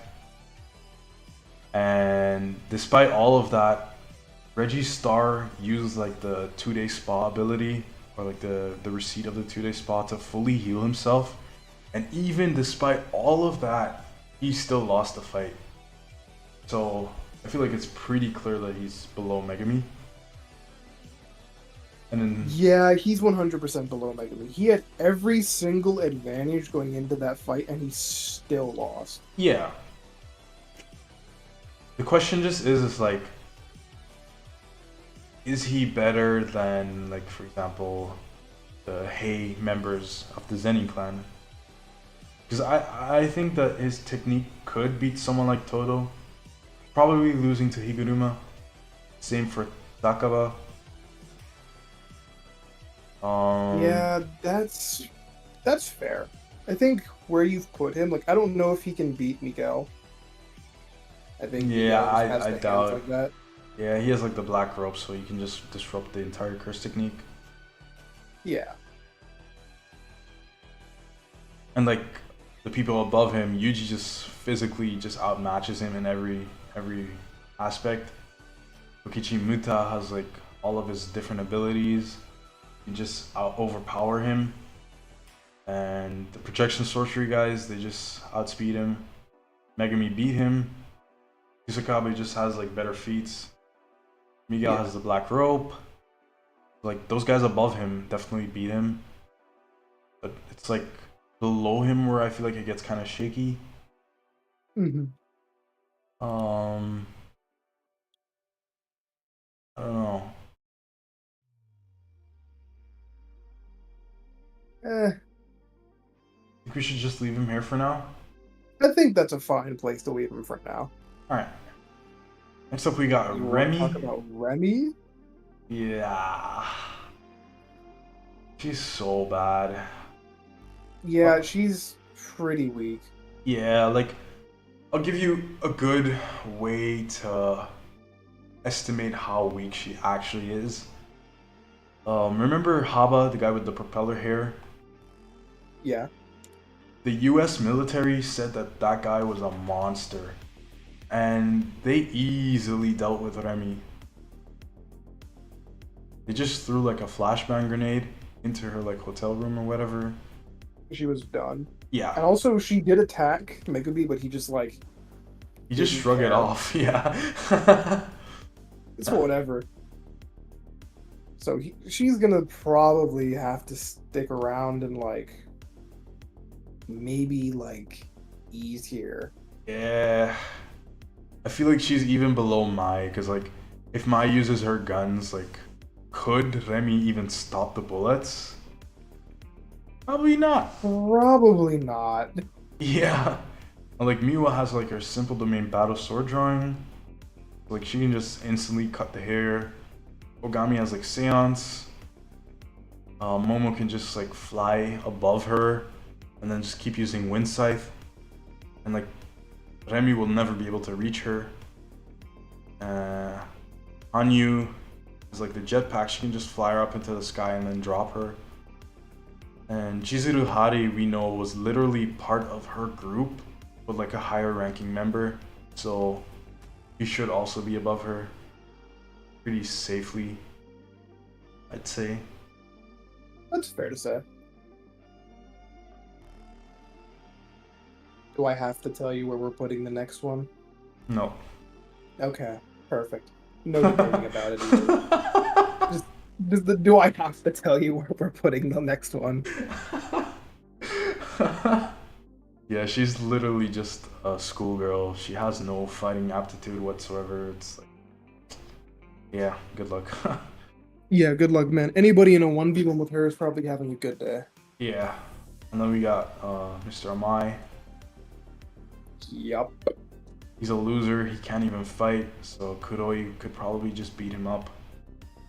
And he doesn't even have Jujutsu either. Like, he can see curses and stuff like that, but he's not really like a sorcerer. Yeah. Meh. GG's for him. Yeah, GG's for him. Exactly. Now we have a fun character. No. What do you mean, no? No. Dude, this dude is funny. He sucks. I don't think he's good at all, man. No, I think he sucks. I think he's horrible. Yeah. You have to willingly engage in a sumo battle with him. Yeah, and otherwise his domain just doesn't work.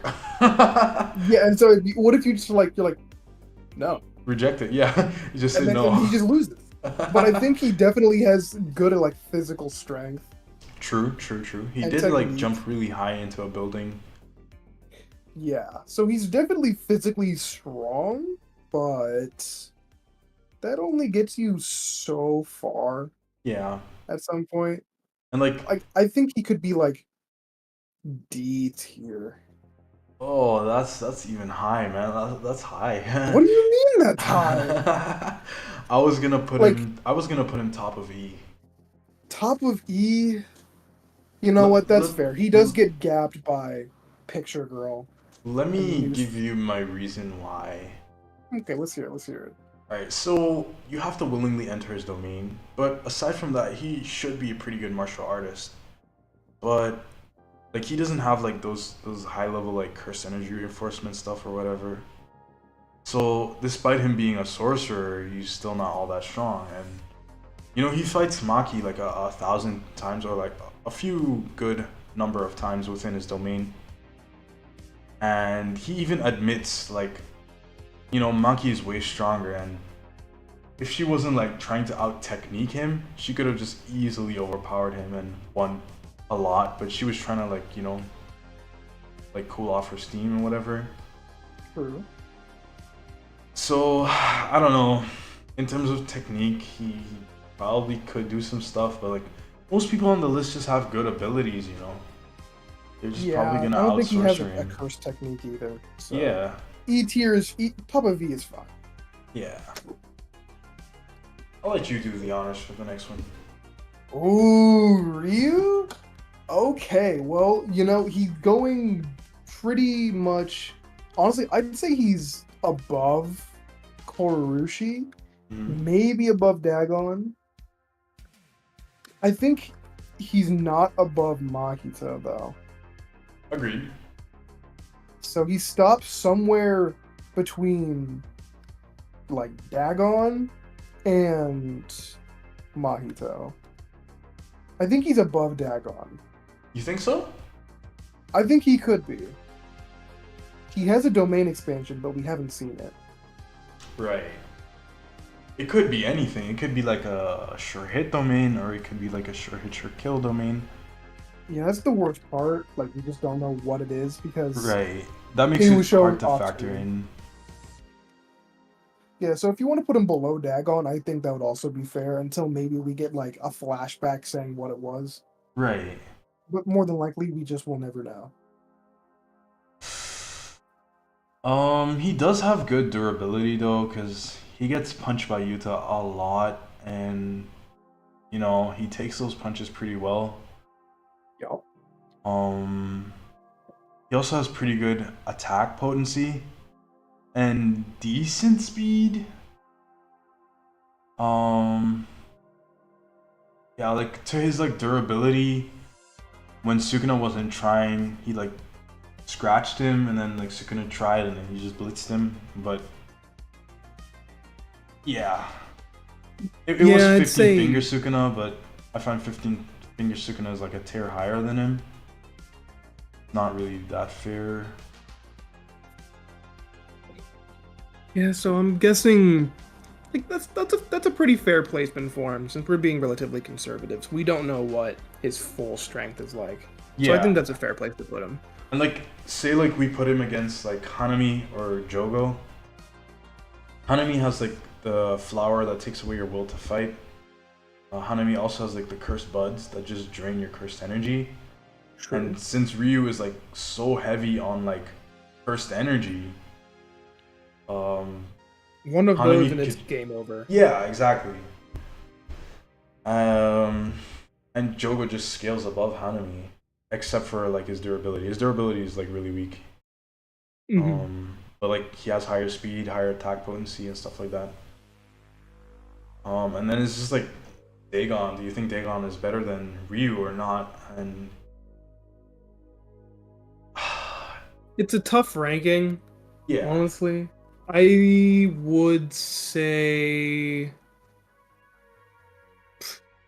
because like probably, Ryu has the but higher since we output. don't know the domain. Right, exactly. Ryu has the higher output, but I would assume that Dagon has the better domain, simply because, you know, he uses his domain a lot more in the series. That's if he lives the first, like, cursed energy shot. Right, right. But we're talking about Dagon already like ascended past his like cursed womb state. That's true. So yeah, I think right there is fine. Yeah. Okay. Oh, Lord. Yeah, Shoko. She has even less feats. I'm gonna be real with you. Put her at the top We of can F put her tier. in F. That's Yeah. 100% fine. I think She has reverse curse right. technique, but that's really about it. So she should theoretically be able to do decently well against Cursed Spirits. Mainly because like as Yuta showed, you just have like the ability to output reverse curse energy in its raw form. You can pretty much one-shot a lot of Cursed Spirits. We don't know how much cursed energy she has though, so that's kind of where like the problems start. We just know that she should be effective against Cursed Spirits, but against most sorcerers, in Not fact, very. against all sorcerers like that can fight, she's not doing anything. So, Yeah, she get folded pretty quickly. yeah. Small box deity. It's a pretty strong one. Yeah. But is it above Mei? Because Mei had help in that fight. If Mei was just alone fighting that thing, I'm pretty sure she loses. Yeah, I agree. Yeah. Now, where does it stop after Mei? Does Takaba beat it? Yes. Yeah. But is that because Maybe. Takaba's problematic? Actually, I think Takaba might lose to it. Really? And I'll tell you why. It's because Smallbox Deity only fights with its domain, and domain expansion should be able to bypass there's techniques that like have defensive abilities. True. So like it's a sure hit, you know? So the only way that I could see Takaba beating it is like if he's like, wouldn't it be funny if I had the strength to like punch out of the sure hit? It's like the only That's way. probably some bullshit he'd do, to be honest. Yeah. So above or below Takaba? I'd say, like, probably right below him. Let's Alright, just be fair enough. real. We'll just put him right below Takaba. Ghetto is a strong one. Yes. Esther for sure. Yeah, I can agree with that. He was special grade, so. Yeah. And we even know that like confirmed by Kenjaku that if he did not split up his cursed spirits during the night parade of 100 demons, he most likely he would have guaranteed beat Yuta. Yeah. The question is, do we think that current Yuta is stronger than Geto? I think current Yuta is stronger than Ghetto. Alright. I can live with that. He has access to a lot more techniques now. And I think he's actually a little bit stronger. But not by a significant amount. Yeah, sure. But And only in also, that 5 minutes. current Yuta also has a domain expansion. True. And Geto does not. That's also very true, you're right. So I think current Yuta could probably beat Geto. Next up we have Uro Takako. Right next to Ryu. Thank you very much. I agree. Mr. Isn't this dude's name Takuma like Ino or something? Yeah, Ino. Yeah, Ino. He's a grade 2. Is he grade 2? A semi-grade 2, grade 2. I think so, yeah. Yeah, you think we could have taken out a weakened Mahito from before Shibuya, so Yeah. but that doesn't really mean much. He's somewhere around, I would say probably maybe D. If we want to wank him a little bit, we can put him in C, but I don't really think so. I think D is probably where he belongs, maybe even E. Damn, E tier? Dude, this dude is not strong. That is true. Um, I want to say D tier though. Like I feel like he doesn't lose to like Mimiko Nanako, you know. That's fair. His curse technique's not bad, so I think D tier is fine.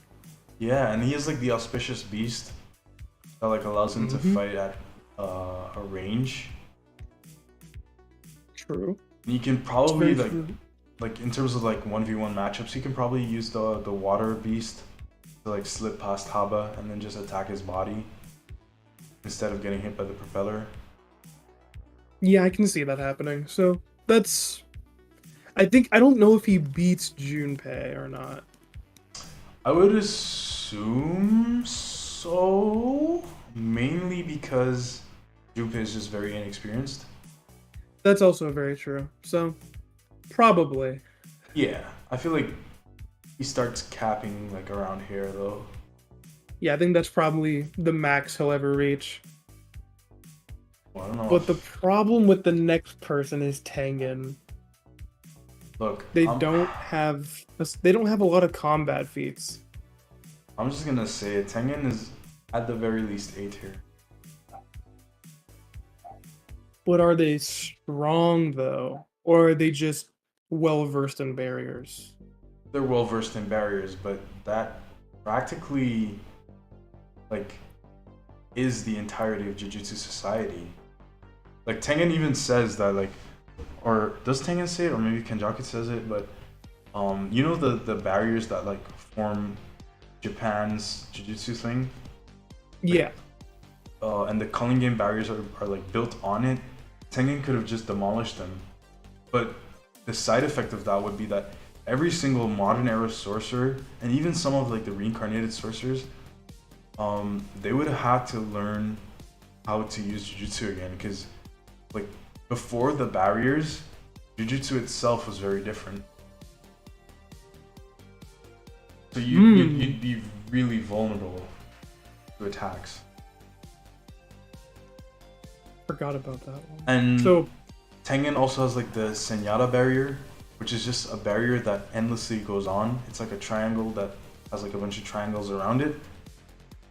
And as you move, they just teleport you to the next end. So like Tengen could technically just use one of those barriers to seal people in it. And then you just die of old age in it. It's really weird. That's actually pretty fair. So A tier is fine, maybe S, because I feel like after a while some characters begin to like infiltrate the barriers with just their knowledge. Yeah. That's why I was like probably not S tier.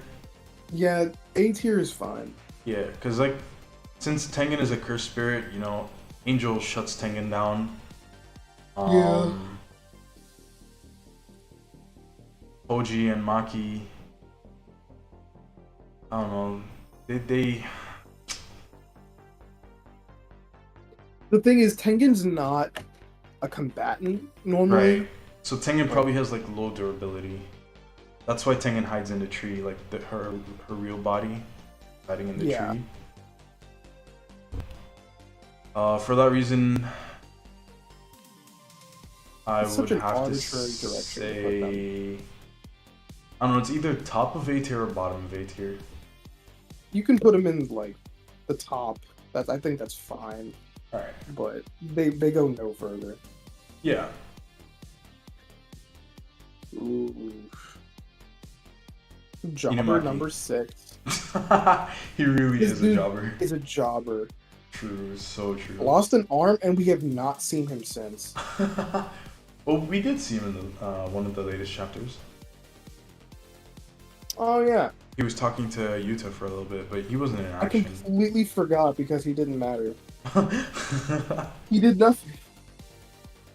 So he's probably in like D tier, to be honest. Like his curse technique is good for taking out like some things, but he's not able to deal any like actual damage to people who are like anywhere near durable. Yeah. His problem is he sucks. And like his face, Noritoshi Kamo even says like, if you know it's coming, you can just block your ears with cursed energy. Yeah. So I feel like most people know. exactly, like at least most like good sorcerers. And for that reason, I would like have to rank him under, you know, like everyone Yeah, else that's is either like really weak or like inexperienced. So I feel like he'd be like around D2. Regardless That's a of fair like place to his put him. sorcerer grade rank. Yeah, that's fair. Yeah, right. It's about right. The So this guy is also part of Suguru Geto's group, and Oh he boy. also appears in the Shibuya incident for like a little bit. But he's not really that relevant. His name is Toshihisa Negi. Toshihisa space Negi. We don't really know what he does.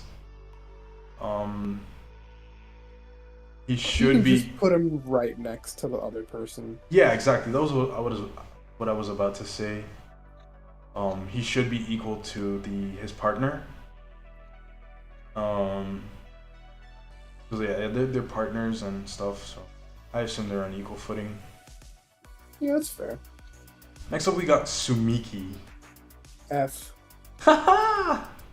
Super F. Yup. She was in a coma for like years. Yup. Years and years and years. When she got out of the coma, she couldn't even walk.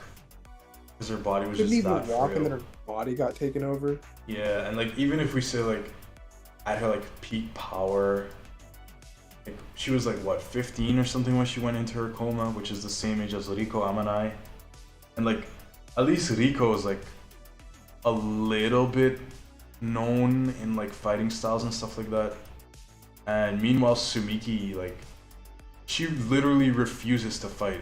Like, she keeps telling Megami to stop fighting in school and stuff like that. She's anti-violence. So Yeah, so she's gonna get packed up by everybody. yeah, unfortunately for her. Next up, Wee Wee. Oh. Doesn't have. He really does not have combat capabilities. Yes and no. He's a does have, supporting character. yeah, like he has simple domain. He has his teleportation, which means he technically could just teleport behind you and stab you. But like he's still like too young to even be admitted into the Jujutsu school. That's why he just hangs around Mei. And yeah, Well, actually, he has a binding vow with his sister that Yeah. limits his cursed energy. So he's gonna get packed up by anybody. He does not Yeah. fight. He just Unless, teleports his sister around.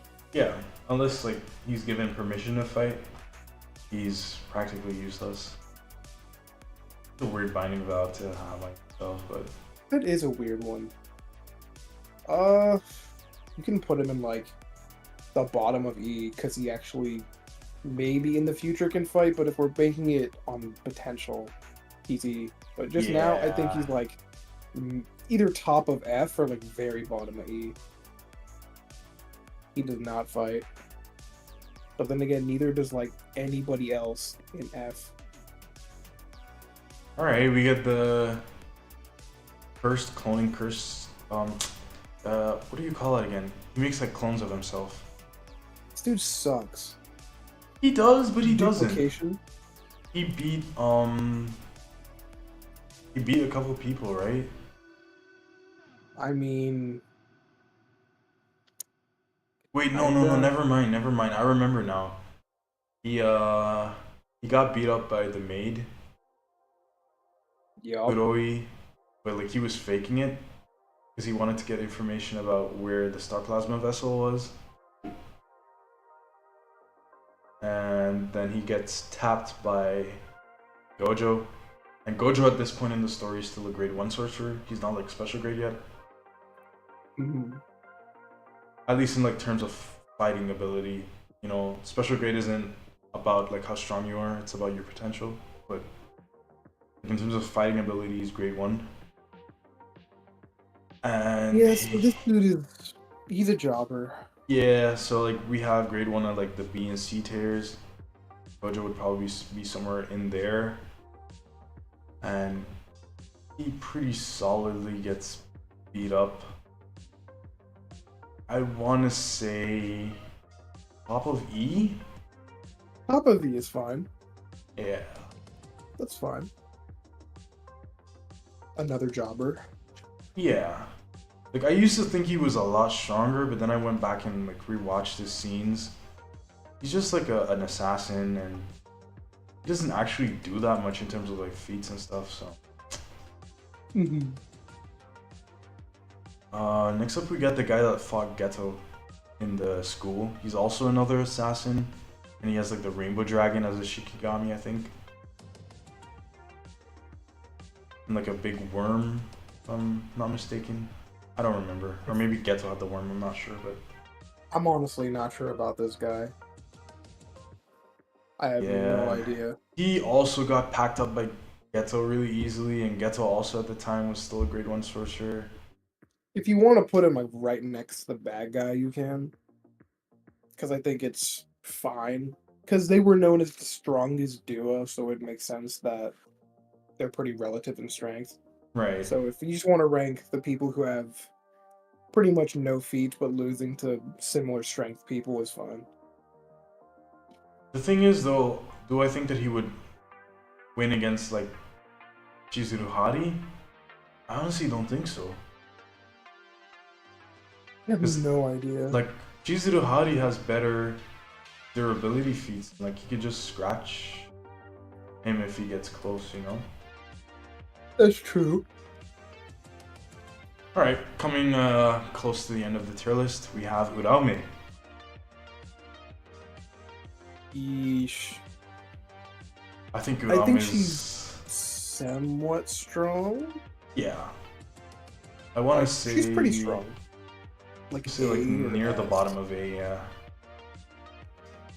She was able to restrain Choso and like the rest of Jujutsu High and stuff with her ice until like Yuki Tsukuma showed up. But she's not like, or at least she hasn't been shown to be as strong as like Mahito and the Disaster Curses. So I feel yeah, like she has not enough feats. So I think from what we've seen so far, A, where you've put her is fine. Right. You got Meme. Yeesh. It's super funny. I think Meme is a grade 2 sorcerer. What is she? Let me... Oh wait, this isn't Meme, my bad. It's no. Utahime. Yeah, Udahime. I'm getting tired. That's probably why I said Meme. We're almost done. We gotta power through these last 4. Yeah, she's semi-grade 1. Semi-grade 1, so Yeah, not so she's even not, grade 1. Yeah, she's not there yet. Her curse technique allows her like to power up either herself or like willing participants. The cursed energy levels just go up by a lot, and their output goes up too. That's a supporting ability. And Yeah, but she can use it on herself too. Yeah, but 120% of 1 is like 1.2. Yeah. I don't think she's that strong in the first place. So semi-grade 1. Top of D. Yeah, like top of D, I was gonna say. Yeah, because she's pretty mid. Yeah, she's like in terms of Jujutsu Sorcerer, she's pretty smart. Like maybe even compliments her on that when they were like young still. But yeah, she just didn't grow that much. And yeah, she peaked. And then Yorozu. Yorozu. Incredibly strong. Yep. Easily S tier. Yeah, I was gonna say S tier for sure. She lost to Maharaga. Let's be real. Yeah, if it wasn't for that, like the perfect sphere would have definitely killed Sukuna. And what could have been? Once again, we had evidence that Sukuna was a fraud, and we just didn't run with it. Yeah, to be fair, like he was just testing out the abilities. He didn't know for sure if it would work yet. And like if it didn't work, he could probably just summon Malevolent Shrine and it would cancel her sure hit. So yeah, it's not like he needed Mahoraga to win that fight. It's not like that much of a fraud, but not that much of a fraud. Yeah, at that point at least. Yeah. But Yoruzu can be like right below like Hana. I'd say maybe above her, but the weird part is like she just loses to Hana. Yeah. So... I want to say that Yoruzu beats Geto as well because Yoruzu has a domain and she has like the perfect sphere. Yeah, the perfect sphere is a problem. Yeah, like the perfect sphere would like beat Kashimo, and I feel like if the perfect sphere touched Maki and Toji, which you know they're probably outspeeding it, but in the off chance that it did touch them, it would also beat them. And the same goes for Hakari. Like he has his regen, but you're not like regenning against the perfect sphere, at least not fast enough. No, it'll outspeed you. You'll just get melted. Yeah, like it'll just crush you before you even like can blink. Gaku Ganji, right above Yaga. Yeah, I agree. I think that's a fair position to put him. And now we come to the most important debate of all, last but not least. 19-finger, or technically 20-finger Sukuna in Megumi's body with the 10 shadows. Do we think he's stronger than Gojo or not? What do you say? Definitely not. I think Definitely Gojo's not? I'm a super Gojo believer. I think he's gonna get cheesed. Keep the fraud by allegations him and aside. Mom. Like He is this- such a fraud. If he has Mahoraga, I think he definitely has a really good shot to beat Gojo. Yeah, but like narratively, do you think that he can even? Narratively, he will win, but Yeah. in my heart, Gojo wins. Okay, if it was up to me, like don't get me wrong, I love Gojo too. I like Gojo more than Sukuna. Yeah, I know. I would put it here.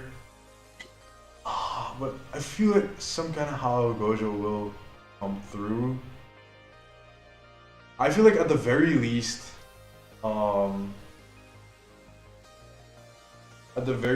Fraud Kuna is like above Pain or Sukuna. Because, you know, like they're around the same level of power, they're both like 20-finger power, but this one just has one extra curse technique with the added benefit of it having Mahoraga, which has the ability to adapt to almost anything, you know? Yeah. So he's easily above Mahoraga. I mean, above Sukuna. Sorry, I'm getting tired. But, yeah, I hate to say it, but he will beat Gojo. He will, I know. And then Kashimo's gonna do something to, like, permanently damage him, and that's when they're gonna jump him. Yeah, I hope so. I need Kashimo to get his shine. I love Kashimo, he's cool. The bad ending is he just gets, like, no diff sliced before he can even unleash it. That That's the bad ending for Kashimo. would be so sad. I would be super sad.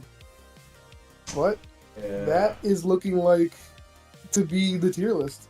I think so too. I don't know if I'm like fully satisfied with this tier list, but I feel like in broad strokes this should be around. Pretty accurate. Yeah, pretty accurate. And like, even if you like want to say that like the tiers, like within the tiers, like they aren't accurate, I feel like the tiers themselves are accurate. Yeah. So like, even if you think that like some characters should be higher than others, I feel like you could most say like people, roughly ordered. yeah, most people could agree that like, if you're just looking at it roughly ordered, it's an okay tier list. Pretty good. Yeah, Yeah, it's pretty good. And we did make some predictions again this time around, and we'll just have to see next year how those predictions panned out. I'm gonna save this one. I'm gonna post it on Twitter later. And then you're gonna wake up to 50 notifications. People are gonna blast me for this. It's gonna be so That's fun. so good. I got your back. So yeah, for all the viewers still watching, thank you for watching this with us. This has been really fun. Thank you for my co-host DCA for joining me today. It's been a long stream. We've been streaming for, I think, 4.5 hours. Almost 5 hours now. Yeah. It's been we could have gone through some of these a lot quicker, but some of these just needed, a good debate, a little bit of attention. A good explanation. Yeah. So it's been a fun stream. Thank you for coming, DCA. Thank you for viewing. The viewers that are maybe watching this as a playback, or those that watched it live with us. It's been fun. And I'll see you guys next time. Bye. See you.